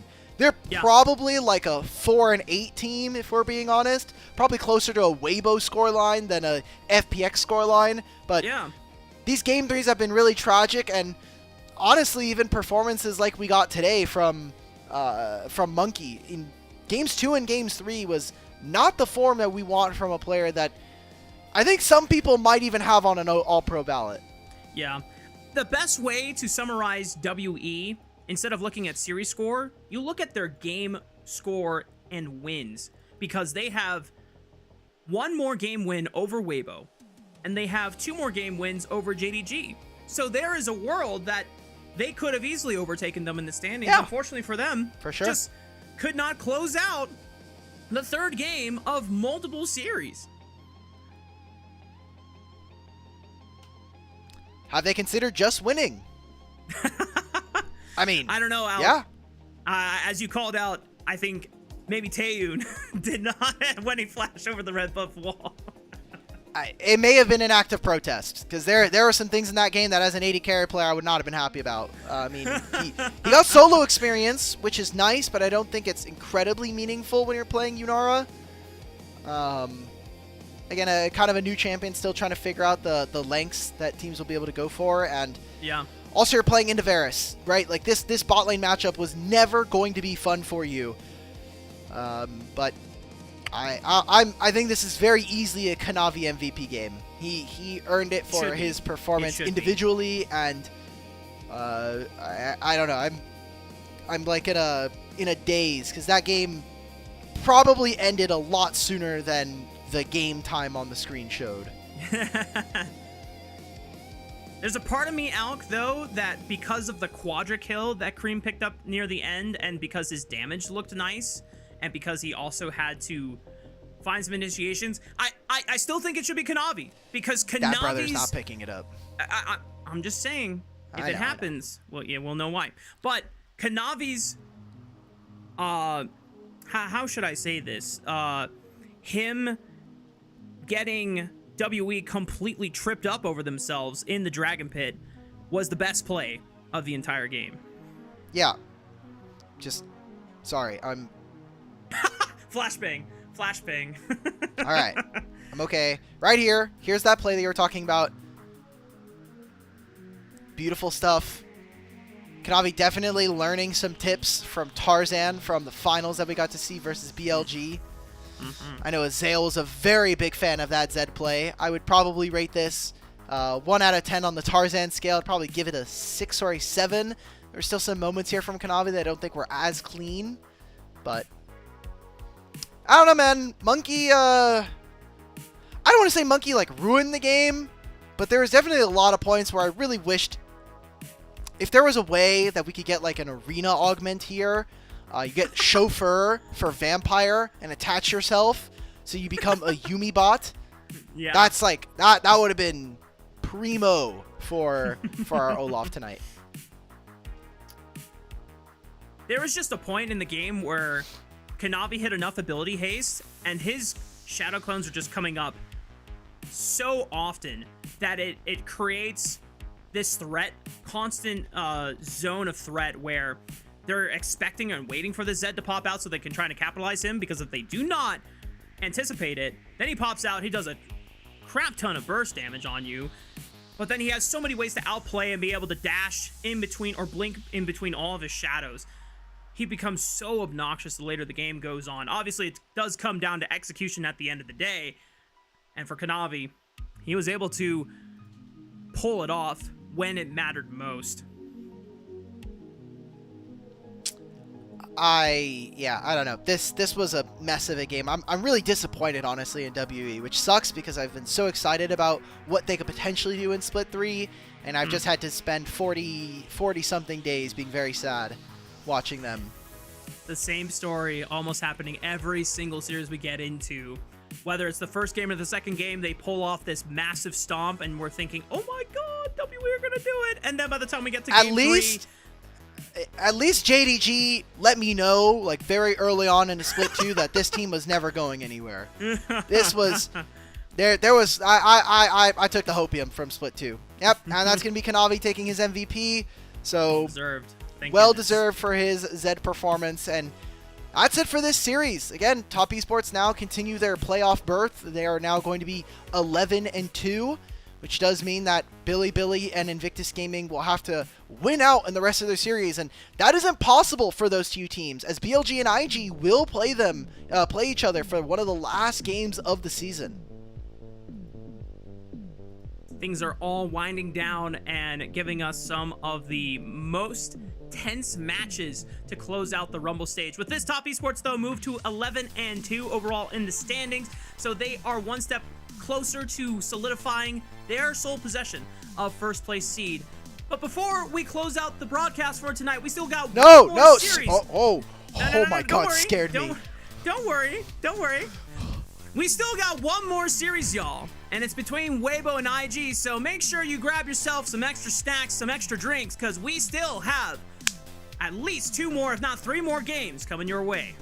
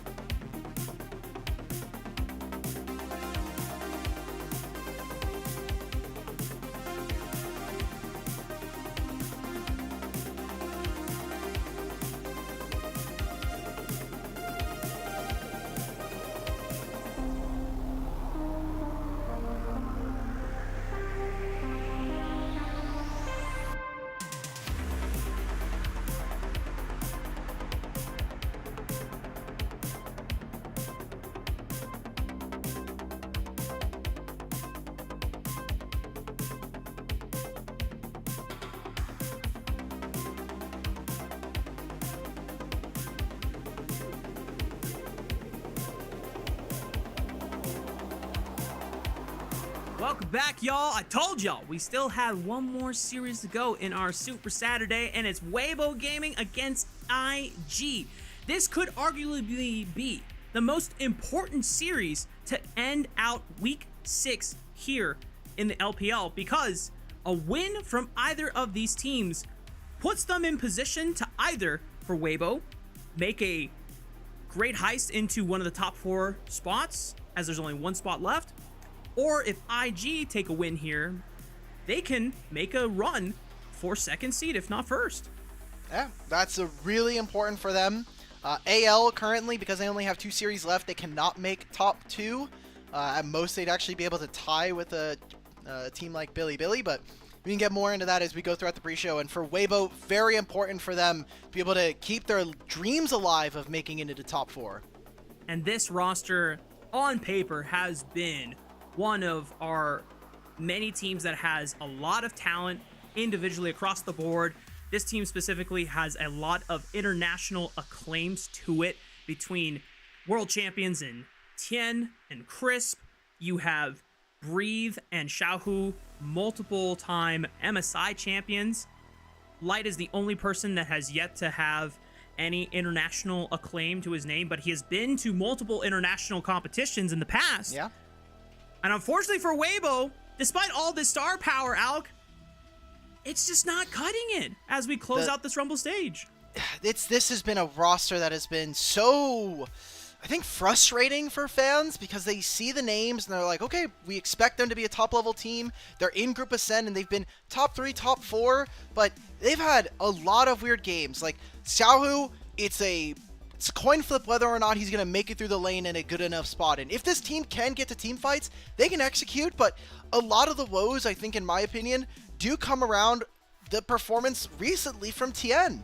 He has been getting really taken advantage of, not only in this IG series, but in a lot of the other ones where he's either mechanically misplaying or he's not in the right position before they get into a fight. And that is what worries me when we see this Weibo, is a Tien who has been a regular season MVP and a insanely good jungler in recent years. Yeah, I mean, he just got a regular season MVP last summer in 2024. And the fact that Tien is probably not going to even be in top 3 for all-pro jungle votes going into the end of this Rumble stage is a very disappointing fall from what we have come to expect from this player. And when I look at Weibo Gaming losses in general, you highlighted one of the loss conditions beautifully, in the fact that Tien sometimes has a really bad opener and they're not able to recover by the time we get to mid-game. Or there's even times where Tien is able to link up with Crisp or Xiaohu, get a strong early game opener, but then this team cannot close out the game. They always fumble, and it's just so frustrating, Alk. But obviously, we can't all just talk about Weibo. We got to look at IG on the other side. And while this team is a roster similar in star power, their glow up has been nothing but positive as we get closer and closer to the finish of Split 3. Invictus are at least winning games, right? True. Like they're winning series. They're 17-8 in game score, which I think is impressive enough, but 8-3 as well. This is a really good start for a team that was built to be a super team. Now with Jeje moving on to FPX, there has been some questions. Wei plays very heavily around his lanes. He plays a jungle style that we don't typically see from a lot of our other junglers, where, I mean, Kanavi, Tarzan, all of these guys, Canyon, they are very focused on clearing their camps and then looking and moving out on the rest of the map. But for IG, that has not been the case.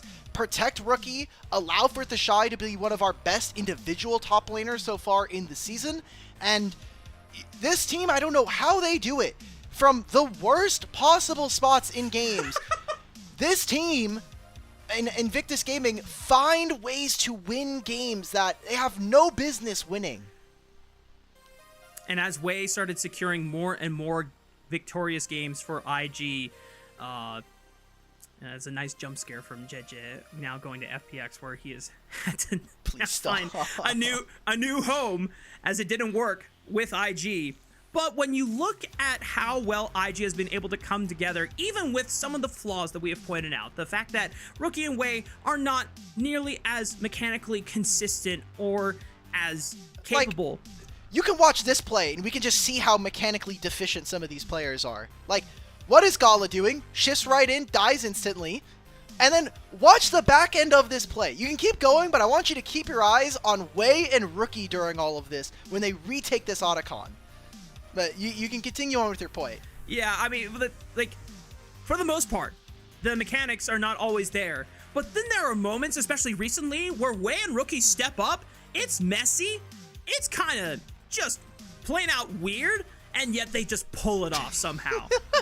It was so incredible to see, like, they mess up a Jarvan EQ plus a Galio just not timing it or talking about it in the right way, but somehow, some way, the Shy and Rookie are the last two remaining members in that fight, and this was a bloody series between them and BLG, but I feel like it comes down to the solo laners. If Rookie and the Shy can play well enough, Gala is a fantastic, like, second string backline carry, and Mako has been really upping his form when it comes to engagements. Like, his Alistar is the best in the league, and we got to see him really pull out the Nico and express himself that way.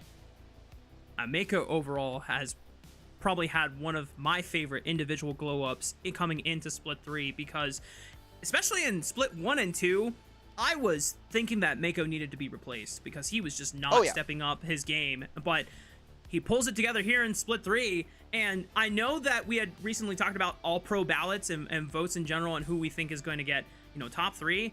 I have Mako right now as my #1 support in the league, just because he has been at least the most pivotal and the most influential, as well as the most consistent. But that just might be a commentary overall of how the support's been in LPL in general this split. Yeah, they haven't been great. Again, if you want to join us, we do have community ballots going on, and still one of these teams is still racing for that race to the finish. Race for top 1 here.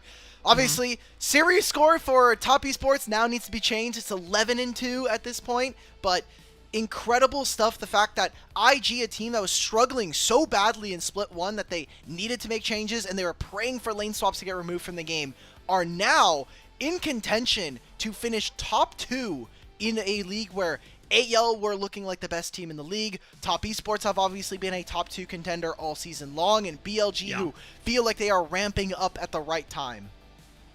BLG definitely started off Split 3 super hot, but then recently they have been dealt a lot of losses, and they're trying to figure out whether they're going to continue using Shadow as their starting jungler, or now that Beichuan is back in scrims, if he will take over and start again for the BLG roster. We'll find out with BLG's last couple of series later in Week 7, as they are playing against FPX and IG. I think that is going to be Monday.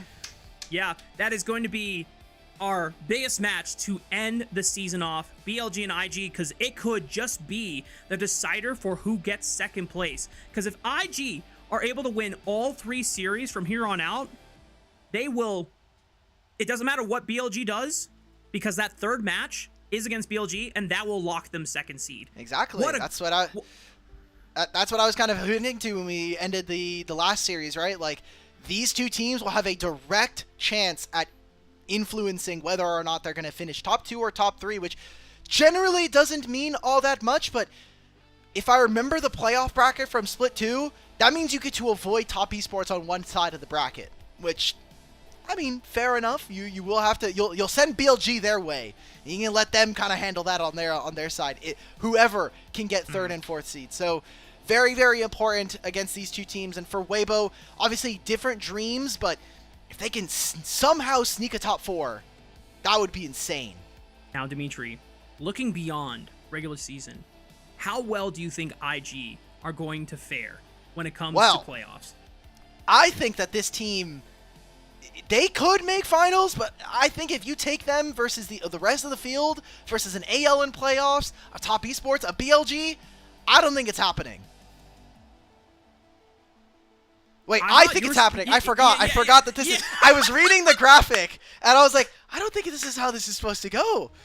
But, guys, we're going to take a bet. If it wasn't clear, me and Rafa are going to have a bet here. So, I am thinking that IG will make the finals, because I'm starting to believe that even with Rookie's mechanical deficiencies, even with Wei throwing visual bleach at my eyes with the gameplay.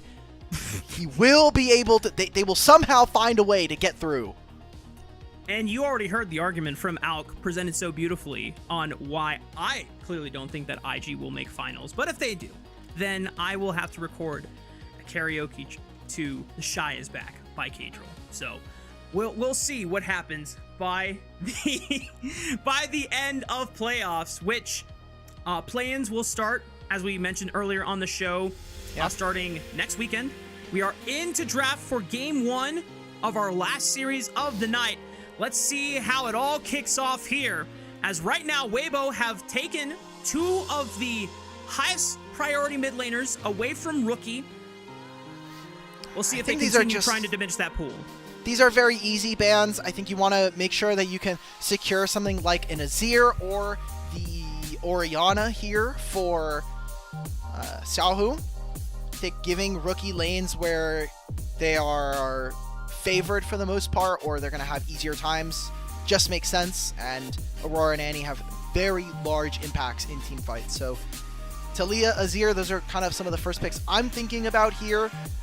Blue side, Varus is interesting, so opens up a champion like Pantheon to potentially slip on through.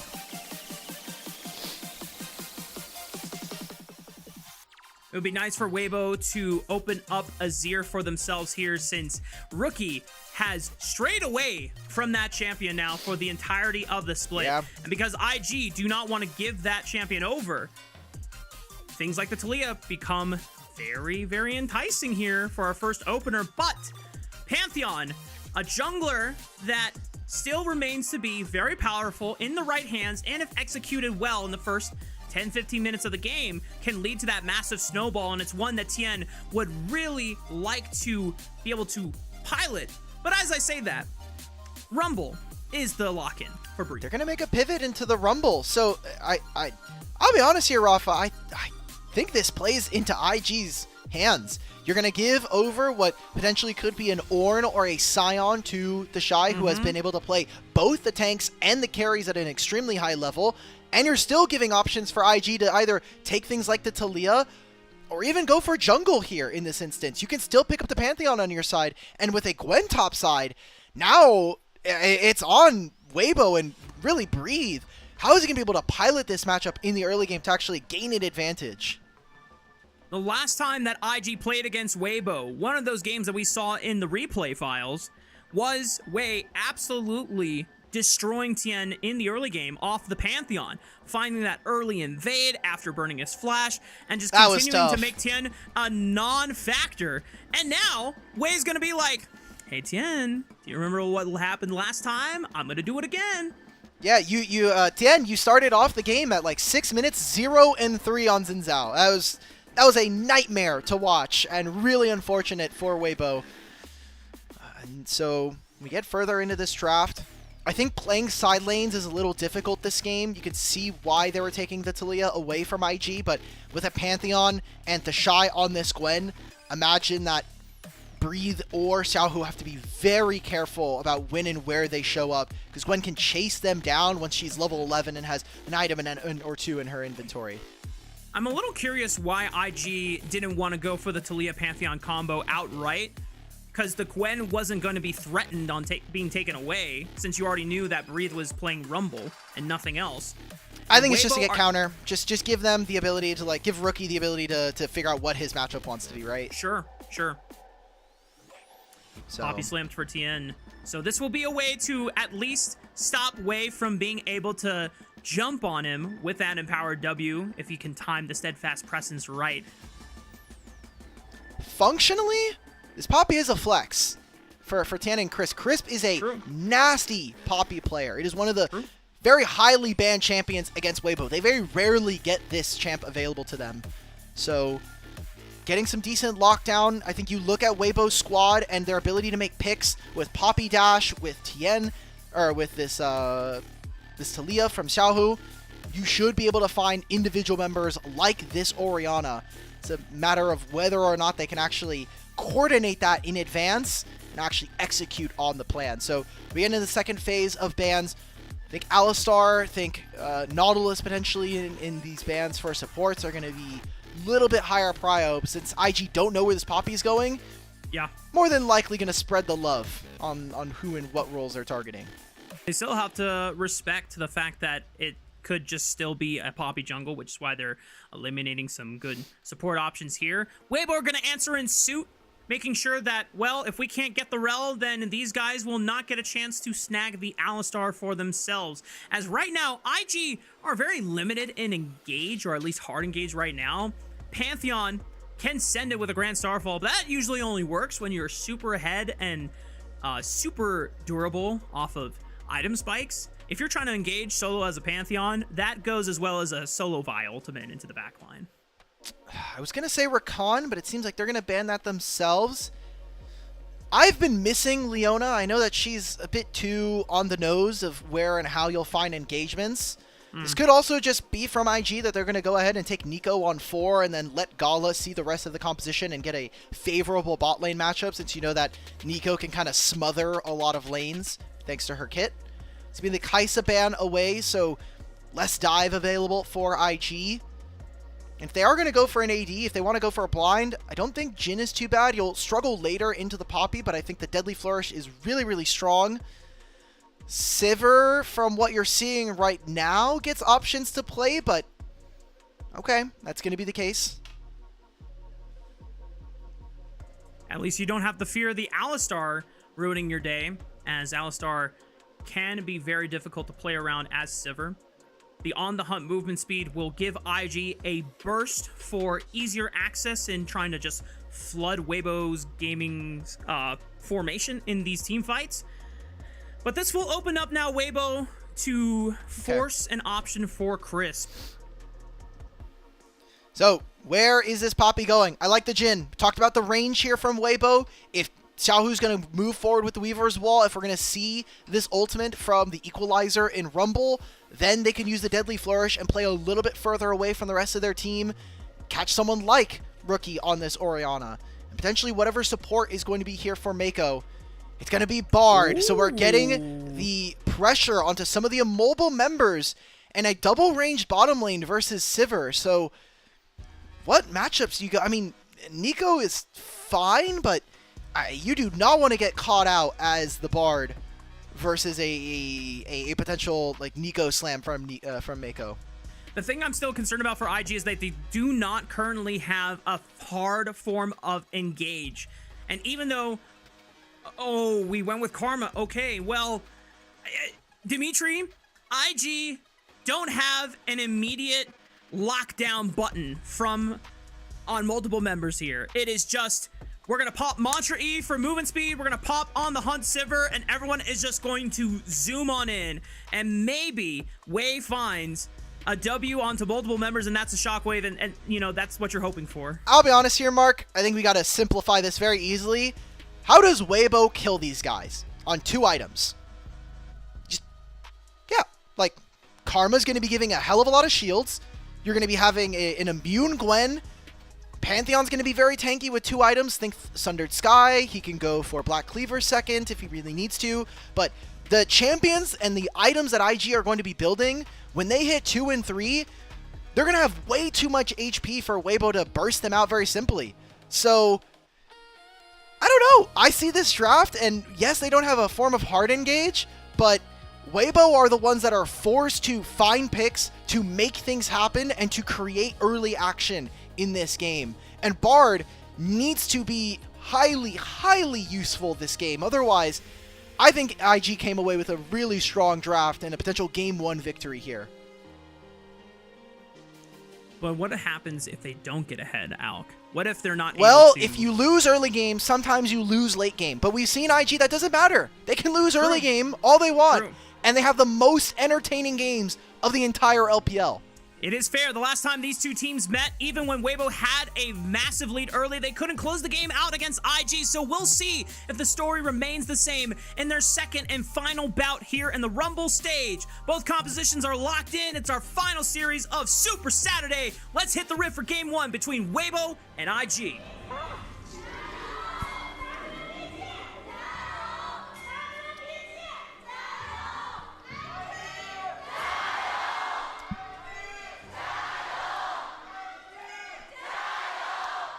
if you didn't know, Weibo is a huge social media platform, and IG is just a gaming org.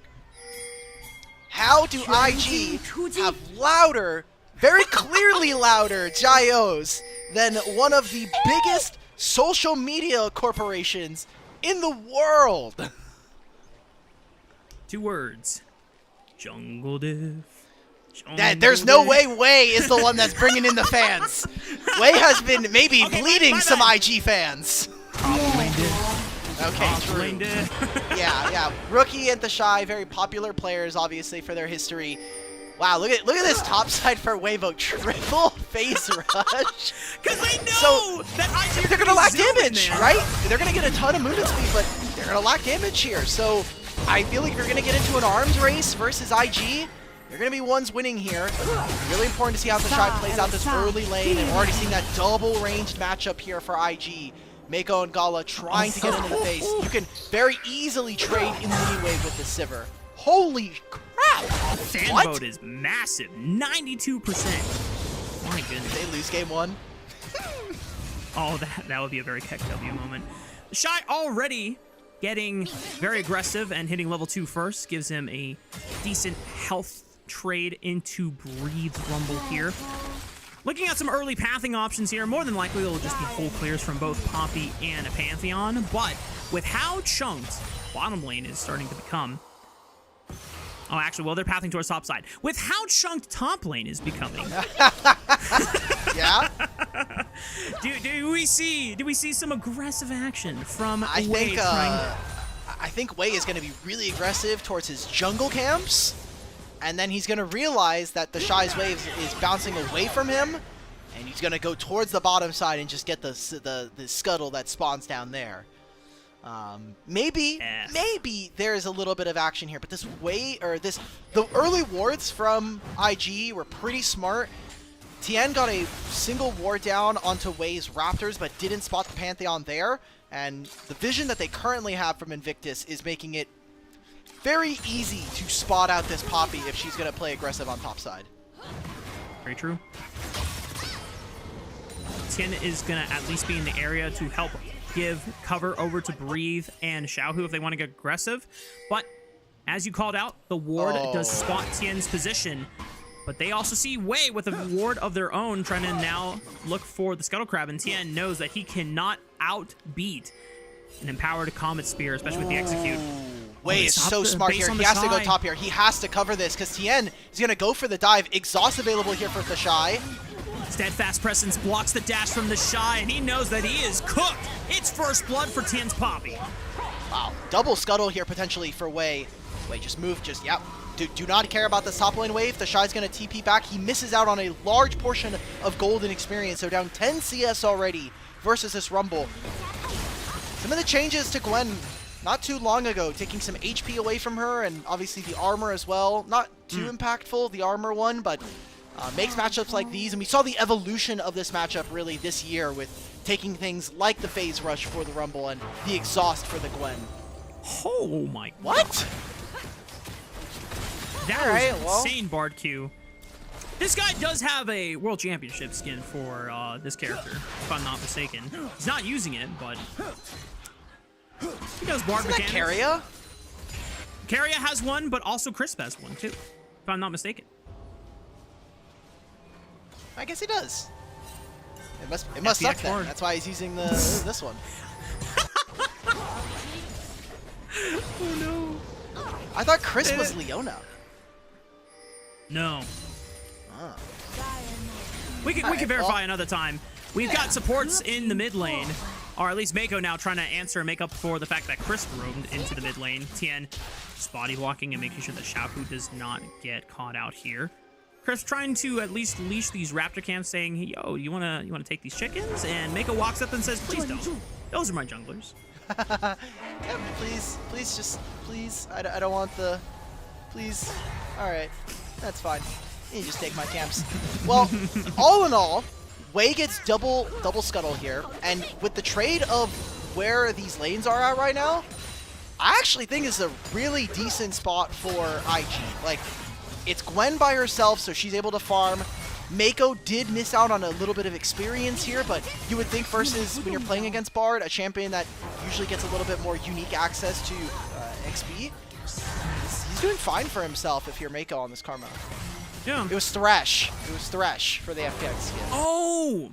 Alright, my bad, fam. I thought for sure that Chris had a Bard skin, but It was just Gary. I gaslit myself. Oh, Wei is gonna flash W. He might be in range with the movement speed. Yes, he gets it, and he donates the kill. Actually, he still takes it in the end. Crisp is able to at least stop Rookie and Wei from being able to continue further, but there's nothing to be done. The kill has already been exchanged, and Xiaohu goes down. It's like a paycheck. You donate the check to yourself into your bank account. So plus 300 going over to Wei on that one. And got the flash away from Xiaohu, which is very important in this matchup. When you have this ultimate, you can always try to look for something in the shockwave. It's going to be a dragon going over to Weibo, so not a bad look. And the way that these lane allocations are kind of falling, I still think IG are really happy. I mean, you're potentially now going to get a turret plate for this Sivir, and nothing really came of moving the Rumble into the bottom side. He's a level over this Gwen and going to hit level 7 soon, but I think functionally it's going to be as similar to Gwen having access to her ult.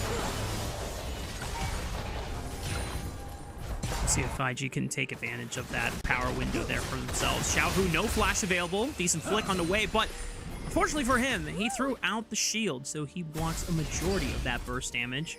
Xiaohu does not have TP for another minute. No flash for another 4 minutes. We'll see if IG can try and capitalize on this window and continue opening and leveraging a snowball potential for the side of IG. So they don't have priority in mid. Gala's currently holding this top lane wave, but he's not pushing it out, so IG are gonna have to fight through Fog of War. They have that single scuttle in the river that gives them complete vision here. And note the teleport difference. Because Breathe used his a little bit later on, or a little bit earlier to this point, he will not be able to match this. And Gwen, if he really wants to, can drop this wave, teleport for the play, and become a huge nuisance and make a numbers advantage for IG. Tien does hit level 6 here, so he has to keep his verdict available if he wants to try and punt away IG members from securing these grubs. Chris trying to see if he can threaten Gala on the left side. He's isolated from the rest of IG's team. Xiaohu looking for the Weaver's Wall. Doesn't find them in the pincer. Seismic flick onto Wei. Gets blocked by the Steadfast Presence. Keeper verdict just for an additional knockup. And IG might just be cooked here in the river. Mako falls first. Wei's on the wrong side of the tracks. And Weibo Gaming are going to start coming away with a huge advantage in the early game. 3 kills. They got 1 grub there for IG. I needed to see it back, but I'm almost certain that Mako baited the rest of his team here. Because he tried to find the tether onto the Poppy or onto Crisp, they thought maybe they could try to turn. We'll take a look back in this replay. A great wall from Xiaohu segments the rest of this team. Sivir's nowhere in the area. And yeah, we try to go on to Xiaohu here. We gotta leave, guys. Breathe is the one that's actually coming up through mid, so an equalizer comes down. The Bard Q lands and gets the stun. And now you're just asking for trouble if you are IG. I think a pretty sloppy exit for a team that, we talked about it, usually isn't able to outplay their opponents mechanically, but always has had really exciting setups around objectives and knowing when and where they can kind of find space. So almost a lapse in judgment from them. Yeah, usually a lot more intelligent decision making from IG is expected in these scenarios. Unfortunately, like you said, IG kind of bait themselves into thinking, oh yeah, we can make this quick play. All right. My bad, guys. We did not make the quick play, and now Weibo Gaming find themselves with a Feat of Warfare secured, 1 objective away from Feat of Objectives, and that would net themselves Feats of Strength. But IG, if they want to continue hyping themselves up and being confident, they know that the last time Weibo Gaming got a pretty decent advantage, IG still won in the end. So yeah. We'll see. Yeah. We'll see if Weibo can actually start using this advantage and close it out in a faster fashion. So they don't know where Poppy is right now, but you can see there's pings going out. Like, Pantheon is probably on his top side. He doesn't have any bot side camps, at least from what they should know. And with IG having all of their flashes up, I think Weibo are going to need to be a little creative. Dragon spawns in a minute, and Chris now has the ultimate, Tempered Fate. So if they can find something, play on side lanes was an angle. Powered stun right on top of Breathe. The Shy, it's a lot of damage with the exhaust. Should be enough for him to finish off Wei the kill. dies. Unfortunately for Wei, we'll go down to the turret, and here comes Tien looking for the collapse on the Shy. He's not going to be able to escape. And Tien's Poppy is starting to become a huge threat in this early game. Just mistakes there from IG. They miscalculated their damage. Breathe is able to marinate them long enough that they can't actually find the kill without making the trade. So 2 kills, nobody's able to grab that top wave, and now Tien gets to steal away some Raptor camps. Potentially still Weibo can set up for this Dragon, but they're going to need to get some resets in, especially for Xiaohu, who wants to be able to teleport back into this play and let for someone like Crisp and Light take control of mid. I think that IG are being a little too sloppy here, and one more objective, and that'll be the feats of strength going over to Weibo. Now, Tien did just take a base. Wei is going to immediately jump onto Crisp. He has a magical journey, cosmic binding, flash into the tempered fate, and now is Wei cooked because Tien can find the wall slam. Deadly flourish from Light opens up with the curtain call. Xiaohu is here. Wei's trying to run for his life and manages to flash over the wall just in time. That's a lot of tools expended by Weibo, but can IG still finish the dragon before Weibo get in position here? And it looks like they still will. There's no reason for Weibo to ever be able to contest the dragon after they can't kill Wei. This is part of the issue I talked about from draft. IG, when they get items, are going to be very tanky. They're going to have access to a lot of HP. Mako's going to give them shields that makes it even tougher for Weibo to kind of punch through this. And now they use Curtain Call, they use the Weaver's Wall, and the Keeper's Verdict. Tien steals away a camp, but I just don't know how much this is actually going to get. Panda doesn't have ultimate, and it looks like IG, there's no protection for this dive. Wei's going to go to his camps. Now, Wei said good luck. 0-7 to the Shy on Gwen. Seismic Flick does not find its mark there, but Tien finds the kill anyway. This is a 3-0-2 Poppy. This just could be Weibo Gaming just trying to continue to harness that early game snowball. But now Breathe finds himself in a world of trouble. No flash available. Thankfully for him, it's not going to be anything too dangerous, as Mako is just a Karma. Does not have enough damage to lock it down. Oh, this is why Rookie doesn't have flash and why Breathe is in this position. So, fine spot. You look at this. Xiaohu is getting bot side turret plates, so equaling up the gold that he's missing from the CS that Rookie has opened up. But as much as the Shy is suffering, Rookie is in a very, very good spot. Almost half a level up on his opponent, and if you get level 11 on this Orianna, plus some turret plates on top side, I think you're not too mad about your spot in this game. So you're seeing this also, thanks to having the Sivir, IG always have the ability to instantly clear this wave in mid lane. Be able to respond and move. The Shy getting dove again by Tien on the Poppy. Xiaohu, because he was in the mist, not able to find the flick. Here's a TP coming in from Rookie. Shockwave could be used here, but Rookie just needs to dodge the Keeper's Verdict. Not going to be able to. Tien is able to just punt him away like a fly. Okay, but they need to go deep on this wave. Oh, Xiaohu and Tien are staying. Rookie's going to come over. All they have to do is just keep them here. Keep them trapped under this turret. Trade for first turret on the bottom side of the map right now. Because as long as they're here, they cannot be doing the Herald that's up in 30 seconds. And they can make the rotation afterwards when the Shy fixes this top wave. Where's he going? Oh, he's going mid? Light? He has flash and barrier. Gets the flash forced out. Nicely done from IG. We'll see if they can punish in the next few minutes. Good, good. Let's play the map fast. That is part of the the positives of a Pantheon. You can make one play on the other side of the map and then go to the other side. This is also why Spellbook is broken on supports, because you can do the same thing with Teleport. So I'm glad that they're thinking a little bit wider on the map here. And they still have these Hextech portals. It's going to be Weibo first to this objective, but there are some flank wards that are available to IG. No teleports available either. Oh. The Shy with the steadfast presence is locked down, and they even had the tempered fate to see if he could at least neutralize the turret or prevent the Shy from getting away. The Shy has been getting cyberbullied this opener of the series, and that should be first brick going to the way of Weibo Gaming. This is also maybe some payback, okay? The Shy playing against some of his former org, playing against his former teammates in Xiaohu, Light, and Crisp. Like, I didn't think you guys were gonna all be reunited. I thought you didn't want to play with Crisp anymore.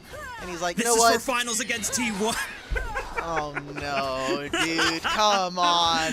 That wasn't even his fault, bro. He literally carried them to that. He's like, it's not my fault. I bodied Bin. I did my job. True. Who was the jungler for Weibo at the time? That was Weiwei, who played on LNG for like a split and disappeared. Oh my goodness, yeah. Was tough. Tough That's ending gonna here. be turret going over on both sides, but feat strength completed already for Weibo.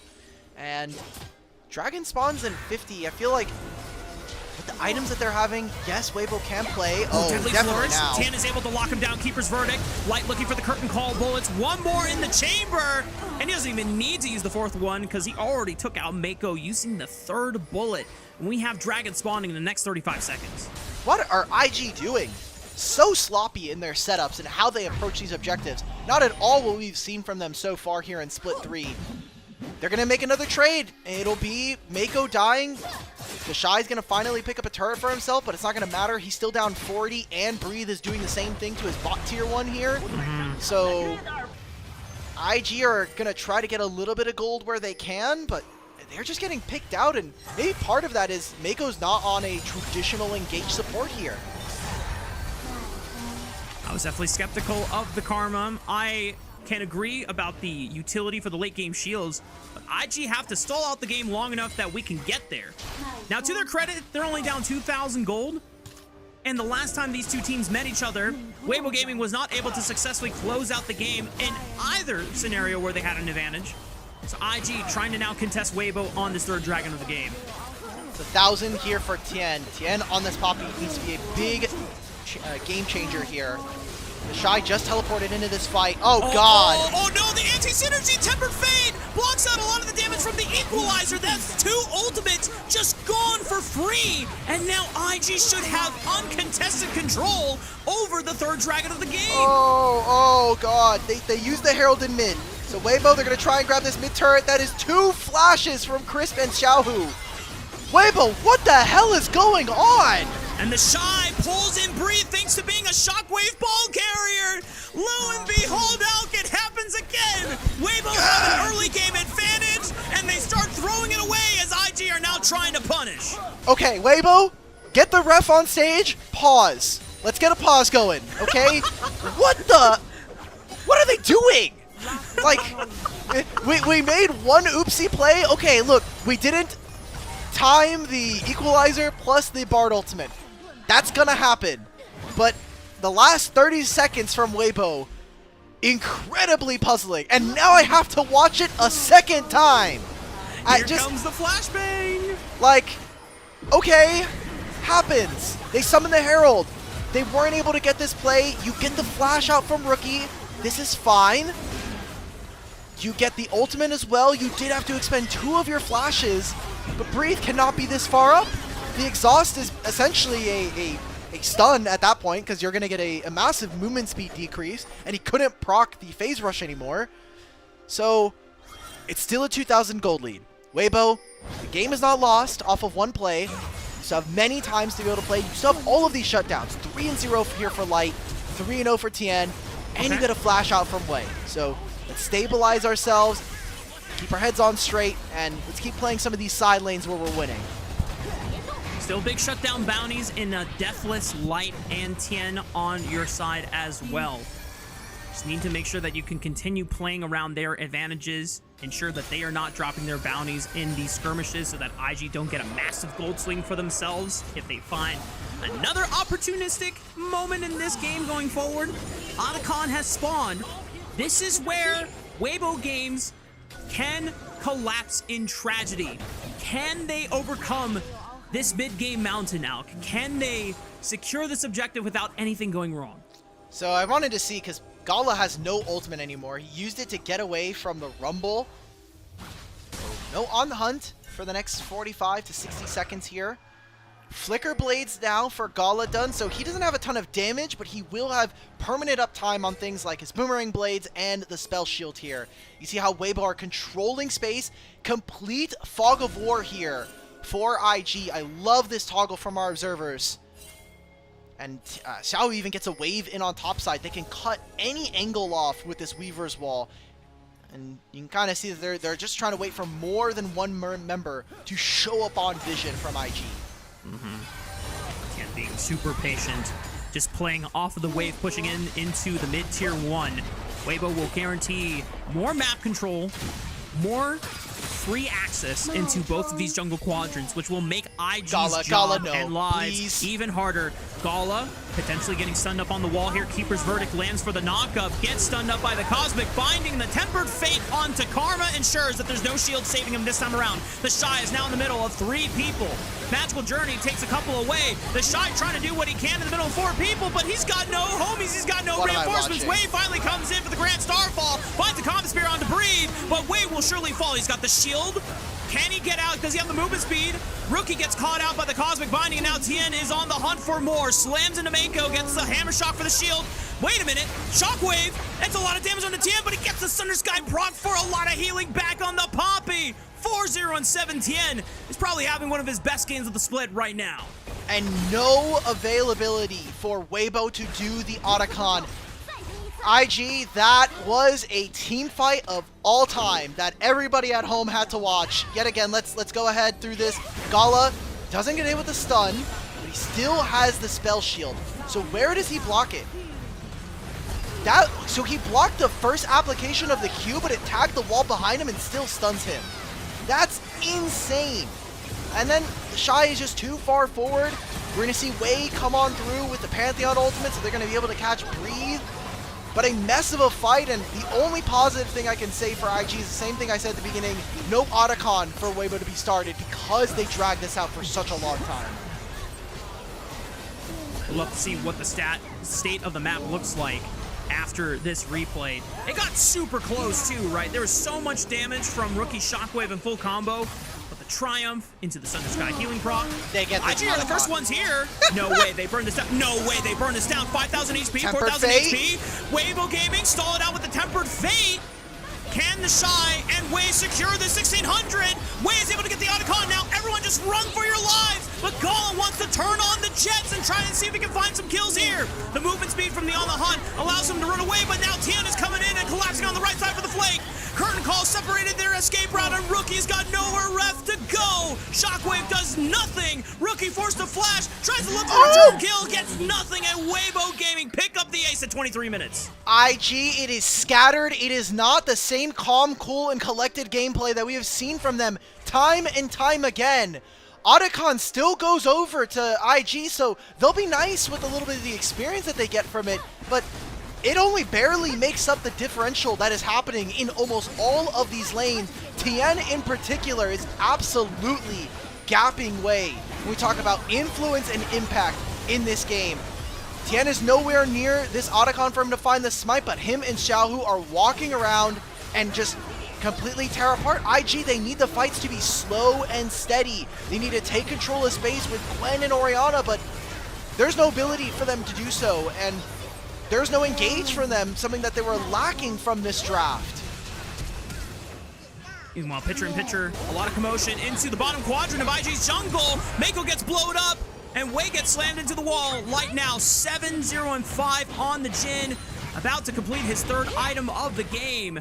This Jhin has been unaffected, unpressured by IG, and he is able to just rock out so much damage. This is now a 6,000 gold advantage, almost 7,000 gold advantage for Weibo at 24 minutes. Wei's like, okay, how do I finish my second item when all my jungle camps are gone? 2 turrets, mid tier 2, bottom lane tier 2, the dragon as well, so kind of a saving grace for IG that they were able to grab at least 2 of them right now. So Weibo are not already on soul point, or even worse. Kind of silver linings, if we're talking about positives here for IG, you do have a Sivir who eventually will just be able to be a hyper carry and just clear through all of these waves. We look at items, and I'm looking at how Weibo have been able to kind of structure their team fights. Feels like they are the team that is performing a lot better so far in this game number 1, especially when we look at not just the bottom lane, but Tien in particular, who's been under some fire when we talk about both of these junglers. Yeah. And if we were to take nameplates off out, I would already be calling the game for Weibo's advantage. They are so far ahead, it's almost 8,000 gold ahead. But you remember the past series that these two played.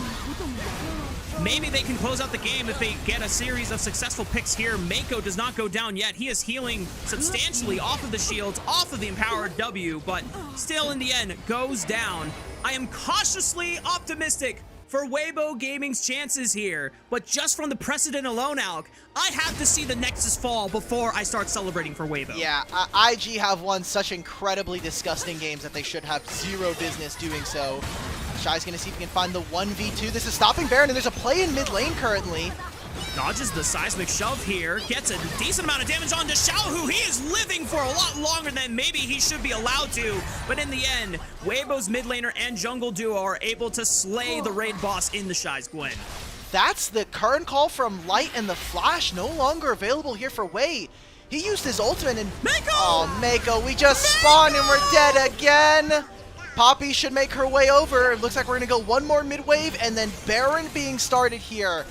Even with some of the fun games we've got from IG, this cannot be the game that IG wins. I refuse to believe it. I'm going to trust in Weibo Gaming here.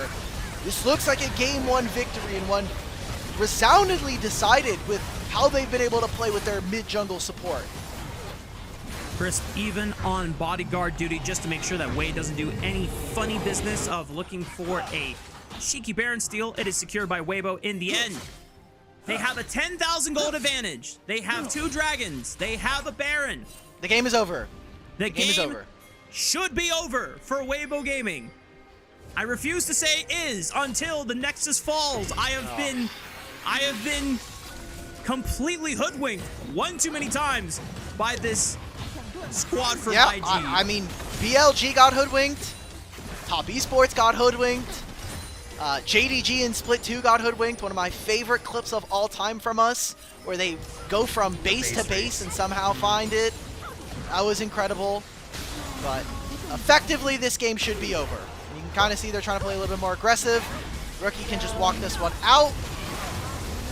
Again, he's forced to flash away. He's got enough movement speed and healing from the rest of his comrades to be able to bail him out. He was forced to flash. Now he's winding up the Keeper's Vert to see if he can punt away any members of IG from defending the turret. He gets 2. Still got the mini wave, Weibo though. cannot continue the siege.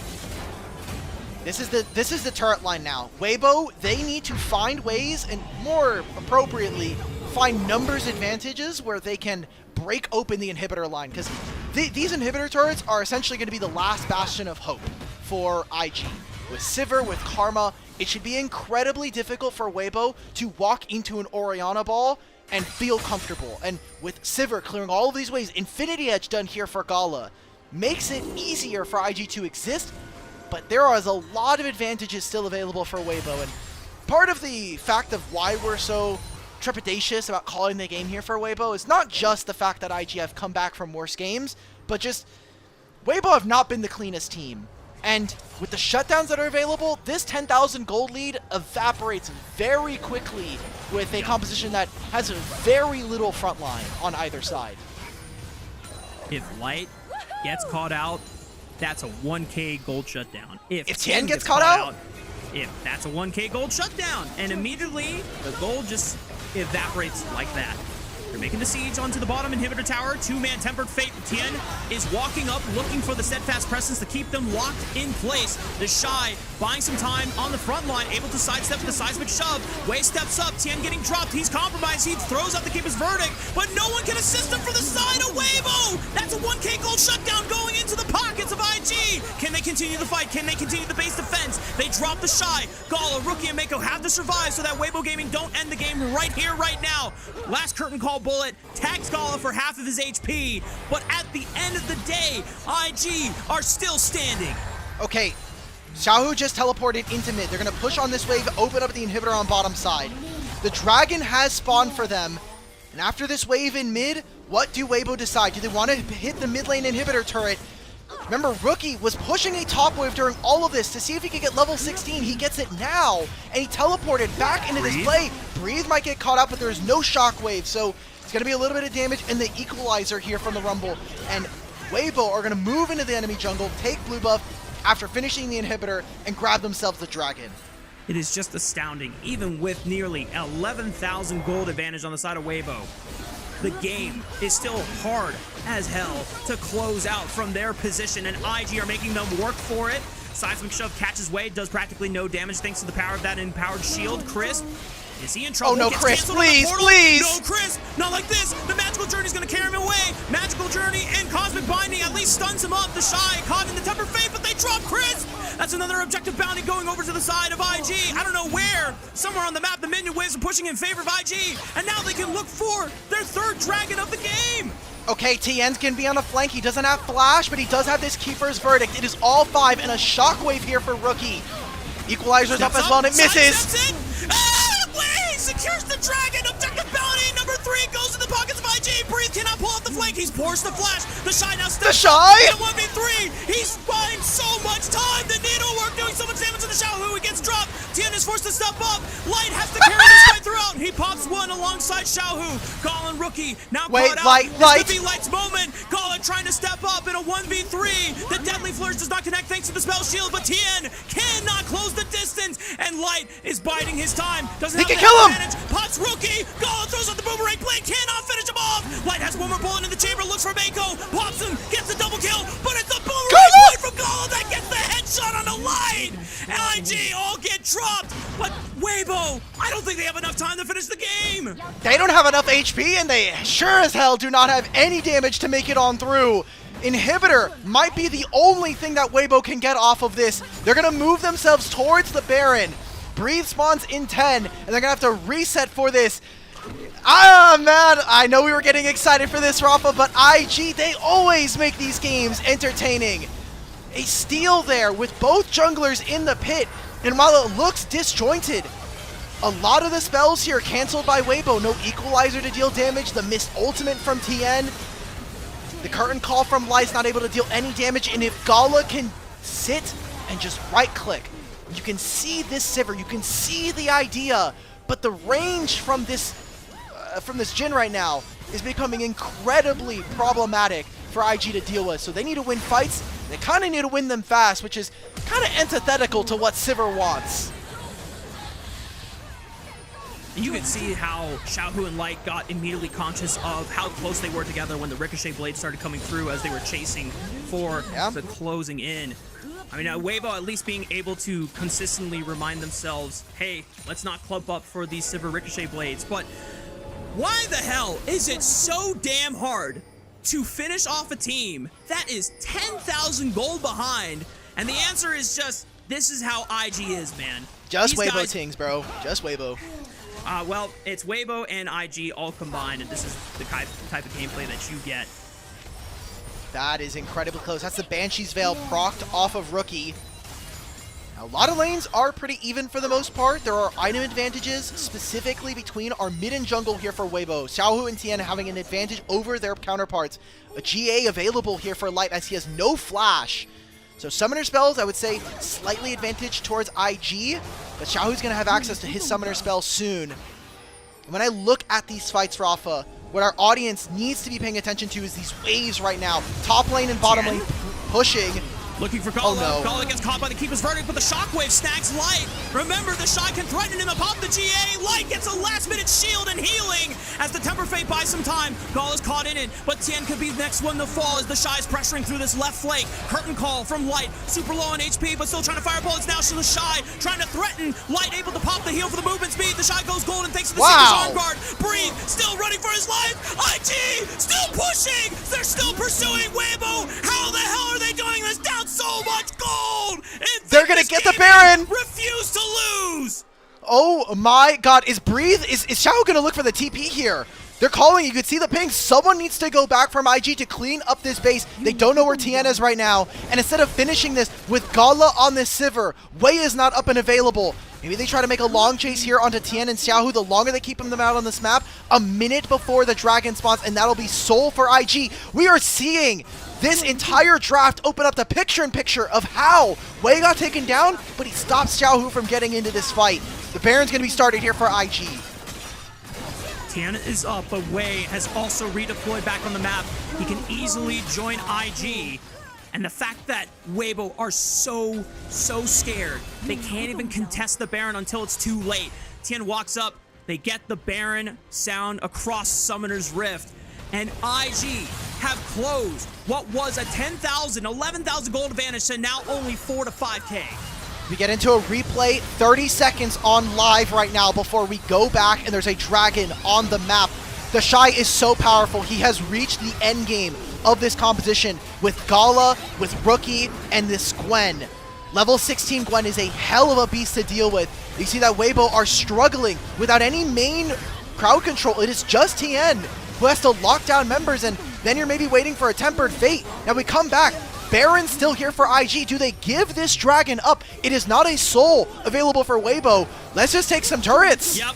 Yeah, just pressure the mid lane while you have the Baron buff on your side, and this is where the superior decision making, the smart map play from IG can thrive in these late game scenarios, and where Weibo Gaming historically have crumbled. They have fumbled the bag because the pressure is now on them, the fact that they had advantage for the entirety of the game, but it's starting to look very similar to the last time these two teams met, as Tien goes aggressive onto Gala, but it gets practically nothing done. Tempered Fate walks down Gala, still has flash. Here's the equalizer, but he flashes away for the seismic shove. Breathe loses nearly 30% of his HP in return, and now IG will turn to the dragon for soul. There is no flash available for Gala, and a lot of ultimates are missing. Tien's Keeper's Verdict has to be a game changer. He has to land it, and this dragon's already gone. 3k HP, Wayside sends the seismic shove, he secures the dragon, it's the soul for IG at 37 minutes. Tien overextended, gets caught out, and now Wei has the opportunity to make the comeback. Secured here, teleport from the Shy, looking to cut off light. GA, be damned, because that thing is not going to save you from the Shy's Gwen as he manages to find a flash, but the Shy should have one more dash, and here comes the Grand Starfall to make Light Star fall in the top side of the jungle. This Jhin has been finally defeated for a second time, and IG are on the victory march. Can they do it though? Baron still for 45 seconds. Talia can kind of hold. She'll have access to the Weaver's Wall so they can delay the wave, and a Tempered Fate potentially to even stop the turrets from going down.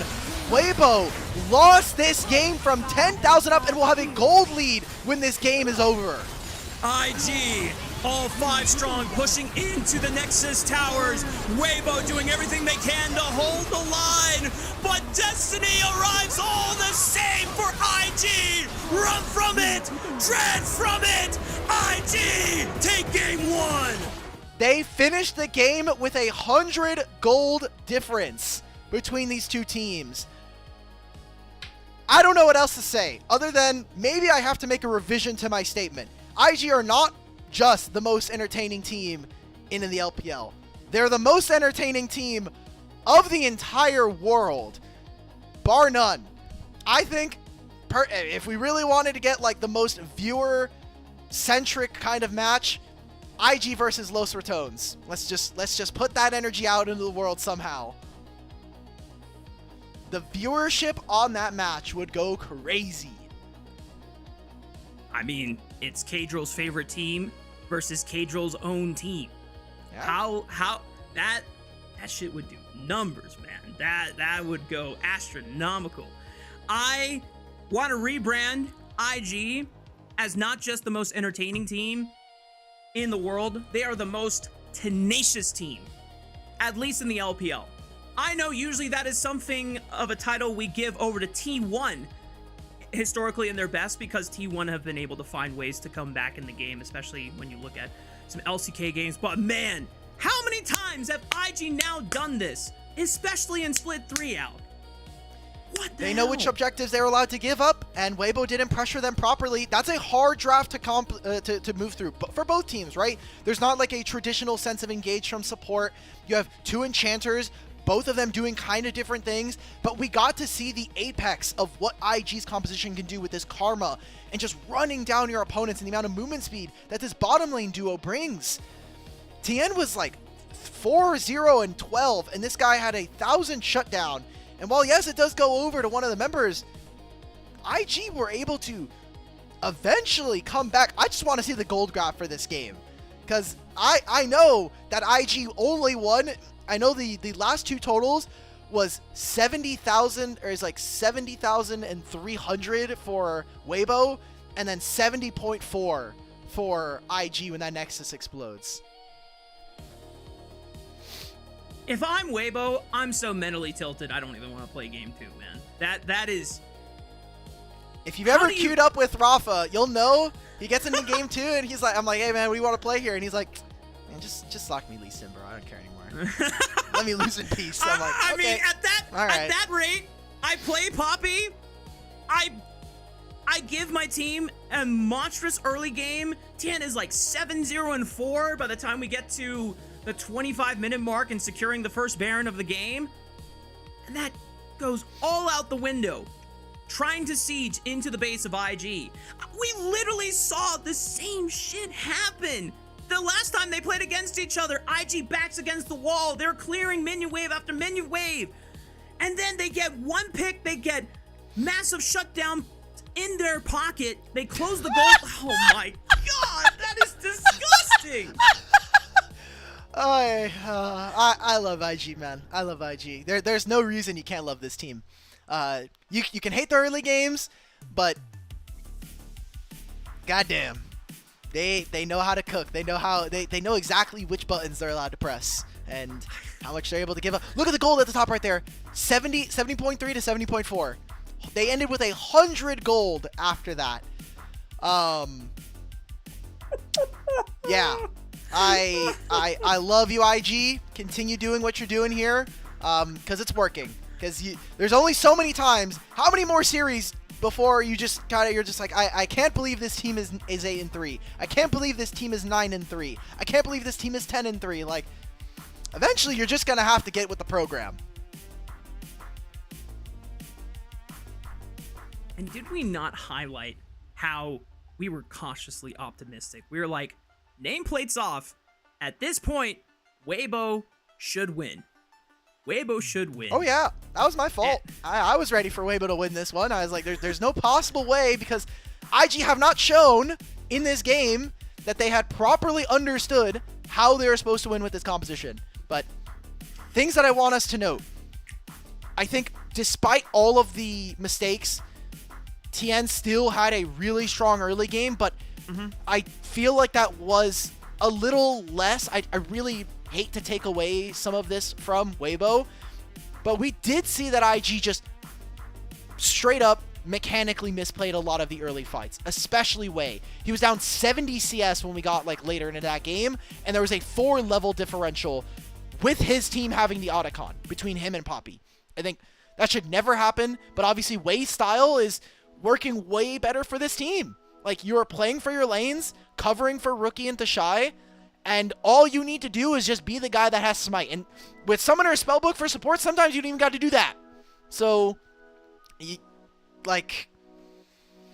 I'm really disappointed in Weibo. Like, you had a huge advantage in this game, and small things. We even cast our minds further back in the game, Rafa. Do you remember Equalizer Tempered Fate? Yep. Like... Yep.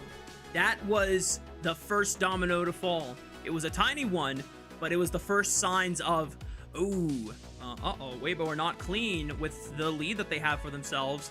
And then the Shy comes in, scoops up Reeve with the Shockwave combo.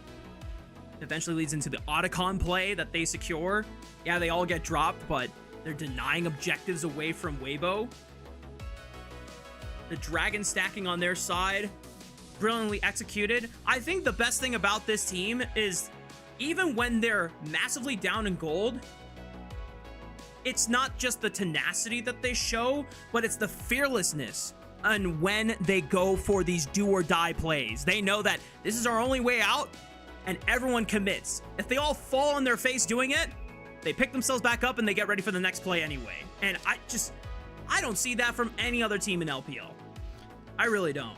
Just look at the Shy, by the way. Remember, he got so much early pressure. He lost the first wave and a half on top side. He gets another gank. He dies again. And he becomes the backline carry that we really were missing for a large portion of this game. So the Shy getting back in was really pivotal for IG. Just didn't get to see it from Weibo. I'm flabbergasted, stunned, a little appalled even at what we got from them. And now, Rafa MVP. got MVP?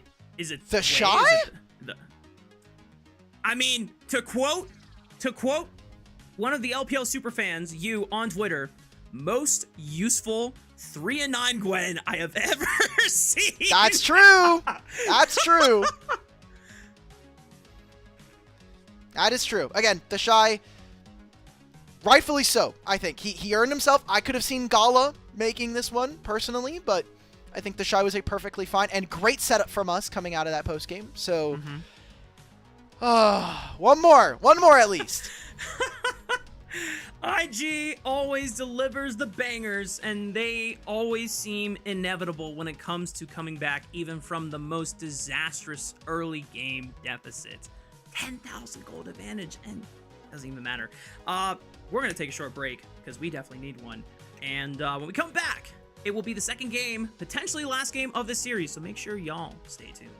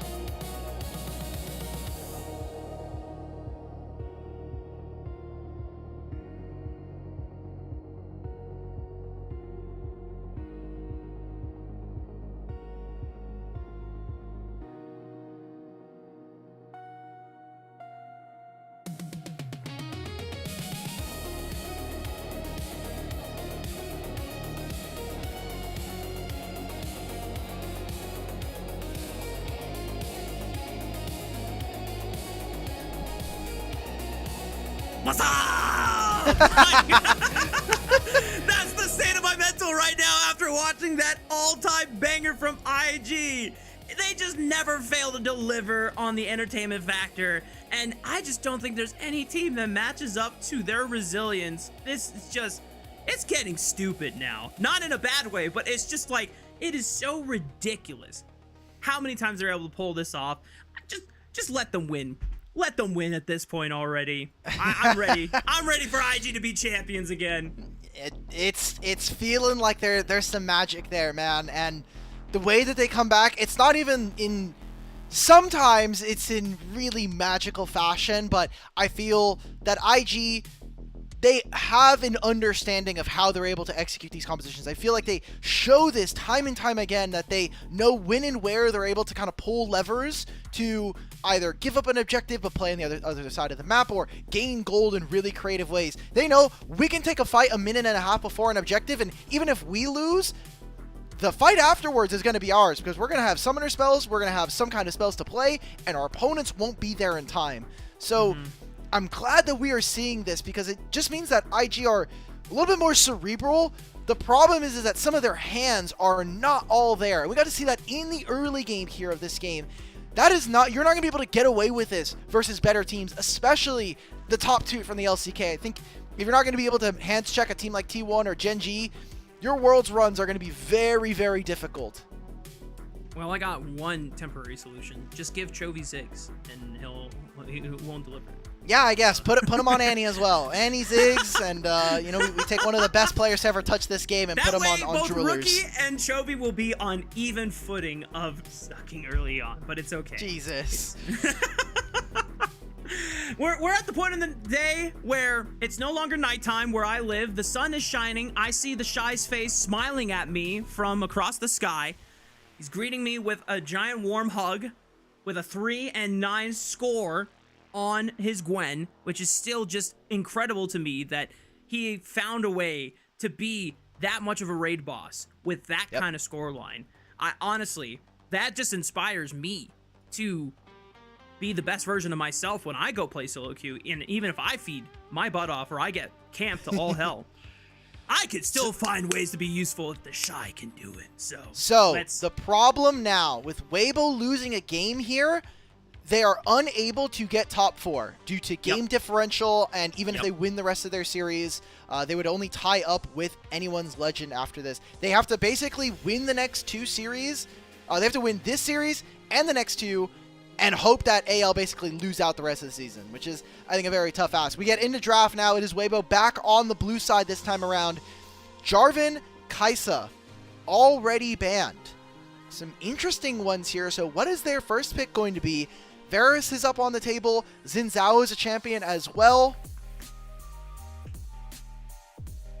Early skirmishes galore. The fact that Weibo respect the Jarvan from Wei so much, because they at least remember what IG were able to do the last time they were in a 3v5 situation on the top side in an Otacon battle, and just trying to deny Wei simple to execute champions. That does mean, like you said, Xin still available as an early skirmisher, Vi still available. So IG will probably not ban either of those junglers so that they can at least go for the trade. I'm thinking about mid lane champions right now. I mean, Wukong, very, very powerful if they want it. I have to imagine that Xin Zhao first pick is not all that terrible, even if I think thematically it is not my favorite. There's also a couple of top lane champions you can get really greedy with now that Rumble and Gwen are gone. You are more incentivized to go for tanks. Trundle's out of the game. So, champions that I would be thinking about. And then mid lane, very, very open in terms of the pool. Aurora is free. Annie is free. Victor. I think it depends on what IG want to do. Do they want to deny the Annie Wukong combo away from Weibo? That's the call for them. There's not many top tier junglers that are available that synergize well with the Annie in terms of being able to receive resources. IG can go for an Annie Vi. It's not my favorite, but it at least gives you 2 point-and-click engages, and then you just have to give the carry reins to either your top lane or setting up your AD carry in Gala, which They definitely have the means to, but because they don't have the lock in their jungler anytime soon, they can wait for R3 or go in for a support lock for Mako. Interesting. The fact that they weren't willing to go for the jungle either. I mean, they know that Wukong is up. I feel like Xin Zhao is still really powerful here on 3, even if you do get to see a little bit more. You have the Annie to give him shields and movement speed, the lockdown there as well. Early lane, you have like a 2v2 that is really unmatched by a lot of other mid-jungles. And by taking Rakan, kind of says to me that they're saying, look, Light, you're most likely going to reach for the Xayah as your second most played champion, all split 3. Let's try to break up that lovers duo while giving Mako some engage tools that allow him to be a little bit more flexible. And while more than likely this Galio will probably end up in the hands of Xiaohu, it is a flex option. If Breathe likes the matchup onto the top side of the map, he can take it for himself, but that will get dashed away if this Ambessa is locked in. So now, more than likely, it is a Galio mid locked in for Xiaohu. Okay, so they're going to try to essentially brute force or stat check their opponents. You're going to have an Ambessa who's in the backline diving. You're going to have Galio who can join alongside of Wukong. So as long as they can kind of blitz their opponents, catch them off guard, Weibo can end up finding and winning fights here. IG have a lot of ways that they can play very flexibly. Honestly, I'm really liking a Xin Zhao here. They're going to go ahead and take that Xayah instead. So now we get to see that jungle pool start to get pinched. And for IG side, maybe a focus on supports. Alistar, a champion that I would be looking at to get those champions away. Nautilus as well. Rel, all of the kind of best in-slot engaged supports, all on my mind. I'm with you there, Alec. Just try and limit powerful support options. But IG, so far, don't fear it.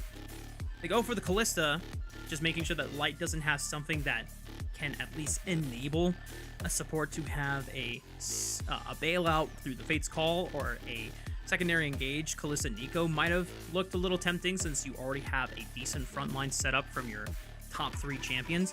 Renekton being taken away from the Shy, just trying to deny something that could benefit from a lot of roaming from Rookie early on. Junglers have Kaisa. not... Yeah. I can see that too. Those are some really cool posters. I love the hollow effect on them, but I think you have to get rid of Kaisa here as IG. You do not want Ambessa Gwen. You do not want Ambessa Galio and then Kaisa matchup. Or Kaisa's already banned from the side of Weibo. Oh my god, wait. What are Weibo even going to play bottom lane now then? Because you could play Corki here, but it sounds real tough. I don't know if Ezreal does enough damage. IG starting to be funny with their jungle pick, but more than likely with Xin and Vi still available, it's going to be one of those two. Don't even bait me. You're the one getting baited, bro. Well, listen. The only thing I got baited by was the Kiana jungle hover in our second series of the night. True. And after that, my innocence was killed. So I'm expecting just the standard stuff. Corki and Nico set up here, so the Kalista ban makes a little bit more sense, as that would have been a nice way to guarantee Pop Blossom engages. Now IG have a top laner yet to lock in. No way.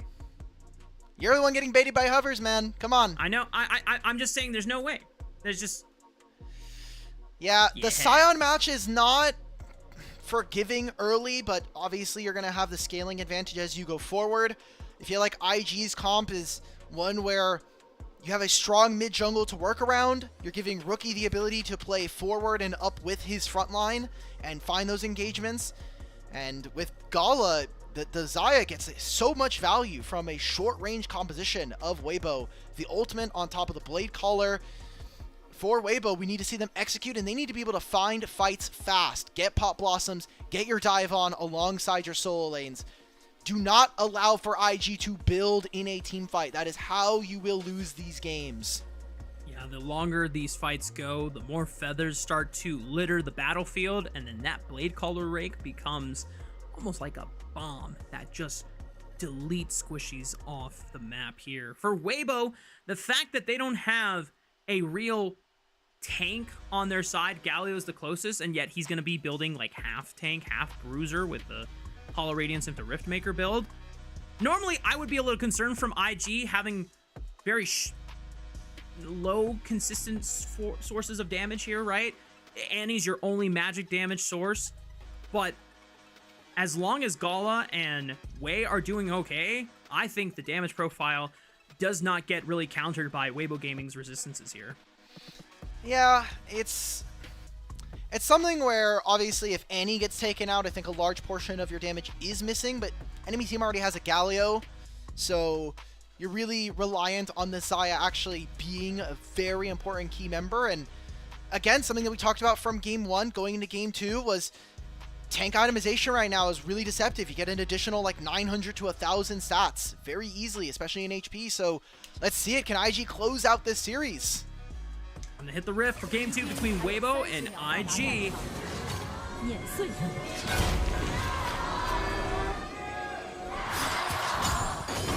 They can get time, Chris! Oh, gets hit by the decimating smash. Thankfully for him, it's not too much damage. That's going to force the summoner spell out super early. A lot of trading between both IG and Weibo. No, Xiaohu, why? Bro. So he's gonna get chased out. Mako has the Gleaming Quill, so wants to see if he can get a recall. I think Xiaohu's kind of screwed. Yeah, He's gonna have to forced TP back to mid. Yeah. Well, okay, so Rookie does not push very fast. You are level 1 Annie, and he doesn't know where they are. Look at the vision placement from IG. One in the Raptor pit over on Tien's side of the map, and one to cover in case they're getting invaded on. Tien and the rest of Weibo will know where Wei is starting. And we have to think about later on in about 3 or 4 minutes with a Scion in the game, if this lane matchup bottom lane is not favorable, IG can opt to go for a swap. We'll see what IG decide to do. In Game 1, Weibo were the ones that came out with an early, massive advantage. And IG were fumbling a lot of the execution in their plays and trying to skirmish around Weibo. But in the end, it did not matter. And now for Weibo, the test remains the same. Can they find an advantage early on? Can they prevent IG from being able to blitz their way through this early mid game with this Xin Zhao and Annie power duo combo? This is the tough part. You can kind of see that some of the lanes are struggling. The Shy barely able to hit level 2 in the middle of that, but he's going to miss out on this wave. Xiaohu missed out on so many minions in that first wave. Misses another 2 here because he doesn't have access to Justice Punch. Finally has the Shield of Durand with his W, but in the bottom lane, the double range of Light and Crisp, early game Corki, so strong. And so far, the Shy is navigating this top lane pretty damn well. You talked about it before that Scion, if he gets capitalized or punished early, it could be pretty punishing and condemning, but if he's able to manage to get to his first tank item with no halts or breaks, then it's going to be a massive pro diff. And if you guys at home are trying to learn how to play like the Shy, trying to be able to analyze some of the strengths that he is using to be able to make these massive comebacks, check out prodiff.gg. Use code LPL10 to save 10% on your next one-on-one session where a former coach or a former pro player or current pro player from either LTA, NACL, or even the ERLs will give you some extra tips and some one-on-one coaching to help you achieve your solo queue goals. There you go. Gap Jungler is now going to potentially all opt onto the bottom side. It will be with Weibo with priority from their bottom lane. The smite from Wei.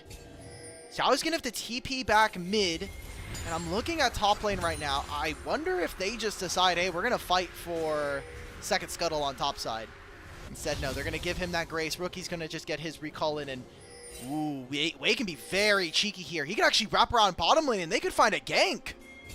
Yeah, there's no defensive vision, only in the river, but there's nothing in the tri-bush. Light and Crisp are so overextended. Mako and Gala are about 50% HP. Decent chunk from Light with a Phosphorus Bomb. Mako goes in, forces the Valkyrie. They're going to get aggressive. Crisp? Blade Caller roots up Crisp. He finds a Tingle Bar, but now he realizes it was all an elaborate bait and ruse, and Crisp knows better to flash out of that scenario. It is first blood for Wei Xin Zhao. And now bottom lane's going to push. Wei will recall, go towards his top side camps. Breathe is going to TP back, and this gives a little bit of pressure relieved for IG's bottom lane. Light steps up. This could be a Blade Caller that ends his life, or at least gets one of his summoner spells. They're going to push this wave. Let's see if they can finish this before Chris gets here. I think it'd be very punishing if IG have this wave frozen on them. Manages to at least get the crash, and so Light and Chris will just fully kill the wave.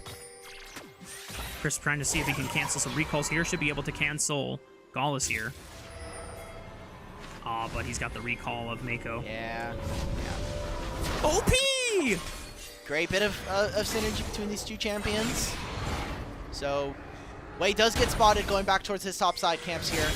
The ward from Weibo is going to catch Xin Zhao and see that he is near mid lane. I think Xiaohu doesn't have to be a little careful. He's going to play on the bottom side of of this lane. And we need to watch bottom lane really carefully this game. Already, Chris getting caught out for first blood. Not a great spot for where we wanted, and no swap being initiated on either side. But a level, any kind of level leads you can find as Nico, so you can get that much closer to your level 6, is a large portion of whether or not the early game goes Weibo's way. Damage profile from IG only has magic damage coming from Rookie, so it is imperative that Gala does well so that Weibo are not able to thin out the consistent sources of damage from IG. Rookie going for the early Tibbers usage just to force Xiaohu out of lane and get priority.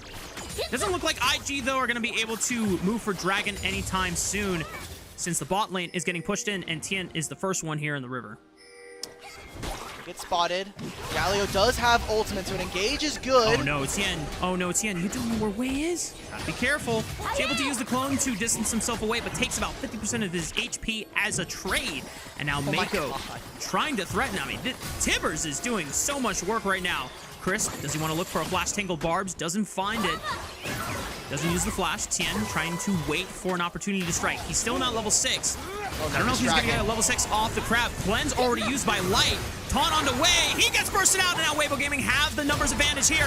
Flash from Tien. He gets the level 6 from the Cyclone and the kill. Now looking for the engage. Follows up with another knock up onto the back line. Gala gets bursted out. Mako and Rookie trying to run, but Mako won't make it far, and Weibo Gaming pick up the feat of warfare. Oh, and Crisp, he's looking for it. One more auto, 2 more autos, 3 more autos maybe? Hey! So 4 kills for 1 in 7 minutes. An incredible early start here for Weibo. And exactly what we wanted to see. That scuttle that goes over to Weibo is what gets Tien level 6 in the middle of that fight. Take a look back at the replay. Scuttle Crab into secure. Such a tough one, man. Yeah, gets it's it the kill right credit. there. Yeah. And Xiao can come right back in with this hero's entrance. I think a pretty big mistake here. They were trying to use the fact that Rookie was so strong and he had priority first, but Weibo kind of slowly roasts them over that fight as IG take way too long to actually get anything done. Once again, the early fallacies of IG's hands come to bite them in the end, and it's Weibo able to find the first explosive start in this game too. Now, there's nothing to write home about for Weibo Gaming yet. It's a good way to kick off the second game. We need to see them carry the advantage through. So Rookie is going to help push in mid. Oh. Okay, well, thankfully, even though Chris did not have flash, he had the heal to give himself a bit of an extra HP. Waiting for Rookie. Justice punch into the face. Summoner heal spell not going to do anything because the taunt still connects. Mako in trouble. Has the battle dance. Wei getting aggressive as he dashes right onto Light. Xiaohu now completely isolated from the rest of Weibo Gaming members here. Oh no, Xiaohu! He committed to the play, but Weibo could not bail him out. I don't know why we're going for that play as Weibo. We have no ultimate. There's no hero's entrance, so let them get the grubs. Xiao could have gotten this entire bottom lane wave and potentially another play on this play. Let him TP back in if they really want to go for this in an extended trade. I think Weibo overestimating the amount of kind of influence a Galio would have. He has the taunt, and sure, he has a Bomby Cinder alongside his Spectre's Cow, but I just don't think it is enough, and we got to see it executed there. Does mean that Weibo will trade their mid laner so that they can grab the dragon, and overall, it's an okay trade, but the idea of the play is, I think, the big problem here from Weibo. Wei trying to see if he can sneak another dragon away. I mean, the smite was a little early from Tien. It got to 42 HP, but thankfully for him, Wei could not get in range to look for a steal here. It's the first dragon secured for Weibo. And we are at the 10-minute mark now. Take a look at the lanes right now.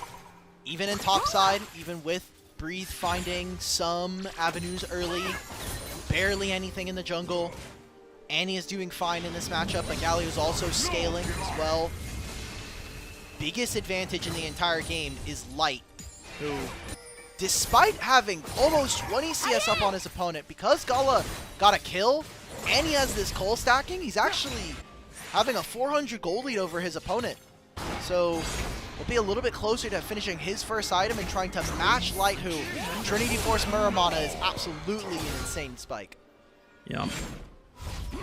That mid-game spike is going to be so crucial for Weibo to try and leverage. Xiaohu's going to be able to get a nice trade onto Rookie and disengage with the phase rush movement speed here. Next objective to play for isn't going to be for quite some time since the dragon was taken so late. So we got another 3 minutes and 40 seconds before that comes up. We have Rift Herald spawning in the next 4 minutes. So we're kind of chilling until then out. So Yeah.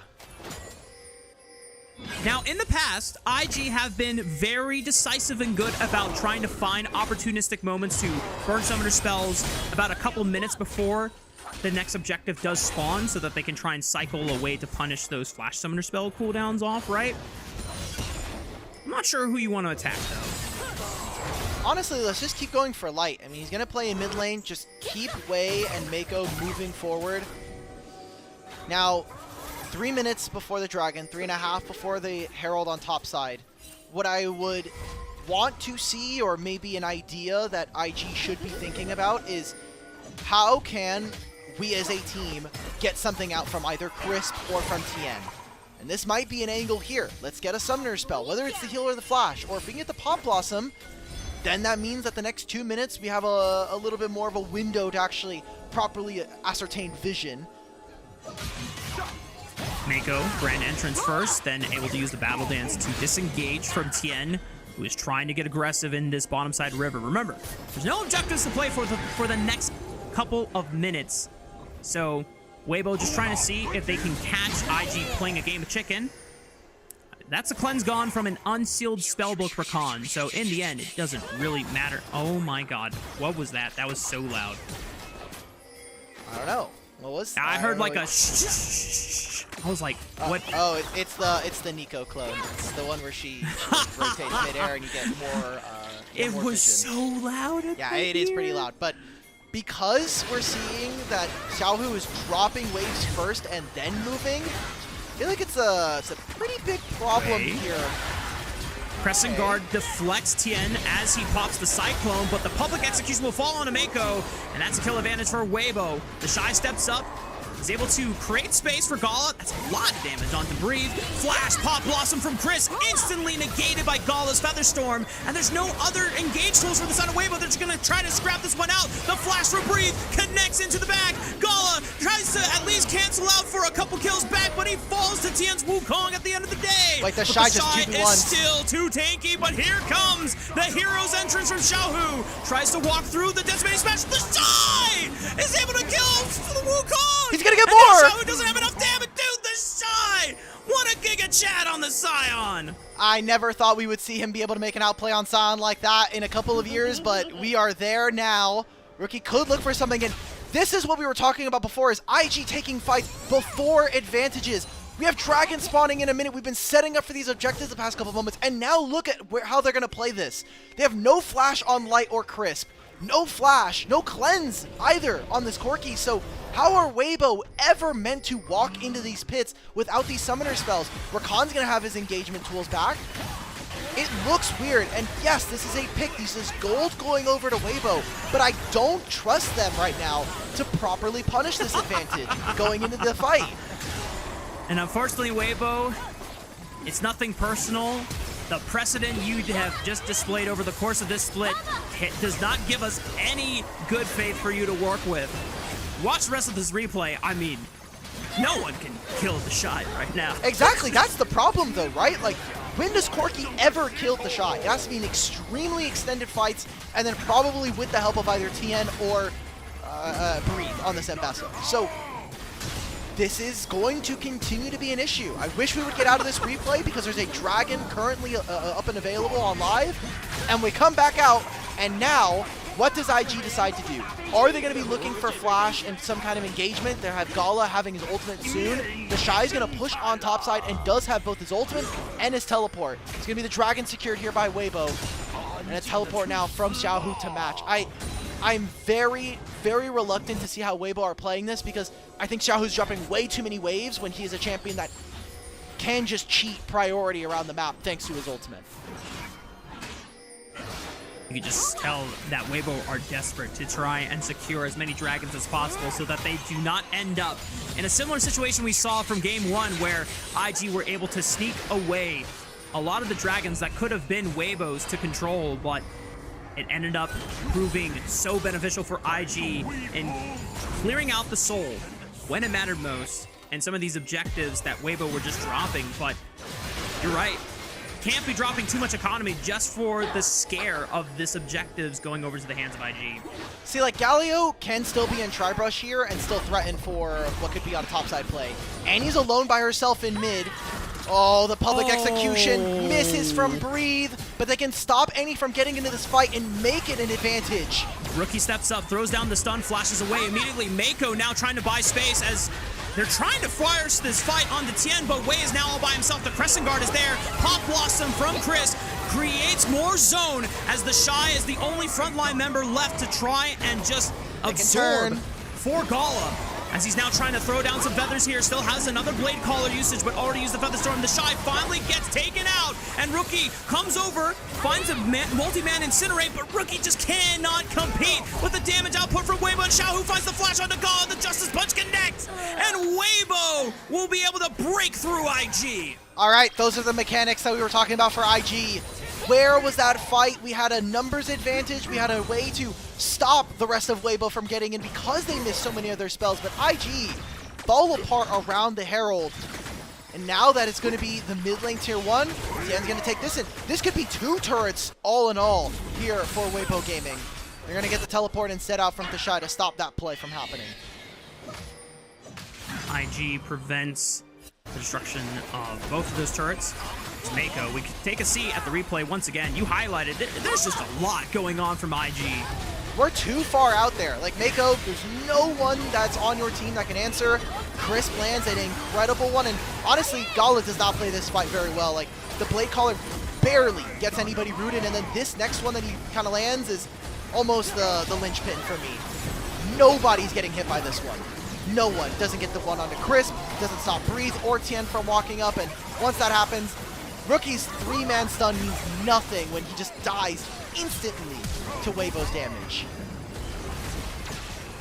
In another world, Gala is a little bit more patient with the Blade Caller and tries to wait for Rookie to set up that stun into a full Blade Caller combo, but once again, Dimitri, I am very hesitant to start getting excited about Weibo's chances because it just seems like the story always remains the same. IG will flounder a bit in the early game, but then they'll figure it out later on. So, well, Weibo, I want to get excited for you guys. I want to see some progression in how we adapt from game to game. Please, please finish this. For now, they are going to be really, really strong. I mean, Tien's finished 2 items at 18.5 minutes. Light on not this wave, but the next will be done with his Muramana. So, huge amount of power available to Weibo in that instance. IG will want to avoid at least some parts of Weibo. I mean, you're trying to see if Gala can get to his Infinity Edge. Looks like they're going to be trying to make a play on top side. It's Chris by himself right now, and Ken's in the area. They jump onto Rookie's Annie. He throws down the 2-man stun. Pop Blossom doesn't even reach him, but it doesn't need to because Tien finishes him off with the power of that Cyclone. And the rest of IG were trying to bail out their mid laner, but they just could not get around the wall. And now it's another turret falling on the top side of the map. And now they're losing access in the mid, and Bessa's moving forward. She's going to take control of mid then.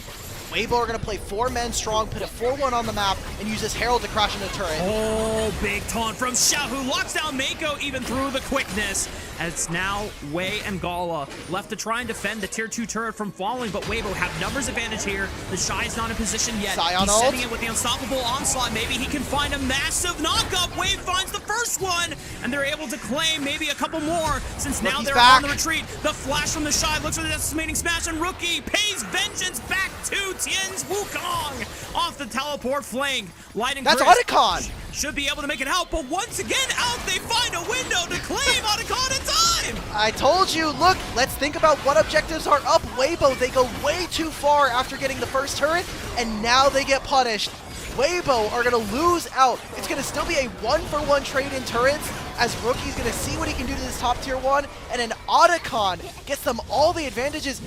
IG, they know which objectives and when they're allowed to, but you cannot do this versus a better team. I feel like they're getting away with highway robbery because Weibo is maybe feeling a little bit of that desperation. They've known multiple times throughout the season. They have lost games that they should have won, not just up against Invictus Gaming. And this right here is where it all goes wrong. A knockup from Wei, the Shy comes on through, but more of a formality than nothing else. And a teleport from Rookie after he gets caught right before. Remember, we started this play with Rookie dying to 3 members in the Tribe Rush. Yep. And then he gets revenge. Back from the grave. IG secure the Otacon for themselves. They're still down overall 2 dragons. Weibo threatening a 3rd with Tien soloing the Drake while the rest of his team zone IG away. Getting aggressive now, Wei dashes in onto Xiao, who gets taunted. The Shy not in position to look for an engage just yet. The Dragon's still around 6,000 HP. Less than 3,000 now, but IG are just going to say, you know what, screw the Dragon. We're going to use our grubs. We're going to try to play for this turret in the mid lane. Pop Blossom will find Rookie.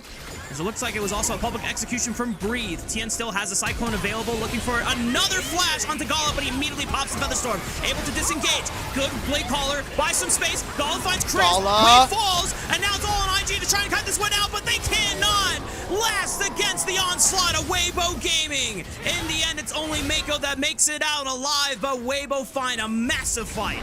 I can understand some of the thought process going in. Rookie has to defend that flank so that Weibo don't wrap on them after they take the mid-tier 1, but getting caught out from a public execution, you had control of that brush, a huge play coming in from Weibo. Nets them multiple kills, sole point here in this game.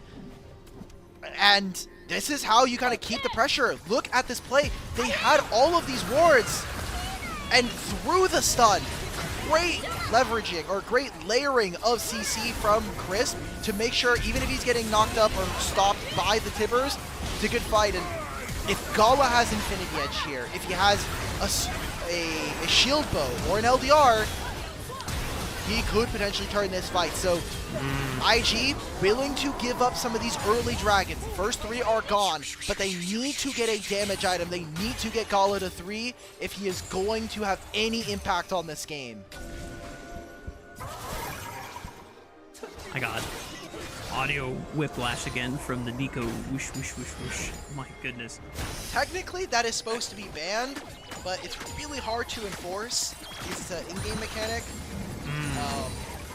Yeah, basically what you can do with that Nico is when she does her little swish, she actually It extends the vision timer, right? Extends the vision timer, and the clone lasts a lot longer because of it. Rookie! Oh my god. You just took the blast code into the middle of 4 people! He's forced to flash away! Public execution now trying to look for the chase. Breathe is caught up, but here comes the follow-up of the Pop Blossom from Chris. But Gala arrives to the party. They are out-damaging Weibo. The Shy's able to stand tall this time in front of his team as well as Weibo. And they lose out on Breathe. And it all started off with Rookie almost making a crucial mistake. I think this is fine though. Weibo not too mad about this trade right now. They're going to lose this turret if they're not willing to defend it, but still an ultimate, and Rookie's waiting in the wings. Oh, Mako might have been caught here. Tango Marb's not enough. There's a dragon that spawns into a single kill more that goes over to IG 40 seconds before the Baron. I think if I am Weibo, I'm not mad though. We did not get the kill for a trade, but we got Rookie's flash, which means he is going to be a viable target for these upcoming objectives. Alec, I think we need to get heart rate monitors whenever we cast IG games in the future. This is... Hell yeah. This is... Woo! Alec, I've been awake for more than 24 hours at this rate. This is a wild time. I'm really grateful to be casting alongside you for this Dude, ride. you got to cast 2. You technically only got to cast 4 games. You've casted more games here tonight than you did over on NACL. Yeah, this is my 9th game in the last 24 hours. Well, let's not make it 10. Let's see if IG can kind of get ourselves back on the road here at the 2-0. Listen, if IG have been able to claw back from a 10,000 gold deficit, I cannot. You're trusting? I cannot call Weibo winning this game just yet. True. I'm not calling. Where is Gala? Okay, Gala was hiding underneath the Rakan portrait, so does have the Infinity Edge, but his counterpart, 3-item Corki, tough to kind of ask for him to walk on forward here. And Gallo is pushing on this bottom lane wave, so I like this from Weibo. Let's play the map. Let's try to thin out these waves, and more importantly, get IG to respond to us first on the map. That turret falling as well, so expanding the Goldie just a little bit more and getting Xiaohu closer to his 3rd item once he finishes this Seeker's Arm Guard. As you noted, 3 items now for Light. This is a very, very fed Corki. Almost 3 items as Tien is making his way to a GA, I imagine. This will make this Wukong even harder to deal with, especially as he dives the backline with impunity. I have seen this story before out. Light needs to make sure that he does not give up another 1k gold shutdown like we saw in game 1. IG are the first ones to the river. There's a ward that is getting blacked out by the control ward. So IG now going to try to leash it, but they have to pull back into the banana brush. Breathe is looking for the flank of the right side. Public execution, snags Gala, doesn't pop the Featherstorm now, waits out the knockup. Gala and Crisp tries to look for the Pop Blossom, and Tien is onto the backline. Gala's got no more protective spells. The Xayah falls, and there's still a dragon to play for. As Mako is trying to see if he can bail out Mako, or Wei, I should say, but it's just not going to happen. The Shy Ard in the undead passive form. Mako has the smite, cannot steal it, and Weibo will secure the Infernal Soul at 27 minutes. All right, Rafa, if they can't win with an Infernal Soul and 8,000 gold difference, then I think Weibo were never meant to win anything for the rest of the year, unfortunately. This is them now moving over to the Baron. A clean fight from them that starts with Breathe finding his ultimate. And I needed to see this. It's something we haven't been able to touch on because of IG winning that last game, and kind of the effect, the aura, you would say, maybe, from an Invictus Gaming, is who is going to be our 3rd All-Pro team top laner. Because right now, the conversation has been Bin to Shy, and then not really much else. Like, 369 and the rest of Top Esports are falling in the back end of the split. You have Breathe, who has been performing, but is on a struggling and consistently weak and terrible Weibo squad. There has been some conversation amongst the talent that I've been leading that I think JDG Xiaoshu could make a name for himself, but probably the only Flandra's not really been the same. Yeah, like Flandra's not been the same top laner that we've seen from him. So I think right now it has to be Breathe, who is like the strongest conversation. And you can see right there, we're having some fun from the coaching staff over on Weibo. And has to be a game that they can win from this spot. It's so difficult to lose with any of the souls. Tien still has his GA as well. The flash from Rookie, but Chris now with the re-engage. Finds the Pop Blossom, the 2 members there. But Breathe is caught forever under the tower. It's a now a numbers advantage from IG. Decimating Smash on the 2 members. They take out the 2nd tier turret. IG now have to run. There's no other objectives to play for. Weibo Gaming gonna give space. They're thinking about another re-engage. Tien looks for the pop, or the Cyclone onto Gala. The Featherstorm is forced. Gala flashes away, able to distance himself, but now the G is popped. Don't tell me it ends like this. IG lose out on the Shy, and Weibo Gaming only lose a GA from Tien's Wukong. All right, they're going to be able to come back, though. Looks like they're going to be giving over this inhibitor. The turret and the structure behind it are going to fall. There's no way for IG to play. So it's a bot lane inhibitor for trade. And for Weibo, 11,000 gold now. You got the flash from Rookie and Gala. This makes every play from here on out for the next 2 minutes super easy for them to play, in theory. And they're continuing to compound all of these advantages. I mean, Xiaohu is incredibly tanky. Tien, despite losing his GA, is super difficult to deal with. And this was the draft that we were talking about, right? Thank you to showing our gold graph here. But for Weibo, all they need to do is overload onto 1 or 2 targets. And IG have shown time and time again in this series and throughout the rest of the year, their positioning has not been as clean as some of our other top teams. And Weibo have yet to show them being able to close out a game successfully from a massive position and advantage like this. They are so close. They are on the cusp of being able to finish this game and bring us to a Game 3 in our final series, in our final Super Saturday of the Rumble stage. IG doing everything they can to remain strong, to remain resilient. Xiaohu goes under the tower, gets stunned by the quickness. He goes golden. Can he stall enough time? He forces the flash out, but the blade caller snags him. Still doesn't go down. Wei is dropped. Now a man advantage. Tien goes for the Cyclone Pop, loss of flash. Snags Gola! And surely this must be it. Weibo will find the shy, and it's only Rookie and Mako left to defend the base, but Weibo prevail! Weibo triumph! And finally, Weibo can take a game off of Invictus Gaming in this third split of the LPL! We're going to Game 3! Just like last week's Saturday, we get 8 games. We get a 2-0 to start for some of our Group Nirvana, and we get 3-game series between our Group Ascend teams here. Oh boy, that was exactly what should have happened in Game 1. Weibo should have been able to snowball the rest of that, even with the Otacon going over to IG.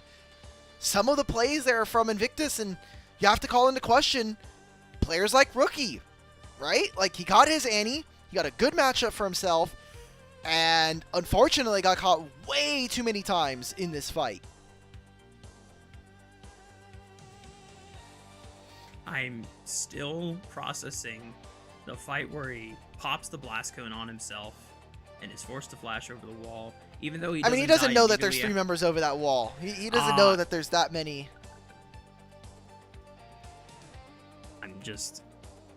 I'm baffled, man. I am. It's tough. This is so. Oh, we have arrived to this point again, Dimitri. Both the times we end up on Super Saturday together, we go the full distance. 3 games in both series back to back. 10 games. 10 games for you.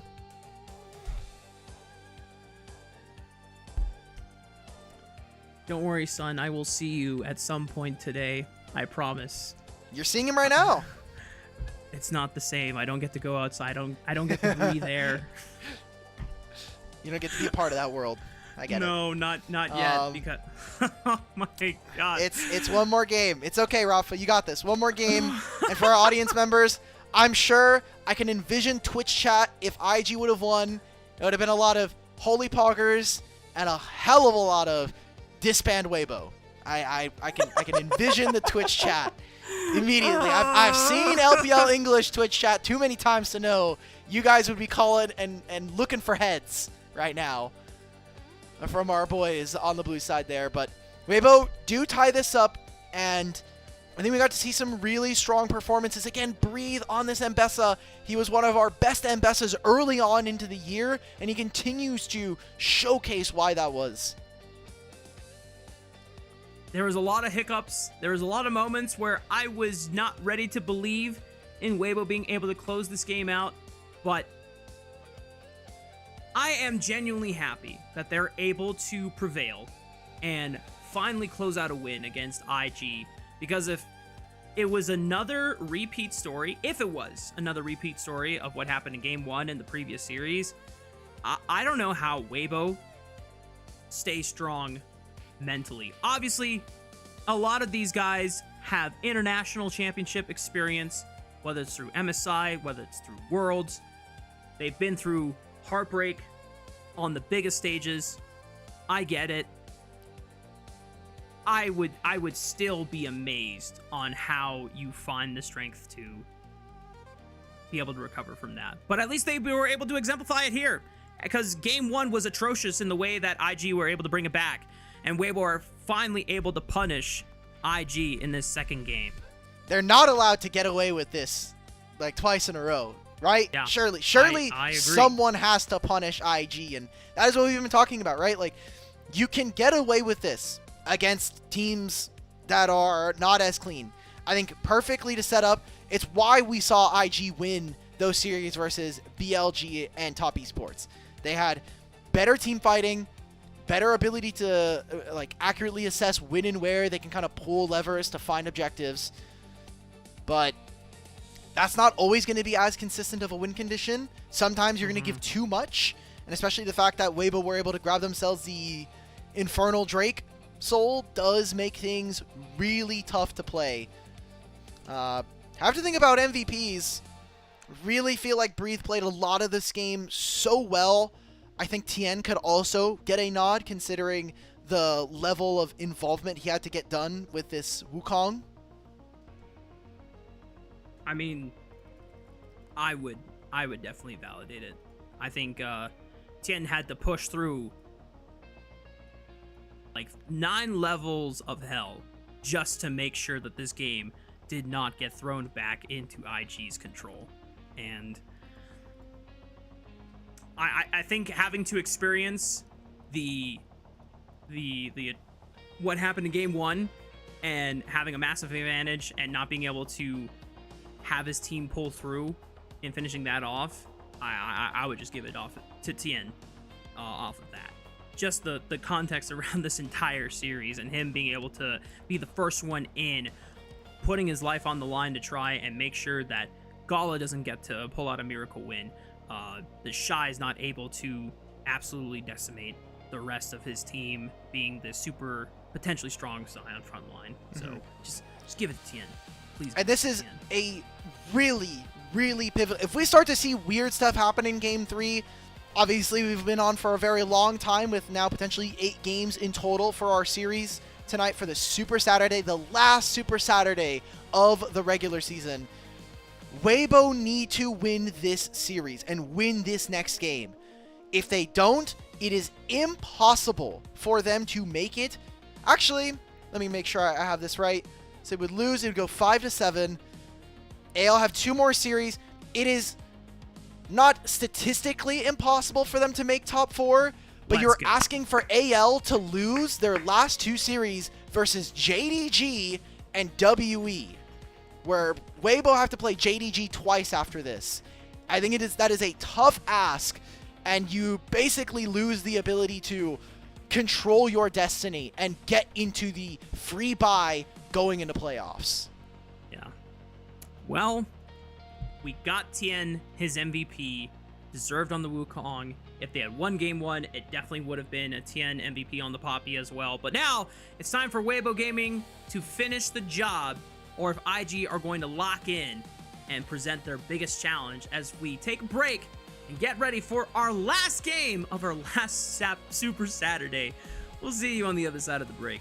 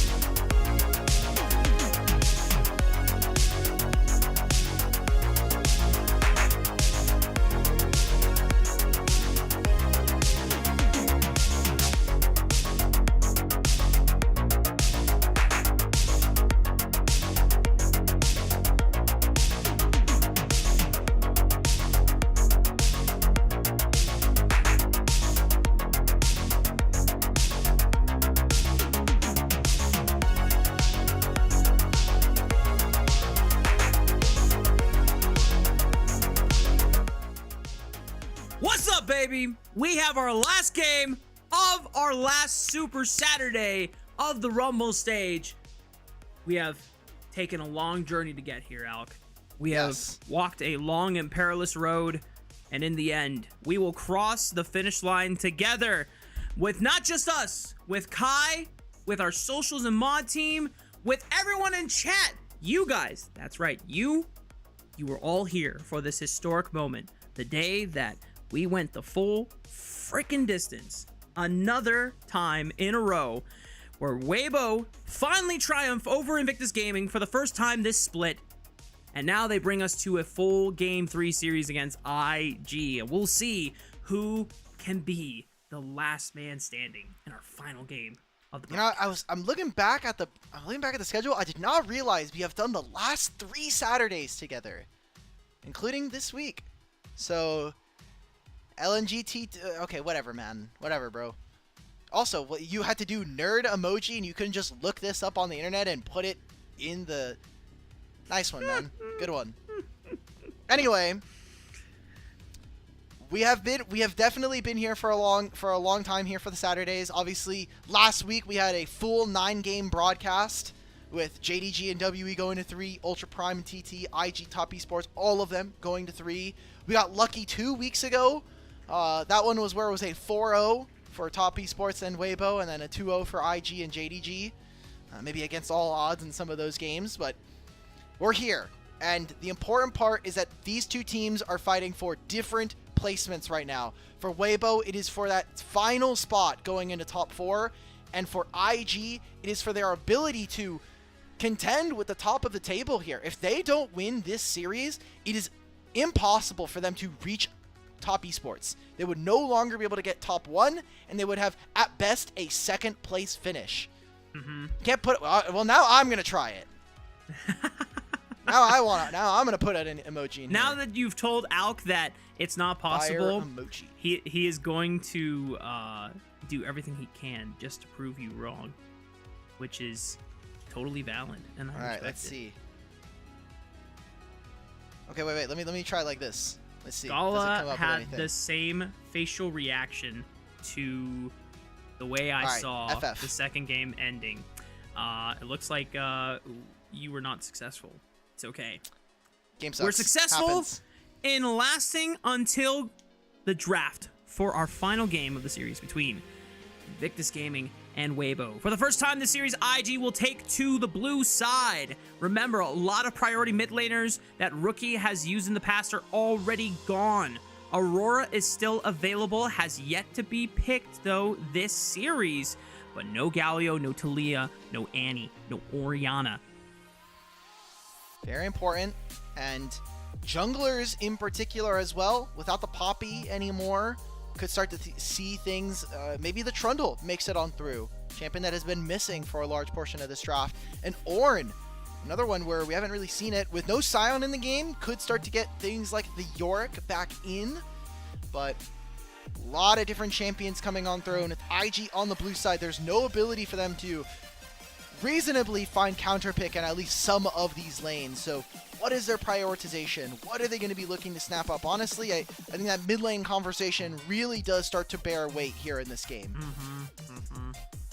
And Gala has once again been denied 2 of the 80 carries that he recently got pentakills on in the Varus and the Yunara. So the 80 carry pool is going to be quite thin going into this final game of the series. We're looking at things like Kalista that was banned away from Light in the previous game. Ezreal might be a big contender here for someone like Gala who just wants to have a lot of freedom, a lot of safety and space. And IG go for the first pick, Rise. Wow. Rise, a champion that we have not been able to see too much of from Rookie this split. A single game so far in Split 3. So for Weibo, do you go for the Aurora to try to slip underneath him in the laning phase and see if you can have a little bit more impact before he reaches those those later game power spikes in the items? Xiaohu was one of our early adopters of the Aurora and one of our best as the couple first patches came out. But now what do we get on the opposite side? What else are we grabbing for Weibo? Are we going to see if we can snap up our jungler? Are we going to grab an AD carry that we have not had access to all season long, or all series long? Weibo would start defining themselves a little bit early with something like a Kaisa lock-in as a team that just wants to proactively dive forward. But the shift over to the Lucian is now going to give Light a little bit more aggressive playmaking, especially in the mid game. We'll see what options he has available. With a majority of tank supports normally banned, I'm going to take that back because it's been Bard, it's been Karma, it's been Rakan and Nico. There's still a lot of supports available that compare nicely with the Lucian. Braum has been a very, very nice pairing for the most part. I was just curious to see if Weibo would try and go for something like Nami or even Melio if it presents itself. Yeah, I think it's a little tough with some of the AD carries that are still present. And I like the Alistar pick that you were mentioning because it now puts us in a weird spot if you're IG. On one hand, you're giving Mako, by far, his best champion and one of his most played so far this split. The problem is that you are expecting to see Lucian and Braum now. So you'll win the lane matchup. You have a very, very early game skewed composition here from the side of Weibo, where you have now potentially 2 winning lanes set up from your mid and bottom lane. And now you're going to leave up. We have 2 mid laners chosen and a full bot lanes now selected for both of our teams. Which pool is going to get pinched from here on out? Are we going to go look towards our junglers? Or are we going to see whether or not we could do something about Breathe and Thashai here? All right, Alec. We are Game 3 in this Fearless draft. Once again, the Skirmisher junglers have been banned. We already know there's no Pantheon, no Xin, no Wukong, no Poppy. Trundle, Vi, Jarvan, all gone. Now, you can go for other Skirmishers, but we already acknowledged that they're not that great. AKA Rek'Sai.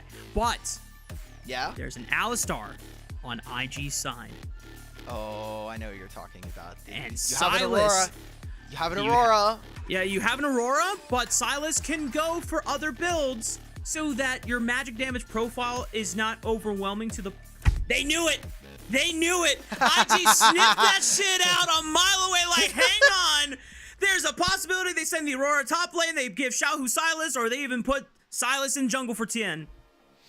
I think it's perfectly good shout. You do have Aurora, who is potentially a top laner, but we haven't seen Breathe pick it up so far, so it would be a first time here in competitive, at least for him. It's gonna be the Maokai, so all of the engaged junglers kind of missing, and Merchred starts to gain value here in this game from the side of Weibo. Last ban for IG. You could look towards another mid laner. The Ahri is still up and available if you're trying to play for the early lane. Top lane, I'm thinking about champions you would want to get rid of. I think Yorick is really, really powerful for what Weibo are already showing. They're going to go for the Renekton, so opening up for what could be Yorick versus Cassante. You yourself could be looking for the Yorick, or even picking up that, maybe something like a Jace. A Jax could be good. I think Wei has something diabolical cooked up. He had a big goofy grin on his face looking back at his coach. The 2 premier tank junglers are gone. If you want to go for a tank jungler still, it's the Skarner, which Tien is thinking about for himself. Now, other junglers like Tarzan, Kanavi, and maybe Monkey would go for some carry options here, but because Wei has been so reliant on simple to execute junglers, I don't imagine, maybe, but do you have enough burst from a Rise? Not at least early on. Yeah, but he has such good setup. I mean, Spell Flux plus Rune Prison, in a 2v2 sense, that's almost a guaranteed kill, if not a summoner spell, at the very least. And versus a Skarner, I think he'd be willing to kind of tangle in that way. We have the AP junglers getting buffed again. Could be a Brand or a Lilia, but it seems like they recognize they have a lot of magic damage from mid jungle and support. I would not mind. I mean, you're right that there's a lot of magic damage from Rise and Kaisa. Okay, it's the Nefiri. Wow. All right. Dive gives them the ability to go in on targets, right? Like, think about the repositioning here from IG. Rise, being able to play on side lanes, really strong focus on the solo lanes here. Yorick is always going to be potent, and with a free lane going into Cassante, I don't know if this is the draft that Weibo can succeed on. You're going to have a winning bottom lane. Mid lane, you can be a little bit more proactive in that sense, but I think that IG's top side is really, really dominant here. And where have we seen IG find wins? It is when they are looking towards the Shy and Rookie to give them avenues into games. And the fact that you have two champions that can fearlessly dive into the backline and dodge a lot of predictable CC from the side of Weibo Gaming. Impale has that channel duration. You should have enough time to either flash or reposition or just react in general. Now, I know that we have talked about Wei's mechanics overall. Thankfully, Nefiri is a very straightforward assassin. There is a reason why, when her numbers were great in Split 2, that she was the most atrocious jungler to deal with because her kit was so straightforward. She had an outplay button on a very short cooldown. Yeah. And if IG can solve the game long enough, even though that Nefiri has been nerfed in the past in early game, she's playing against a Skarner. She doesn't have to get aggressive early. She can play to farm, she can hit those two items, get a lot of ability haste under her kit, and she can still be the very meticulous and very annoying assassin that becomes a giant thorn into Weibo Gaming's side. But here we go, Dimitri. We have made it all the way to our final game of our final series of our Super Saturday. It is Weibo looking to see if they can close this series out in victory, or if it ends up being an IG comeback. We'll see it all unfold in our final match. Let's hit the riff for Game 3 between IG and Weibo. 敌军还有30秒到达战场，碾碎他们。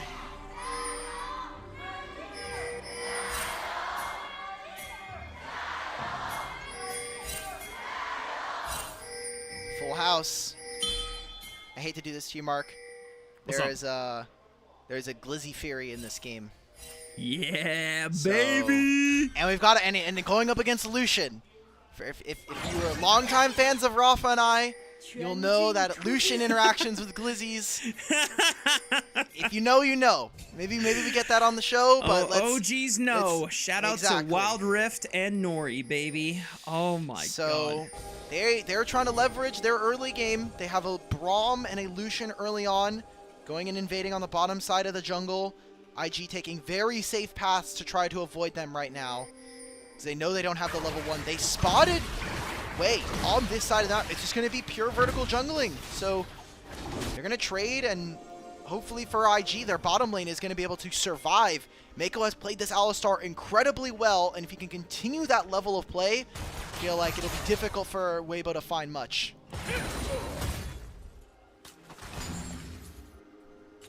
Some early level 1 trading already going on. Gala drops a bit of HP. Light and Chris just trying to take advantage of the early power of the Lucian Braum lane. So far, Winter's Bite is going to tag Gala, and Gala is forced to distance himself away. Because Tien has found himself onto the bottom side of this red quadrant, I have no idea if Wei will be able to do anything about it, but thankfully for now, Weibo doesn't seem like they can force a dive against Gala Mako anytime soon. Breathe has to be careful. This wave is pushing away from him, and he has to have an idea that Wei is in the area. Level 3 for the Nefiri. Hasn't put a point in the W quite yet, but he's going to do it now. Just forces him away from this wave. Oh, if he lands a second one, yeah, Breathe has to take a recall. Holy. He's going to pop all of the potions. Has D-Shield. I think he has also a second wind. So he's really just trying to survive in this lane for the time being. I didn't think that gank was going to get too much there. He popped the W for the movement speed, but didn't seem like the Shy was able to line up a Dark Procession, but the fact that he connects 2 Dark and Daggers there, that's really nice just for the overall health advantage against Yorick. Does that Mako that just pun away Light so that he doesn't get a chance to proc the concussive blows? Oh, Mako really feisty with this lane. It's getting We saw tense this on the before. bottom side of the map. When you have Lucian Braum, you need to proc the concussive blows, because if that never goes off, then a lot of the actual power and the damage that you have early is just gone. You don't have the PTA that you're able to proc, and the max HP that you get with the Winter's Bite as well. Very, very important. So while all this was happening, Skarner has just been farming. I think you're fine with that situation if you're a Weibo, but Wei should be able to get this top side scuttle. Again, we have vertical jungling right now, and Tien might have an angle on bottom side, but it seems like Weibo just wanted to get all of this wave in and see if they can get a reset going. My heart sank a little bit for Gala. He missed the cannon, was not able to secure it. It looks like he was confused if Mako was going to secure it with his support item or not, but a little bit of gold missed out on IG. The pressure has been tough to deal with in this Lucian Braum lane. They haven't dropped a single summoner spell, and they haven't dropped a kill. So some small wins at the end of the day for IG. But like you said, Weibo need to find a way to truly capitalize on the advantage that they have with this Lucian Braum early enough so that when they get into that mid game, they can control the tempo, they control the pace of the game, and that should lead into objective priority for Tien and the rest of Weibo. I feel bad for Wei because of how Tien did his camps where he did red into Krugs and then Raptors. His Raptors are only going to respawn now, and Tien, he's going to finish on the top side. He can look for a recall and then open bottom side. Without them going for a swap, this does mean that Tien's going to be a little bit faster than Neferi with getting level 6. So, just a small bit of efficiency here. Crisp opening mid lane, mostly just to control this bottom side river and give Weibo some tools because they know they can play around this bottom lane. Now, Weibo have an opportunity to look for early dragons. They have nice percentage HP, max percentage HP damage for the Skarner's kit. Light and Chris have been able to get priority for a majority of this early laning phase against Mako and Gala. We'll see if Weibo can try and find a way to start getting a lot of these dragons stacking up early. We didn't really get a chance to talk about the scaling for this team, and not to say that Lucian cannot do things late game, but because he is relatively short range and so dependent on how he uses his Relentless Pursuit to reposition themselves, it can be tricky if they don't find a significant advantage by the time we get to 25 plus minutes into the game. It's fine on 3. I just think, me personally, I really have been liking the build that we actually got from Masu in their playoff series, where we got to see him play the Kraken Slayer. You are stronger on second item, but I think that the interactions between Kraken Slayer, I honestly, it's just mostly that Kraken Slayer is a really broken item, and the fact that you can abuse it with the passive, you will lose out on the crit for your ultimate, but I think Navori Flicker Baits is a really big bait on a lot of 80 carries. We'll have to see whether or not they can execute, though. Wei is in the pit. It's going to be a smite fight between our two junglers, but Gala Mako trying to collapse now. 1600 on the dragon. Who's going to secure it? They're poking out Tien right now. 1200 HP. It's a 600 smite battle. Who is going to secure it? It ends up going to the hands of Wei, but Mako is the first one to get dropped in the river. Wei dodges a lot of damage, is able to find the eviscerating blades. Xiaohu on the run, but Wei is being able to just run them down as the big dog on campus, and Weibo Gaming are going to drop 3 kills to IG early in this final game of the series. Aw, man, I just don't understand Weibo. Tien is pulling away from the dragon. He is not even in smite range right now.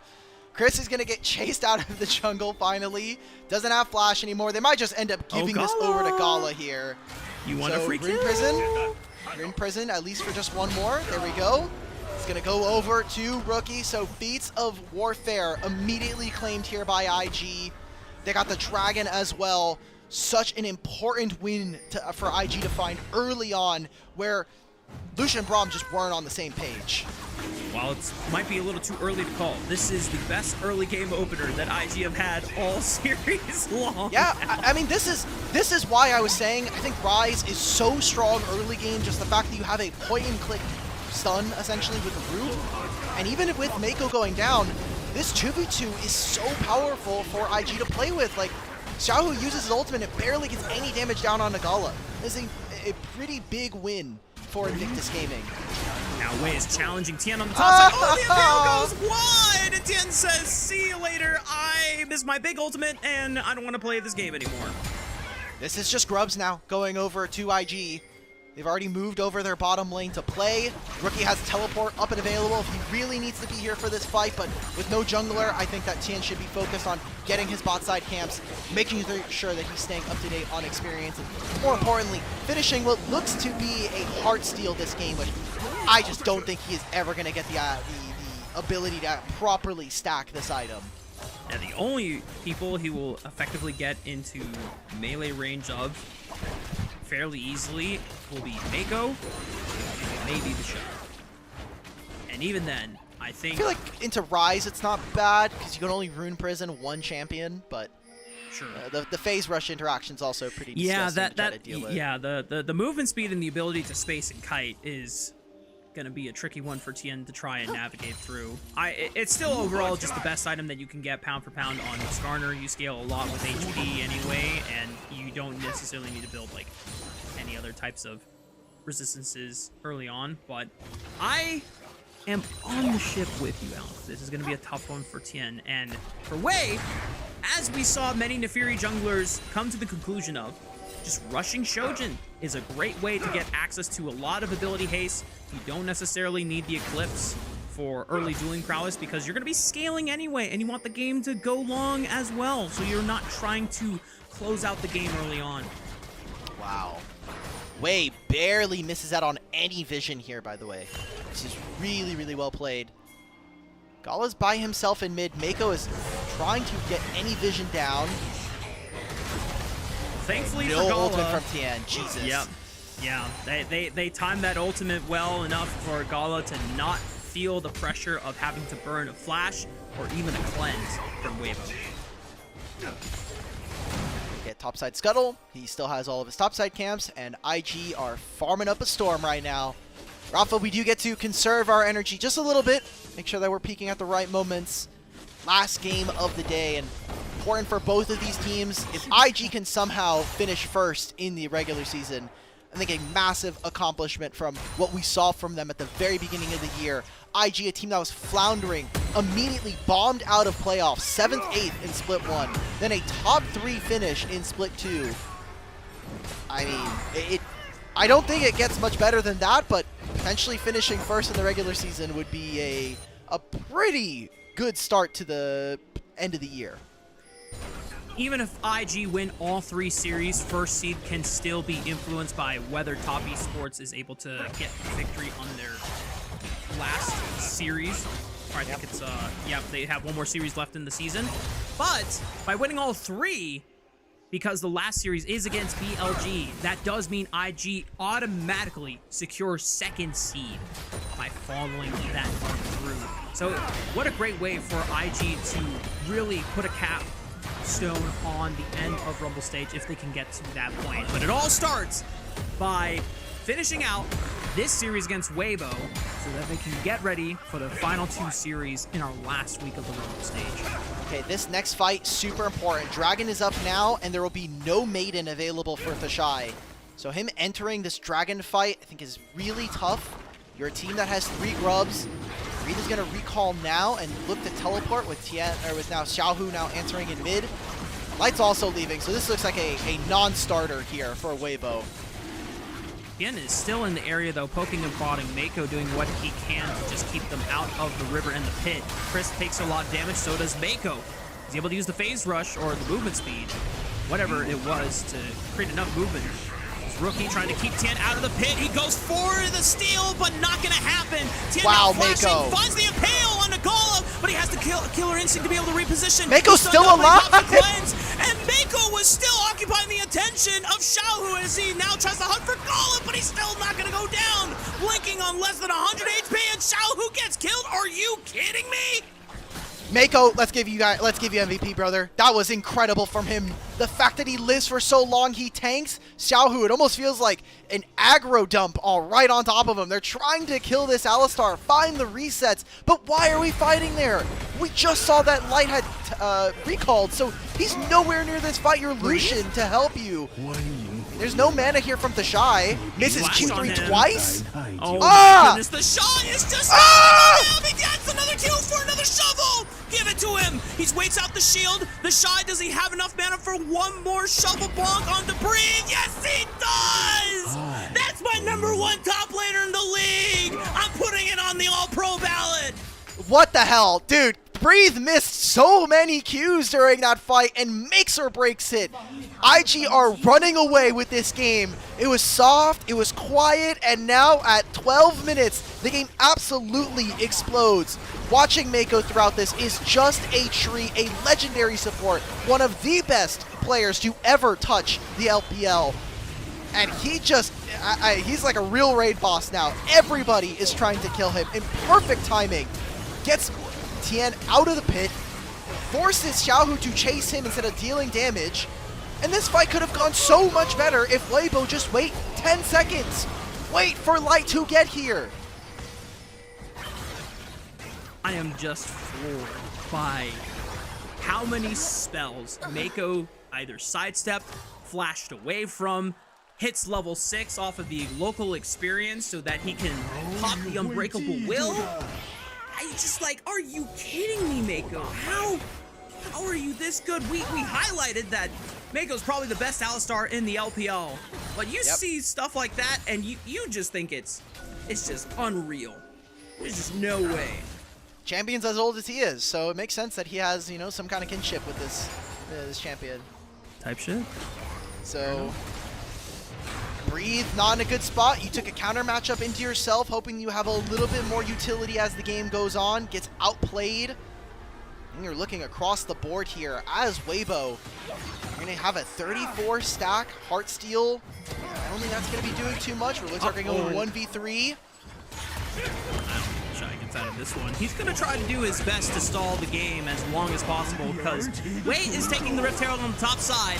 So as long as Shy is able to keep Weibo occupied, 07 in the chat for the Shy and the rest of IG, as his sacrifice leads to Wei securing another objective for the team. And I'm looking at this from IG's perspective. You lost the top laner, you lose a wave on bottom side, but they had to give up a mid wave, some turret damage, and potentially even Rookie looking to grab this top tier 1. We're already at an experience differential on some of these lanes, so quick plays like that are nice, but to extend them, get a lead from them, so much tougher here.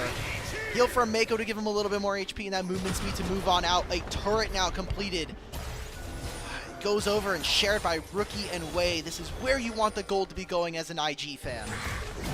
Mako is checking into Chris. Takes a decent amount of damage, but still above 50% HP on the Alistar and an Unbreakable Will at the ready if things get a little spicy from Weibo Gaming. Oh my god. Look at the lanes right now, man. Like, Wei's gonna finish his topside camps. Dragon spawns in a minute, and he's gonna be level 11 at 17. Like, how can you play with level 2 ultimate on Neferi? Like, Yep. Bounce Pursuit does a lot of damage, and you get the first kill tough. and you get the reset. Yeah, it is that's gonna be a painful one for Light. He has barrier, he has flash, but like, he's gonna have to rely on more than just that. A locket, timed shield from Chris will be necessary because they need to do everything they can to stop Wei from getting that first reset off of the ulti, because otherwise this Neferi just runs amok, and we're already starting to get close to that point. The Black Cleaver is a few hundred gold from being completed, and once Neferi hits 2 items into the game, she has so much ability haste that she's just able to cause so much disruption into Weibo's back. So he will have it on this back. I think Wei actually has the standing gold right now to get the Black Cleaver, but he doesn't have time to recall. Rookie does, and Rookie will have a completed Seraph's Embrace if he has the time to recall and teleport back out on the map. He's going to try and find a place for him to recall now. IG, they're going to summon the Herald to give them mid-priority. Even if Weibo stop this, this is access into the river. I mean, he's deep. He's taking a lot of damage. Thankfully, Chris is able to block a majority of it without an Unbreakable Shield.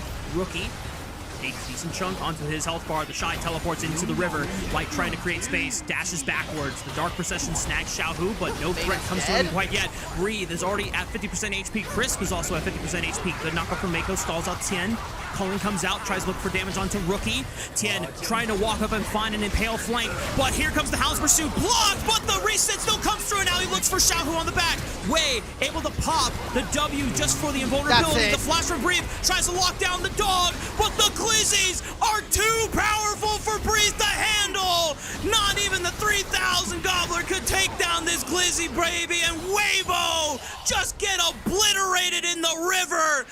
IG gonna pick up 4 in the 3rd dragon of the game. Oh, now the flash. Xiaohu. All right, let's see it. Yakety Sax, can you run away from the Shy?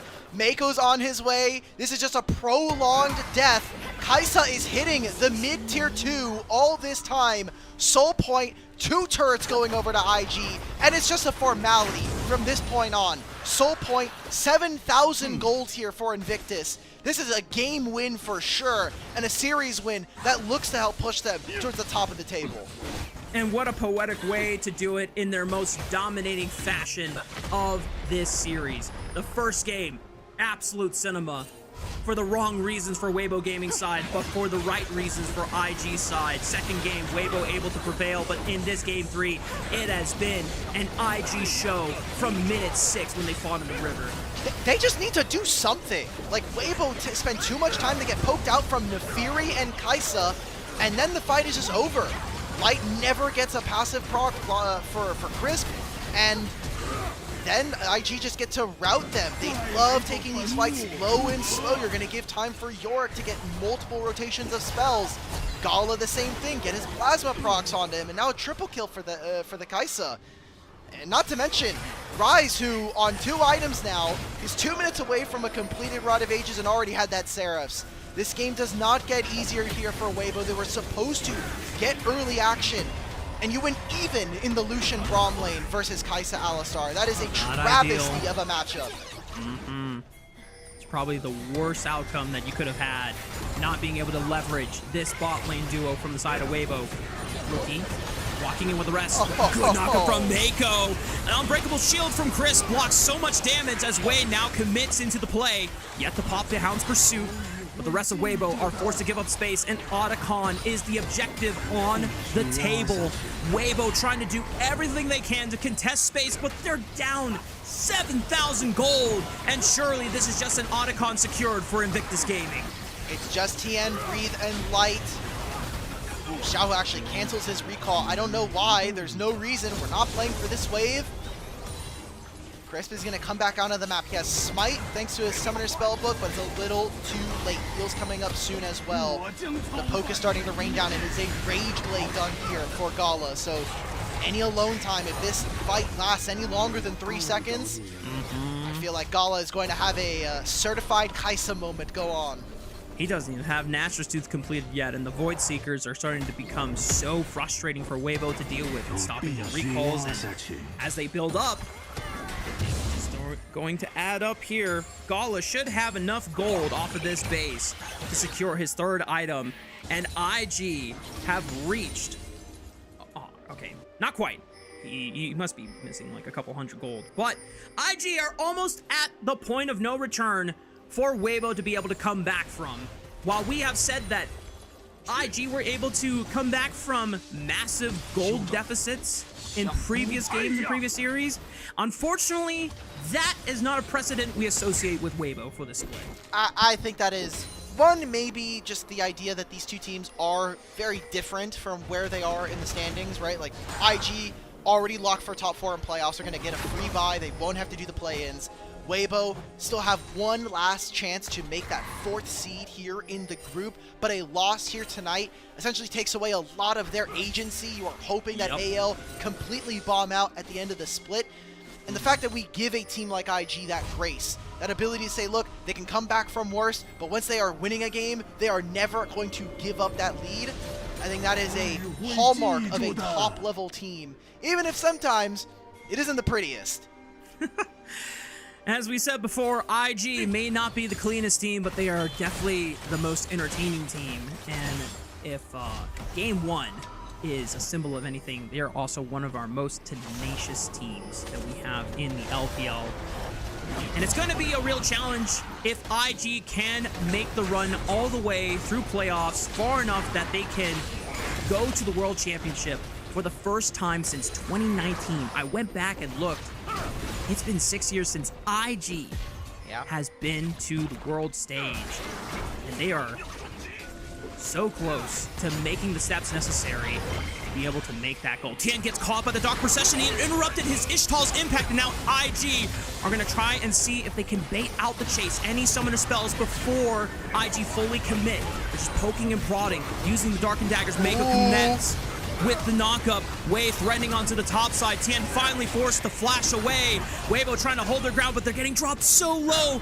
Multiple members below, 30% HP. Xiaohu drops between worlds, but Mako finds another knockup onto Tien. And now the Hound's pursuit from Wei can commit to finding more members. The Realm Warp takes the ball on a trip into Weibo Gaming's backline. Breathe is going to flash away just in time, but Rookie might have enough movement speed. Goes golden up the tower base, breathe in, and deletes it from the rift.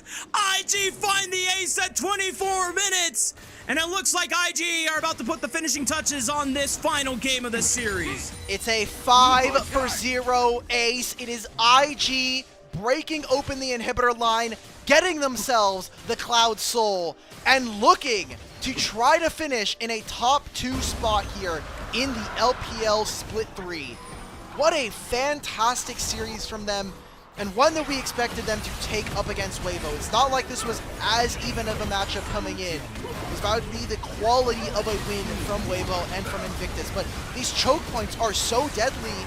You got the Maiden, sure, but that is a completely Pyrrhic victory. You can see that Rookie is throwing out these spell fluxes and just absolutely destroying Weibo and allowing for Nafiri and Fargala to just run through this fight uninhibited. Like we said before, when IG are on the back foot, they still find ways to claw their way back into control of the game. When they're ahead, oh man, it's just destruction. It's a massacre. And IG are going to continue the bloodbath here into Weibo Gaming's own jungle side on the top side. Impale will snag one, but Wei can just use the call of the pack. He doesn't get over the wall. He's forced to flash, but he still does not get dropped. This Glizzy is out of control. Light forced to flash over the wall, trying to kite his way to safety, but Aurora gets dropped. Light will be able to take Mako mid-air, but I don't think it's going to be enough. Oh my god, he almost died to the Yorick minion. That would have been tragic. Gauntlet finds a triple on the Tien, and Light is the last man standing between IG and a victory in this series. 26 minutes, a single wave, Crisp and Light. Can we see this duo make magic happen? I don't think they've got it in them. Chris throws out the shield. Wei goes in for the Hound's pursuit. Oh! Wei is preying on you tonight, hunting Weibo down and eating them alive. And IG proved that they are the top dog in the LPL. All right, well, they did it. We got it. We made it happen. I did not know if we were going to see an as dominant series, but Invictus Gaming have made the magic happen. Discord went boom again, but it doesn't matter. It's the perfect time for it to happen. And damn, what a dominant couple of games here from Invictus. Get all that water. Long day, brother. Long day. I'm going to pass the fuck out, bro. No! Oh not 2 days in a row, please. Please.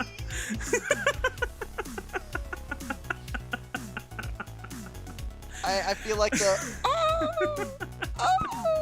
My TOS! My TOS. Oh, mine co-streaming rights. Oh. Yep, there we go. Well, regardless, IG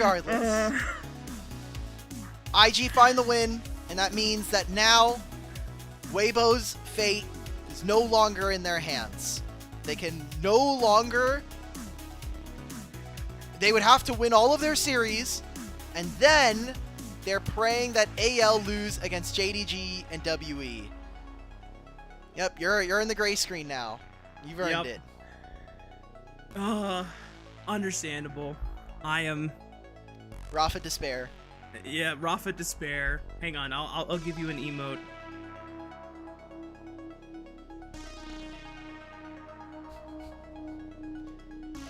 Hopefully I held it for long enough.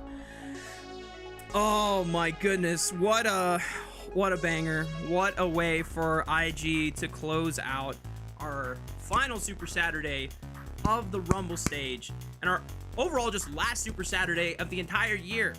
Yeah. My goodness, guys, we're never going to have another one for at least August is the 8th month of the year. I think almost 6 months. 'Cause we didn't start. We didn't start 6 months. until like halfway through January, almost February, if I remember correctly. Yeah, we started on the 12th of January, so almost 6 months before we get another Super Saturday like this. Unless we cover, thinking ahead, maybe Demacia Cup in December. We'll see. Long time away. We got a lot of League of Legends between now and then here, both in the LPL and internationally speaking. But man, IG now shoot up to second. They have a better game differential than BLG at 19-9 versus 20 and 12. They're at plus 10 instead of plus 8.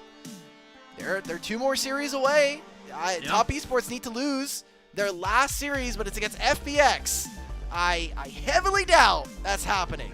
Well, what if FPX's new jungler Jeje hits them with the ultimate fade and leverages IG a solid Jeje for his last goodbye to his former org says, I got you one time, IG. One time, I will demolish Top Esports and set you guys up to take first seed by the end of the Rumble stage. And then the magic is just there, and Jeje has always been the secret agent. So either way, an exciting kind of set here for the games. I'm thinking MVPs, honestly,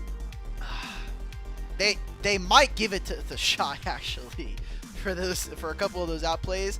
I think it's some variation of like Rookie or Way in this game.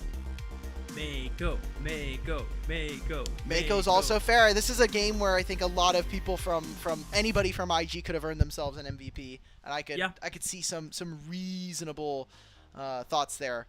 But everyone from IG stepped up in this last game. No one was a deficiency. No one was a liability for Weibo to try and play off of to get back into this game. So this was one of IG's best games of at least of recent memory, just in terms of cleanliness. They didn't have to do some BS comeback story like we've seen in previous series. This was just overall an effectively cleaner game from start to finish. Mark, and I want us to start casting our minds. We've talked a lot about Weibo and IG and the standings implications and going into playoffs. I want us to look past today's broadcast, start thinking about tomorrow.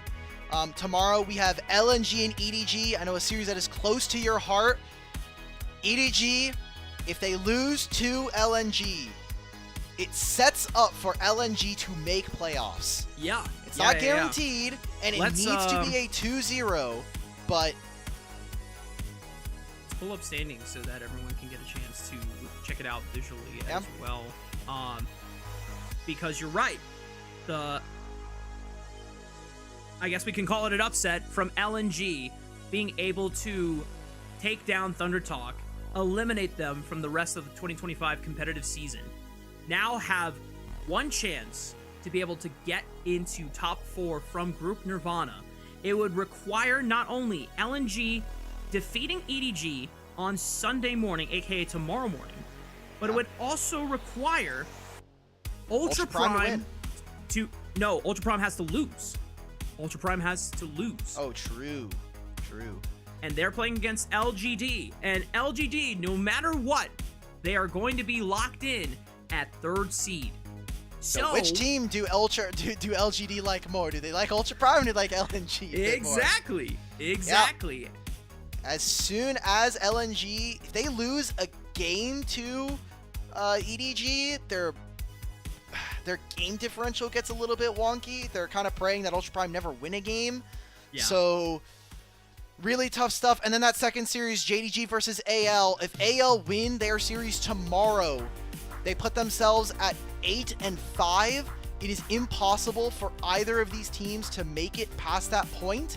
So that would lock up our top 4. AL limping into the playoffs.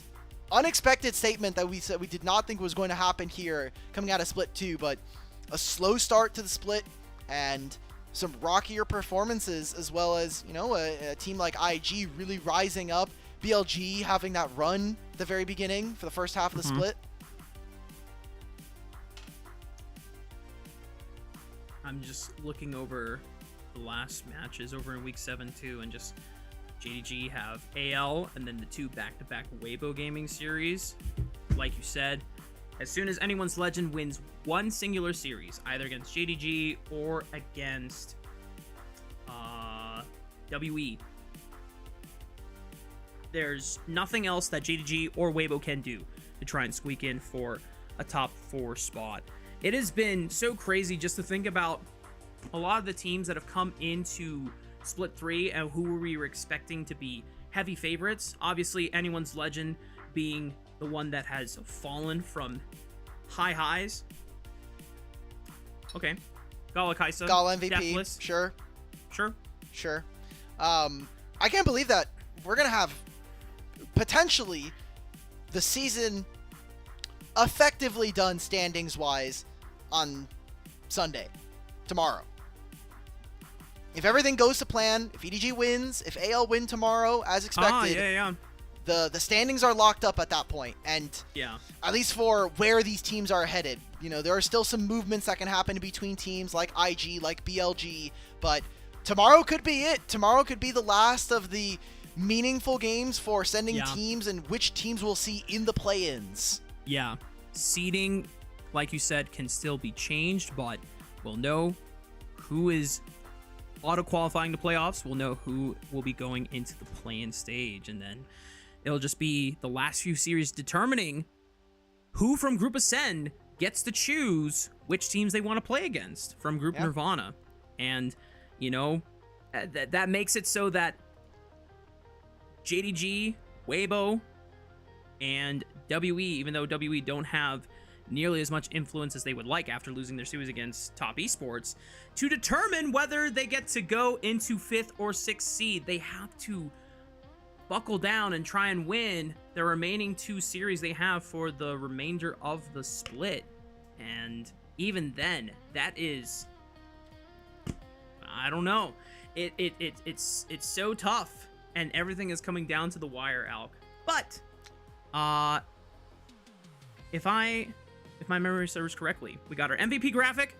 Sorry guys, we're 26 hours lack of sleep, but here we go.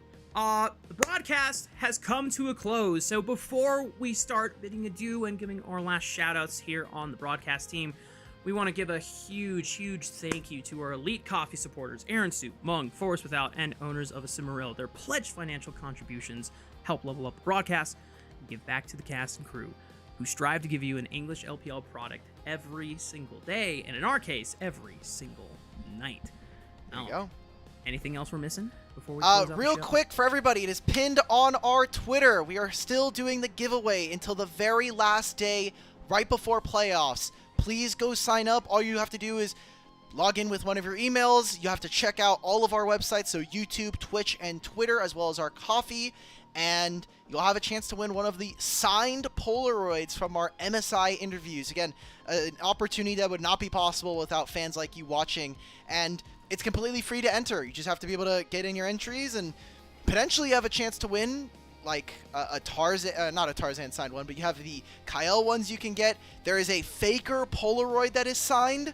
That one is extremely valuable, obviously, for a lot of fans. So yeah, go ahead and please go check it out. It is pinned on our Twitter. Again, LPL English on Twitter. You can go ahead and check that one out. And I just want to say another thank you to not only yourself, Rafa, for joining us today, but for Yanni and Bloxer earlier on, and then everybody else on the production crew, from Ilya, as well as our mods and our socials people, for making it through what is another 8-game day here on our last Super Saturday.